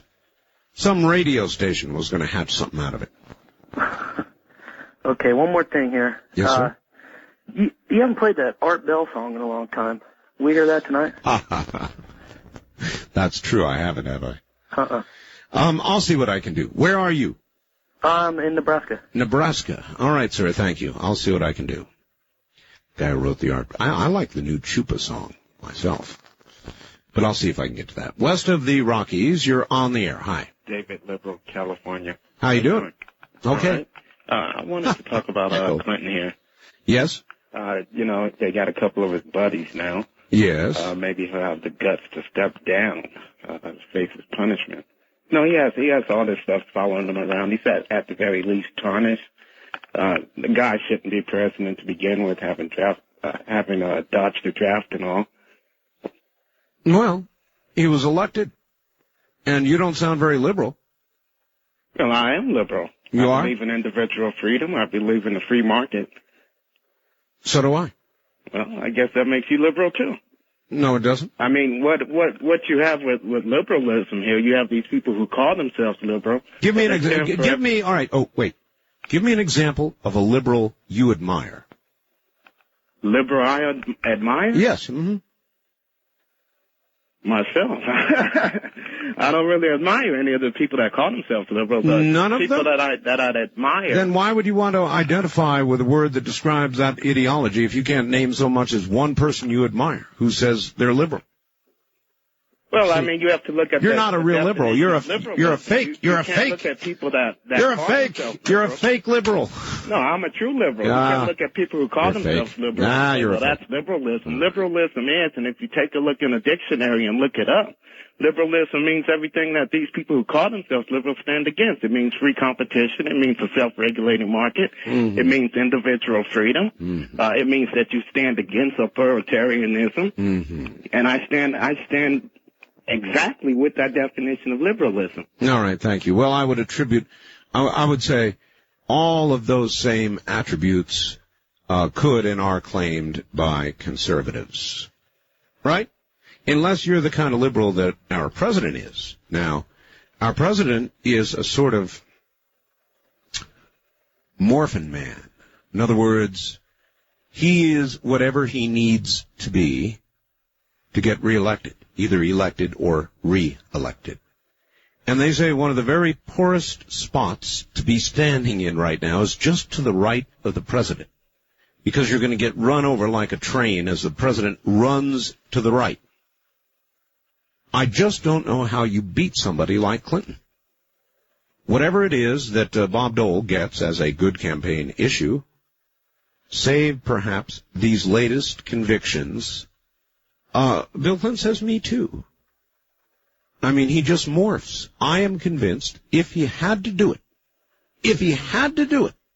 he would declare himself a conservative Republican and run that way to get back into the White House. I'm convinced. East of the Rockies, you're on the air. Oh, hello. Hello. Oh, I was afraid that lady would cut me off. There's a lady that comes on my phone. I don't know if it's the phone company or your radios. Well, it's the phone company, and after you've been ringing for a while, you get cut off, right? Yeah. She's probably an ugly lady, not like the MCI girl. No, she's not pretty. I mean, she's like really mean to cut me off like that. But anyway, yeah, there's like that night shift thing you were talking about. Yes. I guess you got a letter. Yes. And well, I'm not working right now, but obviously because I'm home. But I'm still keeping the same hours. I mean, I can't get out of it. I've always been on a night. I can't do days at all. Where are you, pray tell? Kansas City, Missouri. Kansas City. And so normally, 5 nights a week you work all night? Well, like either the 3 to 11 or 11 to 7. It varies. Oh, that's even worse. You know, I mean, I can, or sometimes it's like 16 hours. You know, in other words, you go from swing shift to graveyard to swing shift. Yeah. Oh. Yeah. That's terrible. So, you know, it's like I don't hardly ever get to do anything in the daytime, but, you know, it's really good at the grocery store. If you go to a 24-hour grocery store, you don't have any crowds. That's right. No, that is an advantage. Yeah. Would you say on balance, though, there are more advantages or disadvantages to working the hours you work? Actually, I think there's more advantages because it's much more relaxing. You don't have like 6 bosses telling you what to do at work. That's right. And the traffic is less. That's right. Everything is less hectic. It's a lot slower. Right again. People have time to think, be creative. Yeah. Oh, it's a much better time. Yeah, I think so. All right, thank you. There's no question about it. This is a better time. On balance, far better. But you can't tell that to daytime people, you know. They say, when do you work? And I say, 11 to 4. Those are the hours I've got here on the West Coast. 11 to 4. They go, oh, my God. You must not even have a life. Oh, yes, I do. It's just a different life. That's all. It's not the same as everybody else's, and I wouldn't want it to be. Air top of the morning. Goodness gracious, Art Bell. Yes, sir. Good morning, sir. Hi. This is Steph from Denver. It's been perhaps a year since I've been able to get through. That's too long. May I express a Coloradoan's opinion on the Colorado Initiative? You sure may. Thank you. You know, speaking from, and I hate to use the term, the liberal Jeffersonian tradition, I'm appalled by it. Our congregation is so poor the mice have left. And if they want to get blood out of a turnip, they're looking for the wrong avenue of revenue. Well, I'm not for it. I've thought about it and thought about it and thought about it, and the only thing it's going to accomplish is a lot of churches are going to close. A lot of good work that's being done is not going to be done any longer, and then it's going to fall into, at best, local governments, at worst, the federal government's hands, and then it's really going to cost us a lot of money. Art, economically, it's my view they are trying to target some of the mainstream powerful religious entities that do indeed have strong investments in equity security, and perhaps they do garner a profit from that. But our congregation is extremely small, not exactly well endowed. And it would be ridiculous unless this law, as it is written here, is severely modified. Listen, may I ask you a couple of questions about Chupacabra? Sure. Our local CBS affiliate profiled a guest you had either on your program or Dreamland. I don't remember which. Well, they're both my programs. Well, I understand, sir. The gentleman that is a forensic veterinary pathologist in the Northwest. Yes. And it provided a beautiful biography of this guy. Have you been in contact with this gentleman about this recent phenomena at all? Not yet, no. I imagine, and I would encourage any of your guests to get biological data about this, to send the tissue samples to him. He is an honorable scientist, and he will provide the DNA data, the histologic data, and with all due respect to your caller half an hour ago that's a microscopist, if he gets tissue samples, send it to the lab in the Northwest. All right, sir. Thank you very much for the call. That's a good suggestion, and eventually we're going to figure out what's going on with this chupacabra thing. I don't have the answers. I don't know if the photograph on my webpage is a real one. I can tell you this. It's weird. It's very, very weird. And it's scary. You know, it's just, go take a look. You know, if you've got a computer, take a look. If not, we'll get it on the, get it into the newsletter, the next issue of the newsletter. At any rate, once again, the picture of the chupacabra that everybody seems to want. Even if it isn't real, it's scary as hell. You'll love it. It's www.artbell.com. That's my web address. You're listening to Art Bell, Somewhere in Time. Tonight featuring Coast to Coast AM. From the 28th of May, 1996. Somewhere in Time. Tonight featuring Coast to Coast AM. From May 28th, 1996. Rockin' and rollin' with talk radio all night long. Live right here because this radio station cares enough to have it on for you. East of the Rockies, you're on the air. Hello. Good morning, Art. How you doing? Fine. That's good. I called you last week during Dr. Pierce's show. Yes. Yes.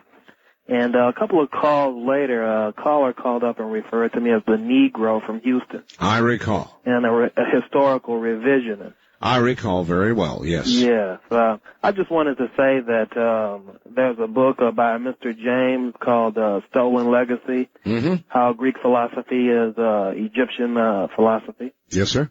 And Sheikh Anadab has a book called, he's an anthropologist. I don't know if it counts because he's an African anthropologist, but well, I can already tell you if that caller was here, he would say it doesn't count, and for exactly that reason. Yeah, I know. But his book is called The African Origins of Civilization, and he took melanin samples from most of the Egyptian, pharaonic Egyptian mummies, and found 90% melanin in most of the mummies' skin. And as you know, most European or people of European descent don't have that much melanin in their skin. Correct. Now, there were some mummies with a lot less melanin in their skin, but a lot of Egyptologists realized that the Hyksos were a white tribe that invaded Egypt, the northern part of Egypt, at a certain time in Egypt's history. So there were white pharaohs, but they were concurrent with black pharaohs. So I just wanted to say that, I wasn't talking off the top of my head. I understand, and I'm glad you cited the references. Thank you. All right, thank you. Take care, my friend. That was quite something. A lot of you who have just joined the show would not have heard that. We did an interview, very troubling, frightening, scary interview with the fellow who was on 60 Minutes the week before. His name, Dr. William Pierce. He wrote the Turner Diaries. And if you saw him on 60 Minutes, you know exactly what I'm talking about. So we did an extensive interview with him, and he is one scary guy. East of the Rockies, you're on the air. Good morning, Art. Good morning. Charles, St. Louis. Yes, sir. Yes, well, first I'd like to compliment your wife for doing an outstanding job Sunday night. Oh, that's right. I wonder how many people managed to hear that. She was on the air Sunday night for an hour. And that was, I'll tell you something. That was the first time she had been on the air in about 3 or 4 months. Oh, I'm just tuning in because I'm just started listening about, I'd say a couple of months ago when you got those Roswell pieces and I began listening in and, well, I've got new ones. Yeah, I heard you. Well, look like you got a load on your hands there. You got it. Well, I just want to make that compliment to you and extend it to your wife. Thank you, and you can bet I'll pass it on to her. All right. All right? Okay. Take care. She was on the air Sunday night, this last, from 10 to 11, and did a very good job. It's very hard. I can tell you from being off for 3 days that it takes me a little while to acclimate back into doing the show again. Try being off for 3 or 4 months and come in and do a talk show. Ooh, that's hard. That's very hard. And she came in here and did it all by herself. Had a blast. First-time caller line, you're on the air. Hi. Hi, Art. Yes. I'm shocked. This is cool. You're my nighttime hero. Ah, thank you. Where are you? I am in Kansas City. All right. And I want to know why people that are up all day have such a problem with people that are up all night. I love being up at night. So do I. It is the best time. And I don't understand. My friends are all daytime people. And they just think staying up all night is wrong. You know a study I would like to see? What? I wonder who lives longer. People who work all night for years and years and years, or people who work during the day and sleep all night. I have a theory. I think that we look younger and are probably healthier. We're not exposed to the ultraviolet rays. I happen to agree with that. And I think I'm a healthier person. I exercise at night. I do everything everybody else would do during the day at night. But I have to tell you, I'm thrilled. I've been listening to you for a long time, and you are my bestest night friend. All right. Well, you're wonderful. Thank you. Thank you. Take care. I wonder, maybe it gets to the point after a while where even human beings become nocturnal. Even getting to the point where prolonged exposure to the sunlight during the day can cause you to melt like the Wicked Witch of the North.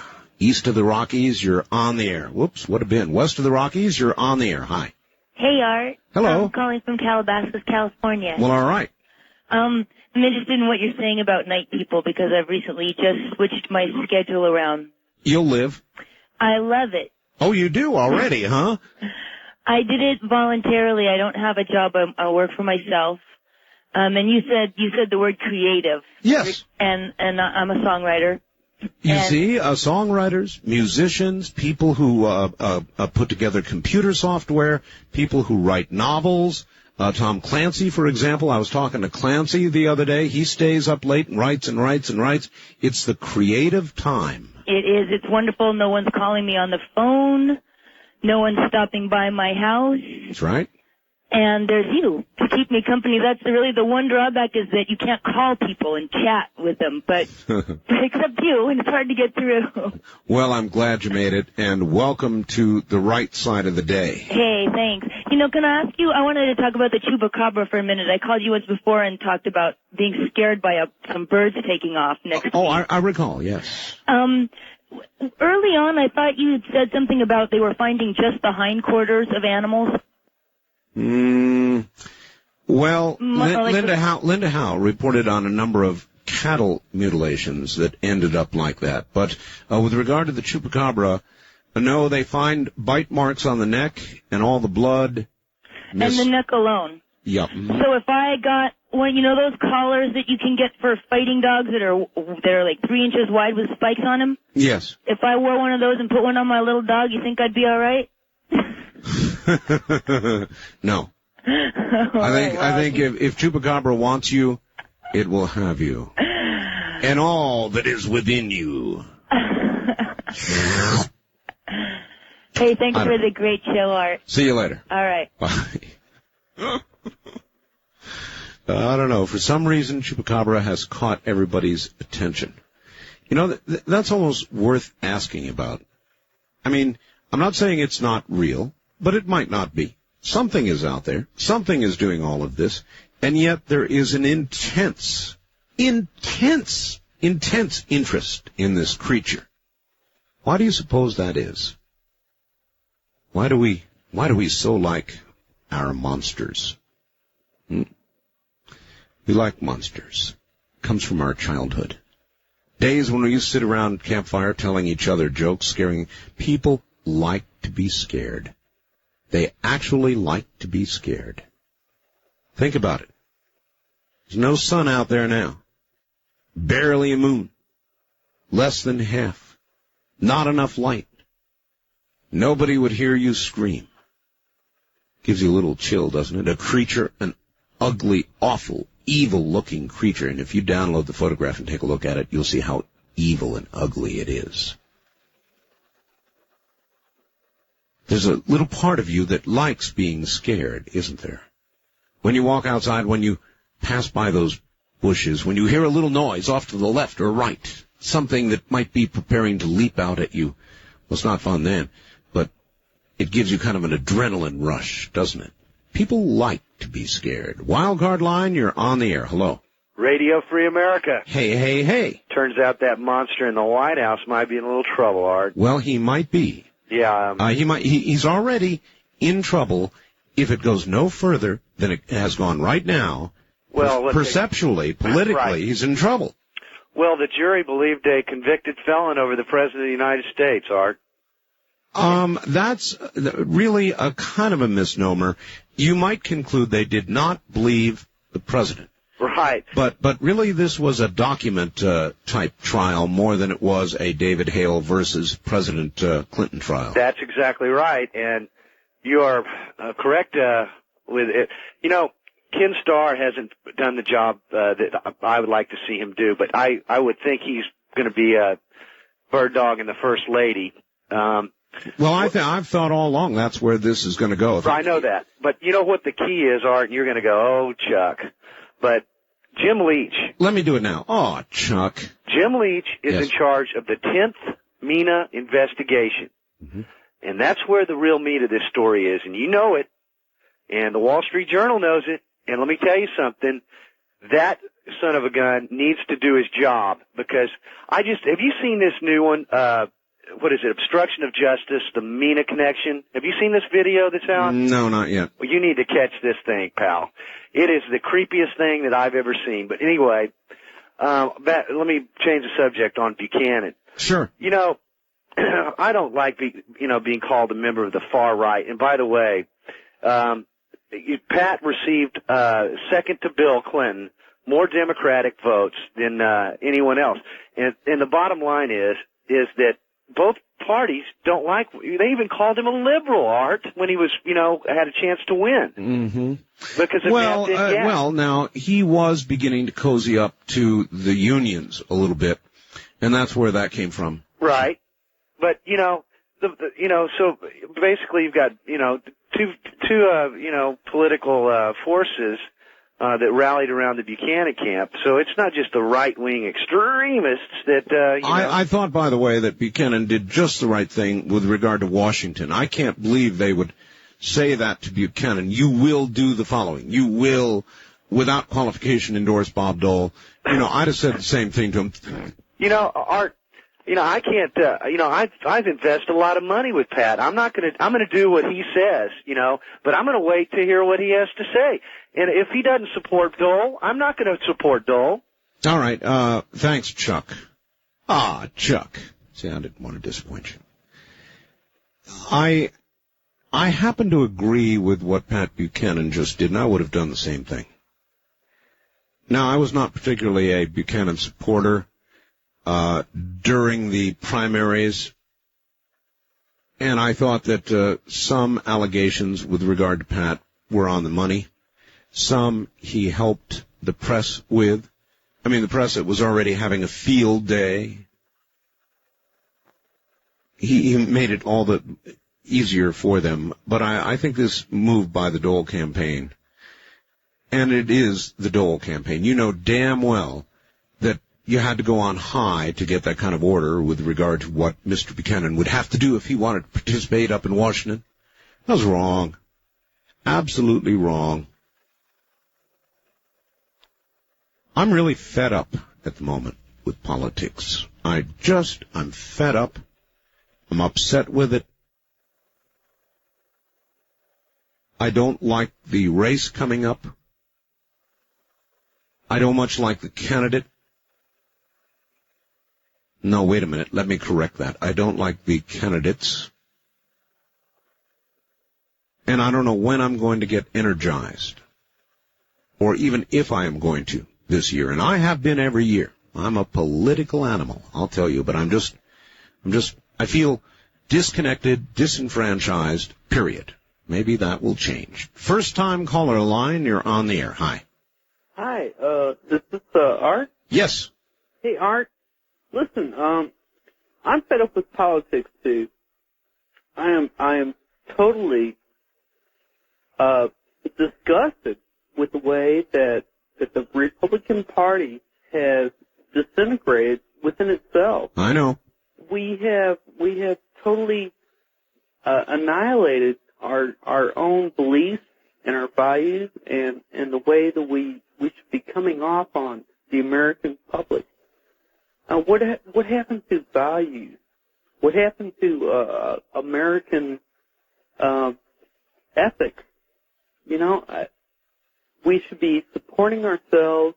We should be behind each other. We should be behind American dignity. All right. Where are you calling from, sir? I'm from St. Louis, Missouri. St. Louis. All right. You're a little hard to hear. You're way down in the mud there. Well, that's a good question. What has happened to America and to our values? And a lot of things have happened, haven't they? We now have a president who is able to politically co-opt just about every issue that Bob Dole might bring up.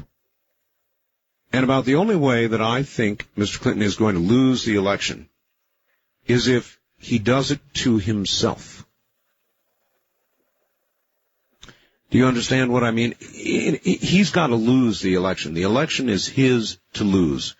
Even with Whitewater, they will keep it at bay at least until the election. I guarantee. I guarantee.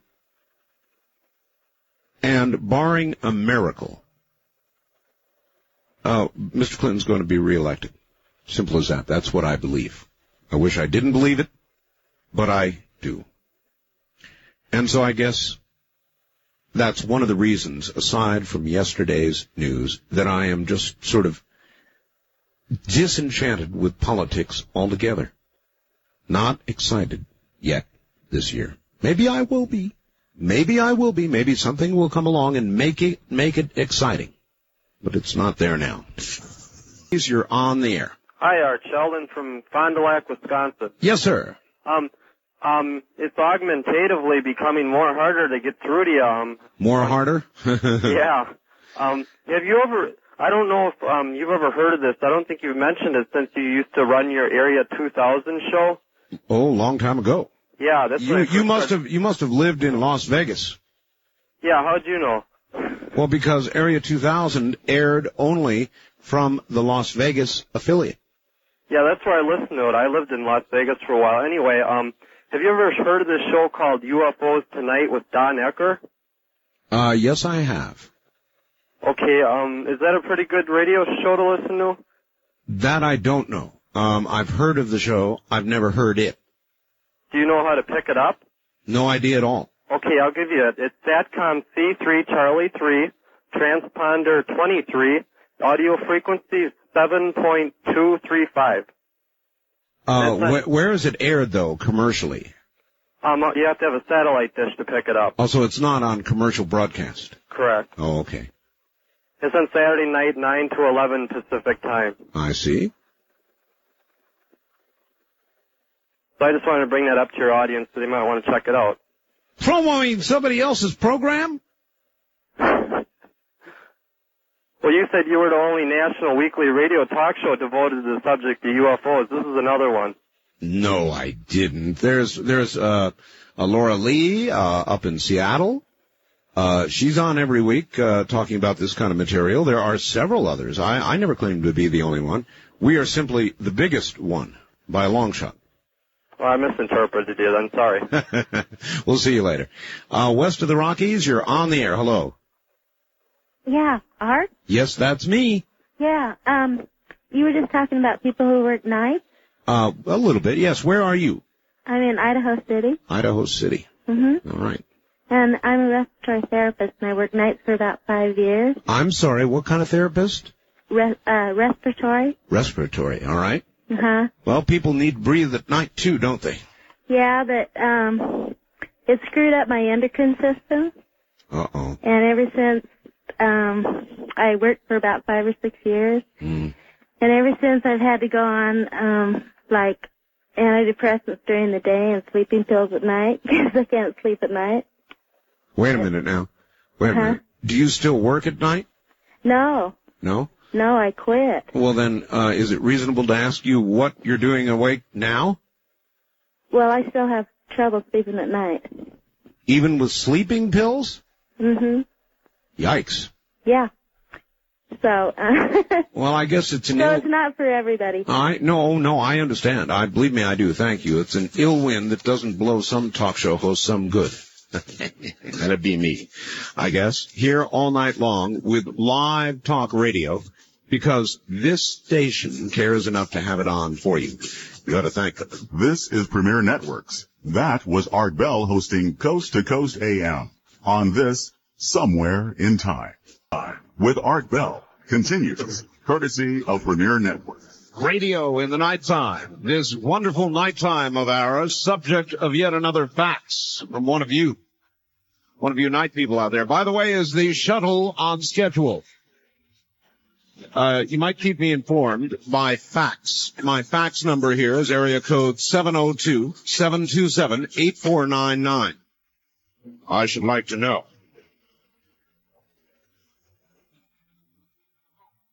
Because if they are on schedule, I've got to let everybody know about 3:30 or so to get outside and take a look. It is, if they are on schedule, it's going to really be something. Hi, Art. I wonder how many night people out there have been subjected to the usual insulting comments that I have. I'm perplexed by the fact that day people are so obsessed with the hours that night people keep. Frankly, I'm not the least bit interested in their sleeping patterns, and yet their interest in mine seems to border on defensiveness to the extent that they resort to name-calling. I have been called unsocial, stuck-up, vampire, hermit, lazy, because I sleep during the day, recluse, werewolf, and the list goes on. And then there's the classic day person question. What can you possibly do at night? To me, this question is asinine and intrusive. I refuse to justify my lifestyle to these people, so I don't. I'm a photographer and writer. And as you, Art, I've always found the night hours to be the most creative and introspective time. And I enjoy the peace, the quiet. I'm convinced that day people feed on chaos and feel guilty about this fact. Hence their reaction to us. Signed, Lori. Laurie, I could not agree more, and I am saving this fax in a very special place for the next time we have this kind of a discussion. It's absolutely true. End of case. All right, I am now going to do something I don't do very frequently. Aside from the Chupa song, there was one other that was sent to me, I don't know, it was a couple of months ago, and I played it once or twice, and I've had a million faxes, a request tonight, and then several more faxes, so here it is. It's also for my friends in Nashville. It's really for everybody. I think you'll enjoy this. I got a big laugh out of it when I got it. Listen to the words very, very carefully. Here we go. Please, Lord, if I'm abducted, don't let it be the Greys. The short little guys with the big black eyes from a galaxy far away. I've heard the horror stories being taken in the dead of night. Laid out on the table like a Christmas turkey, I'm afraid I died from fright. They can paralyze you with their eyes and levitate you out of bed. Pull you right up through the ceiling and start messing with your head. Now if they would just stop at that, I wouldn't mind too much. But I've heard they'll probe you up and down and you won't like where they touch.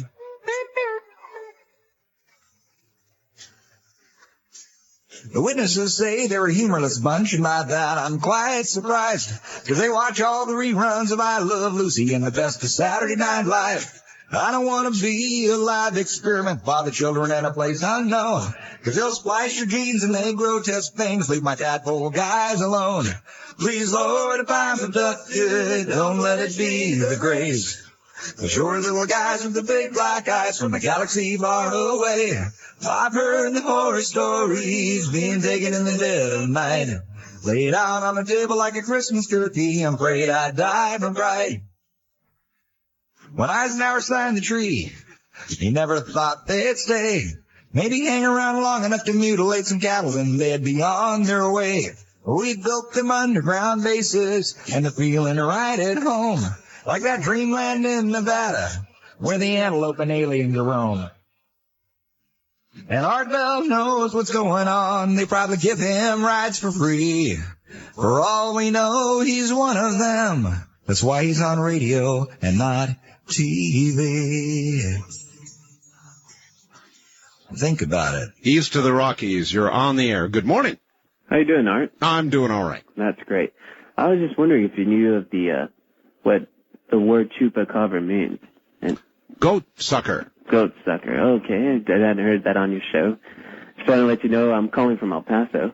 El Paso, Texas. Yes, down by the border. And you got some free publicity the other day on one of the local FM radio stations. Oh, really? Yeah, they were talking about the chupacabra. Ah, yes. They were kind of making fun of it, but... of course they were. Yeah, it's a morning show, you know, they're trying to be Howard Stern. And yeah, right. Well, that's fine. When one of them comes up missing, trying to get to the radio station early before the sun comes up, and they find his body bereft of all blood, that'll be the last time they joke. Yeah, sure will. Anyways, love your show, and surprised I got through. I usually get the AT&T lady also, and I know. I hate her. Well, she's not as cute as the MCI girl. Oh, definitely not. Boy, they've got a new commercial with the MCI girl, and she's cuter than ever. Oh, really? If they get her looking any cuter, I'm just not going to be able to handle it. Oh, they probably listen to your show. I want to interview her. I don't know why. Actually, I would like to interview the MCI girl, and I would especially like to interview the AT&T girl who cuts people off. Now, wouldn't you like to have a go at her? I think so, but I'd have to, you know, have some visual aid, I think. All right, thank you. Well, you know, whoever the operator is, whether she's with AT&T or MCI or whatever phone company you've got, you can visualize the one who cuts you off as ugly and mean, like the meanest teacher you ever had. And then when you get through, why, God bless the phone company, right? Right. First time caller line, you're on the air. Hello. Hi, Art. Hello. This must be Fort Wayne, Indiana night or something. I'm calling from Fort Wayne, too. Well, that's fine. When it... It rains it pours, doesn't it? Well, yes.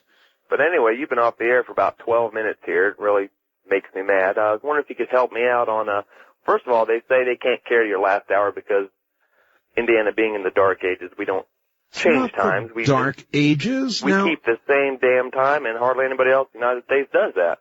Well, I think our state that's and maybe parts of Michigan or something. Well, no, Arizona does it. Okay. But do you know of any, like, powerful AM stations around here? I listen to WGL up here, and I was wondering if you know of any powerful AM stations or something that I could catch that I might be able to catch your last hour. Not offhand, because you see, as you go east from, I'm in the Pacific time zone. So, what are you, Central? Yeah. Central. Okay, well, that's 2 hours. So it's already after 5 o'clock there, and, you know, they've got morning shows to do, and they're no different than anybody else back there. So that's kind of the way it goes. Do you have a satellite dish? I do have a digital dish. Digital, huh? Well, there'll be some news coming on that soon, but I can't give it out right now. So for now, there is no hope. Okay. Oh, well. I'll just have to live with the 5 hours. Wait a minute. There is one thing. Do you have a computer? No, but I will be getting one soon. Well, when you do, you can listen to it on real audio on your computer. And I won't miss a minute. That's right. That's wonderful. Thanks a lot, Art. There you go. Take care. There's always a way. Where there is a will, there is a way. And as you know, we are hard at work on shortwave as well, so hang in there. West of the Rockies, you're on the air. Hi, Art. Yes, sir. This is Al from Whitefish, Montana. Hello, Al. And I was wondering, I got 3 questions for you. Do you believe in chupacabra? Number 1. Well, I believe something is out there in answer to your question. I don't know if it is the creature that we have a photograph of, supposedly. I don't know if I saw the picture. Yeah, I think there's something out there, yes. Okay, and number 2, do most of the attacks happen at night? Yes. Yes, mostly at night? Yes. And the third question is, I live in Montana. You said that they had reports of it in Oregon. I was wondering if you know anything about anything in Montana. Not yet, but if you're desperate for something, I know a lot of truckers, and if we can catch one, I'm sure we could get one up there for you. And one other thing, how big are those? I couldn't tell by the picture the size of how big this thing would be. Well, they are reputed to be about 4 feet tall. About 4 foot. When they're on their hind legs, about 4 feet tall, And yeah. do they have wings, or I couldn't tell? I could see the hands sticking out, but I They're couldn't supposed to have wings. The people that have eyewitness reports have talked about wings. Well, that's something amazing. We've been closing our windows around here lately after we heard that it was in Oregon. Really? Yeah. All right, my friend. Thank you. Thank you. I don't know. Something's out there. Something's doing this. Chupacabra? I don't know. Is the photograph we have real? I don't know. I just get these things, and if they're interesting, I put them up there for you to see. And that is one that we have done that with. Put up there for you to see. What do you think? Hundreds, no, thousands now of animals have been apparently attacked by something that takes their blood. Now, what will do that? I don't know of any animal that does that. Bats, there are vampire bats, but they just lap up. Anyway, I don't want to talk about it. First time, well, you would have been. East of the Rockies, you're on the air. Hello. Hi, Art. First of all, I don't have a radio on, but I hear an echo. Do you hear an echo? Yes, I do. Well, I don't have any radio. My radios are on. Then why are you echoing? I have no idea.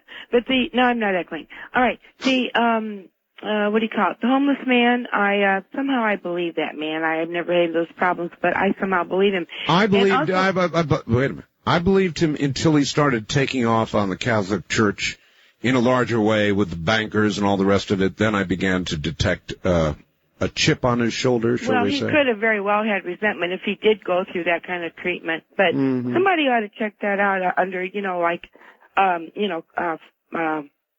however you would do that, somebody that really isn't homeless. But anyway, you're going to have the truck driver on for the Freeman problem. And I don't understand this Freeman cause. I don't know what their, manifesto is. But I was looking at the paper, and Brandy Schweitzer is Leroy Schweitzer's daughter, and she signed a sworn affidavit concerning the mistreatment of her father by law enforcement. And if you could get a hold of Brandy to kind of balance off the truck drivers. Well, what makes you think he's going to be negative? Huh? Negative? Huh? Yeah, negative. We haven't heard from him yet, so. Yeah, well, if he does, she's in Billings. It's kind of a horrible story. It's in the May 27th spotlight. I know it's not your favorite, but it was a sworn affidavit. All right, well, thank you. Yeah, she's talking about the supposed torture of her father. And while he was in custody, the supposed torture of her father.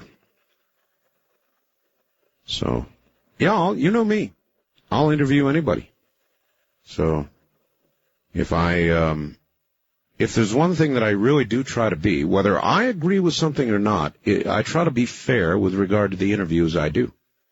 And I will interview people that I radically disagree with. Believe me. West of the Rockies, you're on the air. Go. You're on the air. Art? That's me. Oh, well, okay. I got to turn my radio off then, don't I? Yes, you do. I'm calling in support of that guy that called about the homeless. Yes. I'm calling from the Tri-Cities in Washington. Yes. And I deal with the VFW down here, and I have tried to help people. We try to help them out, but when we run to the end of our financial support, the only person we found around here is the Salvation Army. The churches absolutely refuse to help out. Does the Salvation Army help? Yes, they do help out. They do. They can. They do help out. They are tax exempt. Yeah, but the churches around here, no, unless you are a member of the church or have an affiliation with the church, they have always got excuses. They just don't want to help. Well, there are, yes, it can't be endless, and there are a lot of churches that help their own. It's true. That's right, Not all churches endlessly help everybody and put on food for everybody to eat who needs it. They can't do it. Well, But if we tax their buildings, then there's going to be even less of it. Do you want to tax the Salvation Army? No, I don't believe in taxing them, and I just think there's times when they could help, and they just won't unless you belong to the religion. That's what I'm saying. Mm-hmm. Well, I'm sure some of that is absolutely correct, yes. Okay, well, thank you, Art. Take care. But it's still helping out, isn't it? Doesn't mean that anybody off the street can just come in and demand help and get it. I know that. But, I mean, before you make this move with regard to removing a church's tax-exempt status, ask yourself if the government is going to be able to pick up the slack. What do you think? And if they do, how much is that going to cost us? These are things you need to ask yourself. West of the Rockies, you're on the air. Hi. Hi, Art. This is Johnny from Hawaii. Yes, sir. Yeah, I just wanted to call and make a couple comments tonight. All right. I wanted to talk to you about La Chupa Cabra. Yes. Yeah, I'm going to be going down next Monday into Mexico City. And I wanted to talk to some of my relatives out there. Now, I don't know if that's a good idea. I mean, what if one hitched a ride back with you now? Hawaii doesn't even have snakes. Right. And I know for doggone sure they don't want chupacabras. Well, I was just going to ask and inquire about them and see if they know any more than the people in the San Diego, Texas area and stuff like that. And I mean, just hearing this makes me want to tell you guys to set up a chupacabra checkpoint. Anyways, I wanted to talk a little bit today, too, about the ruling in Arkansas down there. I really don't think it's going to affect the president that much. He's got a 20-point lead over Dole right now. And I don't know, as far as Hillary, I don't know if they want to have the baby now, now that they're going to be, I think Bill's going to be reelected myself. With or without the baby? With or without the baby, right. And I don't think that's a big deal down there in Washington to them anyways right now. I mean, that would be the last of my worries about a little baby if I was running for the presidency, is trying to get me reelected. Anyways, I did want to tell you, though, that I was going to be going down to Mexico, and I want to talk to some of my relatives out there. And call us back after you get back. Yeah, I sure will. If they let you back to Hawaii. If they let me back, well, I got to come back. So. All right, thank you. I always thought that amazing. I wonder if it is still true that they do not have snakes in Hawaii. Do you know that? The tropical paradise that it is, what I recall hearing over the years, is that there are no snakes in Hawaii, and they don't let them in. They don't want them. Or maybe there are now snakes. I don't know. Wildcard line, you're on the air. Hi, Art. This is Daryl from Portland. Hi, Daryl. Just going to comment. I don't think I could vote for Dole. He's, as much as I respect him because he's a veteran, I have utmost respect for all veterans. Mm-hmm. But you know what would really change my mind on for Dole is if he came out and said that they were going to cut off trade with China. I see this country get pushed around by this communist China over there constantly, and Clinton doesn't want to do a darn thing about it. And, if Dole came out and said, I'm going to be tough on China, he might be able to sway my vote a little bit. Well, sir, all right. A very interesting premise, but I actually disagree with you, and for that matter, so does Bob Dole.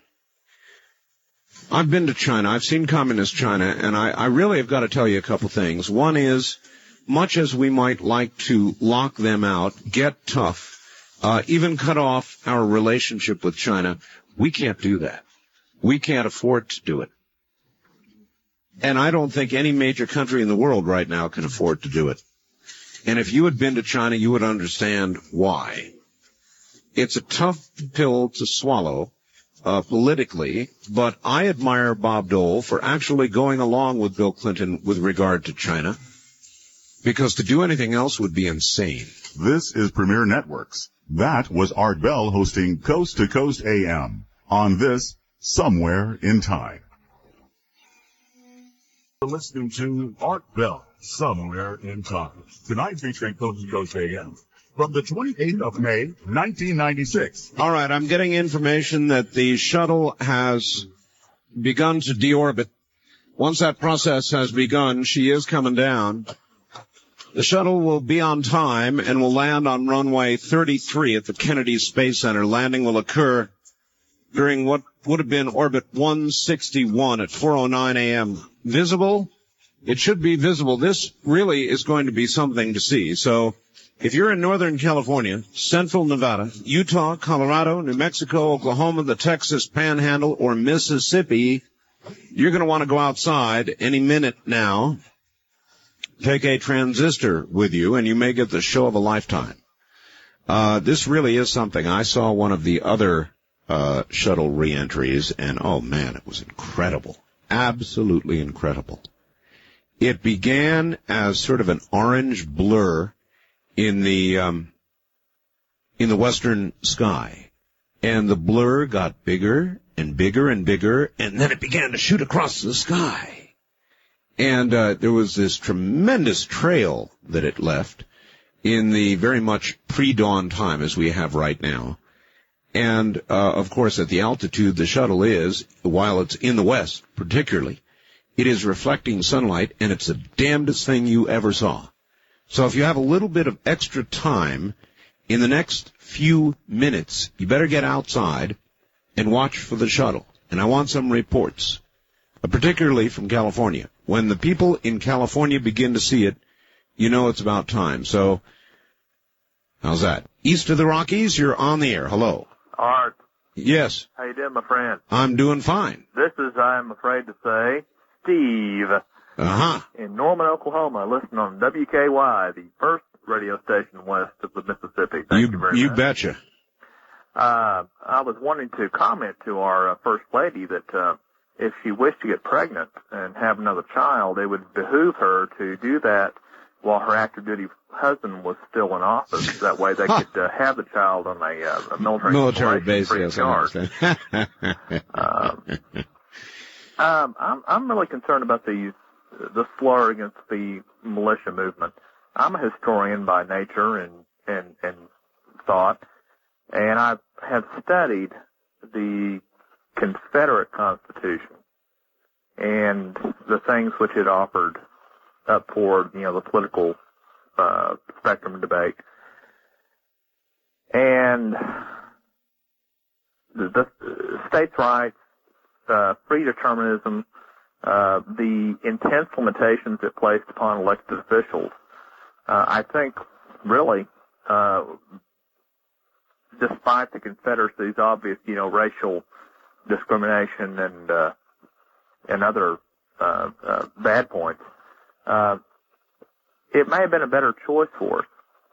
And the militia movement, I think, in some circumstances and instances, tends to be reliving some of those points. And it disturbs me to see the media collectively kind of paint the broad brush of white separatist, supremacist, Christian identity, what have you, brush on the whole militia movement. Well, I think it's further delineated by the fact that, the militia movement is distancing itself from, the Justice Township people. Well, it seems to be now, but it certainly was not in the beginning. I appreciate your comments, and to some degree, you're correct. And I am glad that the militia movement is waking up, and I think the longer this goes on, the more facts that are known about the Freemen, the less danger there is. So I think the FBI, in a way, is right to have waited and to have allowed the news and the media to catch up with what these Freemen really are, what they're all about. Had it occurred, had the FBI moved quickly, there would not have been an education out there. And there would have been a lot of militia movements that would have, sort of as a reactionary thing, responded and gone to the rescue of the Freemen, and there would have been real trouble. So time is on the side of peace, in my opinion. On my shuttle reporting line, you're on the air. Hi, Art. How are you? Okay. I am in downtown Denver on my roof. Yes, sir. And it's way too cloudy and foggy to see anything. Ah, I'm sorry to hear that. But about the Bigfoot, Well, don't fall off your roof. the proper way to pluralize Bigfoot is big feet. It would be big feet. Yes, but I don't think that. As opposed to big footsies. Yeah. Okay. But Bigfoot is kind of a layman's term for the creature. It is. And Yeti, I think, is more of a proper name for it. And the way to pluralize Yeti is... Yeti? Yeti. All right, well, thank you very much. Hang in there. You never know. You might see a bright orange glow through the cloud. So we're... the reports will come from the west first. I wonder if Hawaii will see it. On my shuttle reporting line, you're on the air. No, that's not a shuttle report, obviously. East of the Rockies, you're on the air. Hi, Art. How are you this morning? Fine. Let me turn my radio down. All right, good. Think I would get through. I am west of New Orleans. Okay. Do you think I'd be able to see it if I go outside? That's a good question. It might be to the north of you too far. You would certainly want to look north. I've got binoculars, a small set of binoculars I could look at. Right. Give it a try and look north. All right, I want to give you some food for thought. Mm-hmm.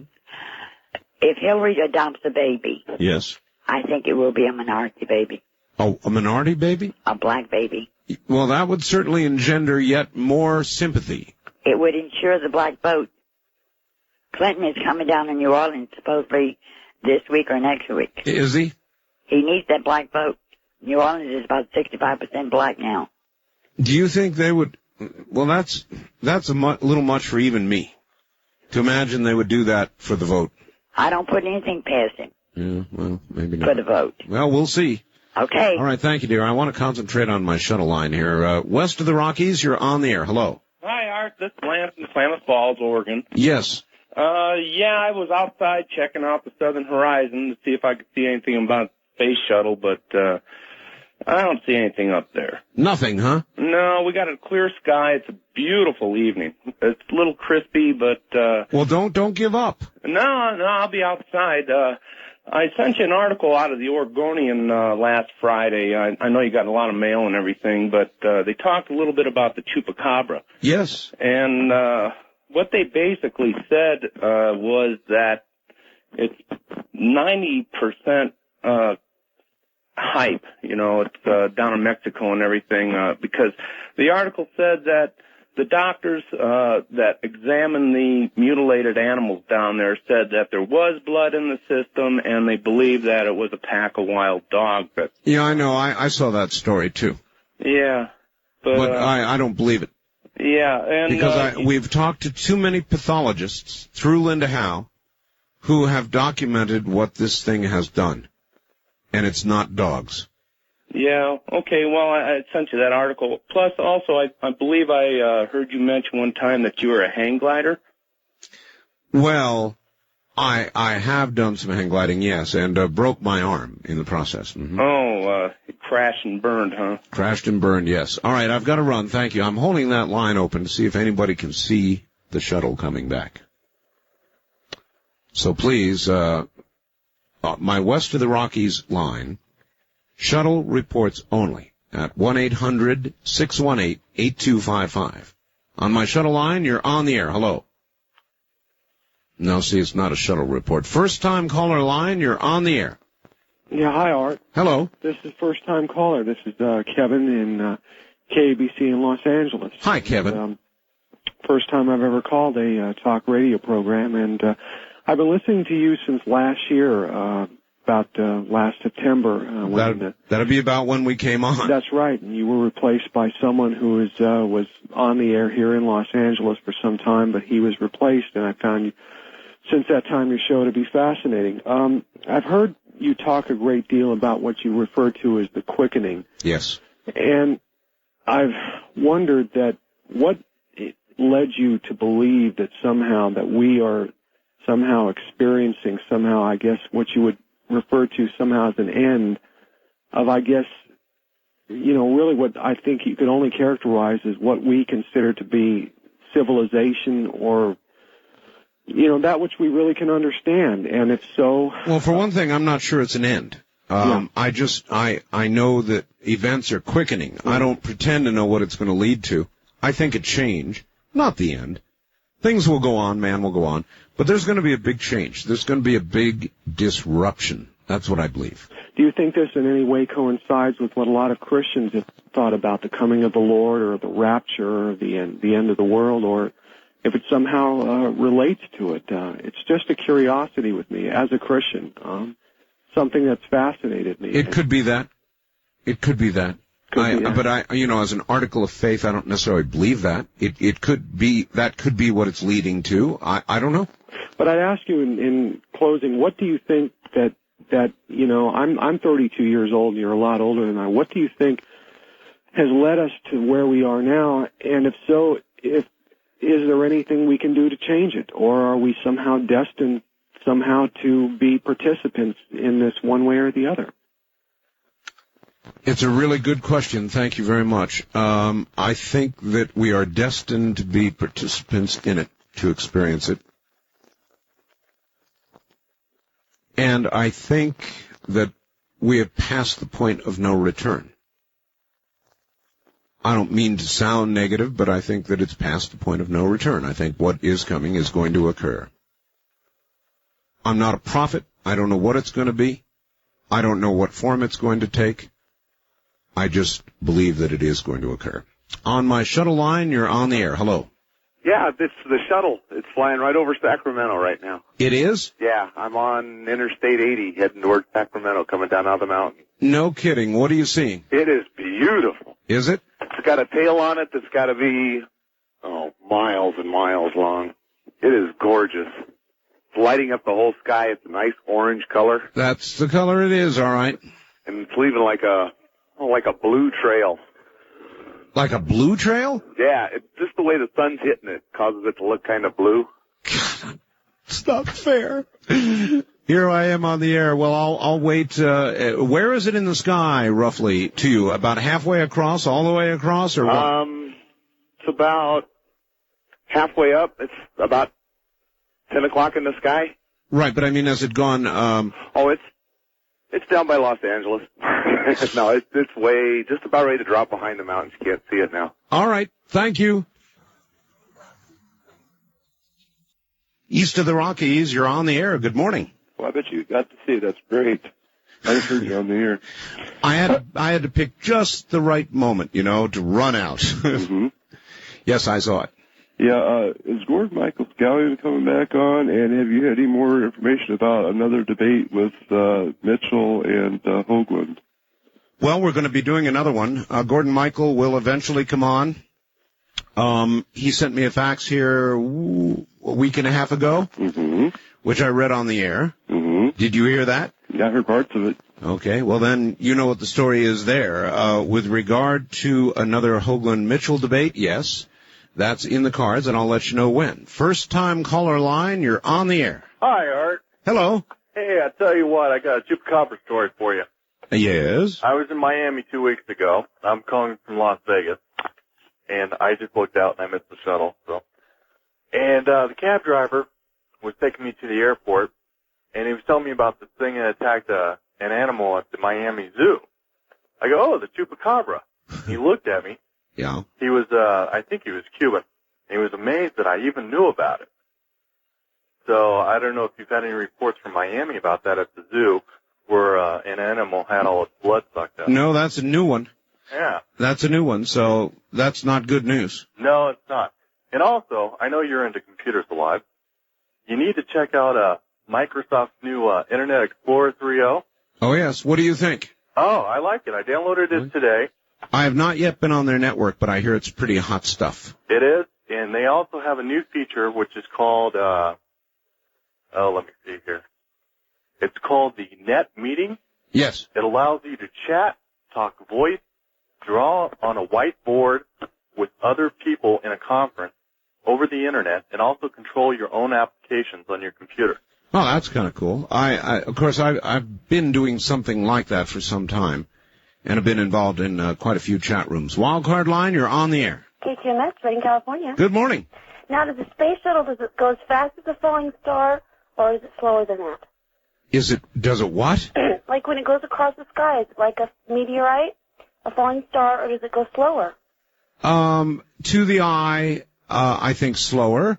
And it goes across the sky, not obviously down. There are some shooting stars that appear to go horizontal, but this goes very horizontal. Either I saw the shuttle or an incredible falling star. Well, I think you probably saw the shuttle. I know, that was really cool. I'm freezing, though. Well, it was worth it, though, wasn't it? Yeah, that was neat. Hey, you know, I heard Mona on the radio. Oh, you did? Uh-huh, it was really neat. You know why? Because I don't think my radio station regularly carries that show. Oh? They always put some other people on, or some, I don't know, that's on.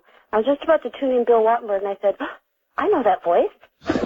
Who is that? And so she did really good. I felt like she was really nervous, though. Yeah, she was. Well, when you only do it once every few months, you know, you get very nervous. Yeah. It's not like riding a bike? Well, not really. I mean, even my taking 3 days off threw me a little bit off pace, and it takes me a day or two to get back into the groove. Yeah. So you can imagine what months will do to you. Yeah, I guess so.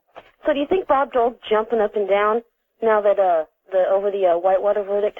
Privately, secretly. I know he's in his bedroom going, yes!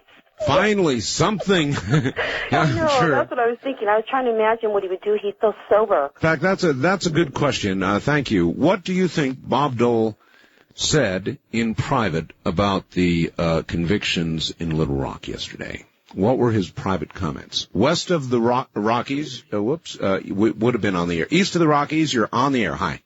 Hi, Mr. Bell. Hello. This is Don in, Cahokia, Illinois. Yes, sir. And I just wanted to call a couple quick items. You might know that the Goddard Amateur Radio Club rebroadcast the shuttle broadcast, and they're currently on 7.185 on 40 meters.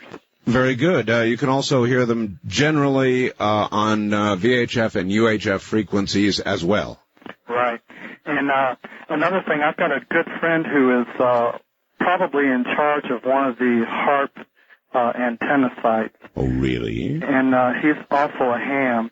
I don't want to obviously mention any call signs or any names, but I'll probably be writing to him and see if I can get some information from him. And if I learn anything, I've got your fax number. I'll send you a fax on it. By all means, please do. Thank you. One of the most ludicrous things I've heard in a long time is that one of the HARP officials recently defended the HARP project by suggesting that amateur radio operators put a very great deal more radiation into the atmosphere every day than the HARP project does. Well, of course, that is specifically true, but they do not focus that energy on a specific point of the ionosphere with the intent of actually burning a hole in it.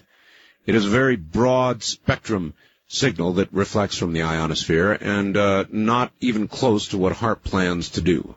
West of the Rockies, you're on the air. Hello. Good morning, Art. Good morning to you. I want you to know that I took your advice. I don't know why, but I woke up. I didn't set the alarm. I woke up and I saw it was about 20 minutes to 4. Mm-hmm. And you were talking about it. It had started re-entry. I'm so excited because I got to see it. Wasn't that cool? It was so fabulous. I went out. Where are you? I'm in Fremont, California, which is between San Francisco and San Jose on the East Bay side. Right. Anyway, so I went out on my back porch because we're on a two-story home, and looking out on the porch, and it's very cloudy out there. But to the north of us, there were no clouds. So anyway, I'm out there and I'm watching, and I thought I saw it, and I called my husband, and he comes running out from the bedroom, and he said, no, he said, that's just the stars. It's the clouds that are moving. So we stood there and we kept looking, and we were looking kind of like in different directions because we really didn't know exactly which way it would be coming. Right. So all of a sudden he said, there it is. And I looked and I said, you had said it was going to look like an orange ball and then it would get brighter. And it didn't really look what I would say orange. It was bright and shiny. But it was like it was coming right towards us. And it was so low. It was so incredible. And it wasn't really fast. but it wasn't really slow. It moved rapid. And what was so fascinating, too, it left one of those trails. And after it got out of sight, you could just look up there in the sky and see this big white trail that it left, like somebody took a white marker. Listen, dear, I'm glad you saw it. It's incredible. I'm glad I got the word out to you. I have got to go. The show is over. You get the honor. Say it. Good night, America. From the high desert. Good night, America.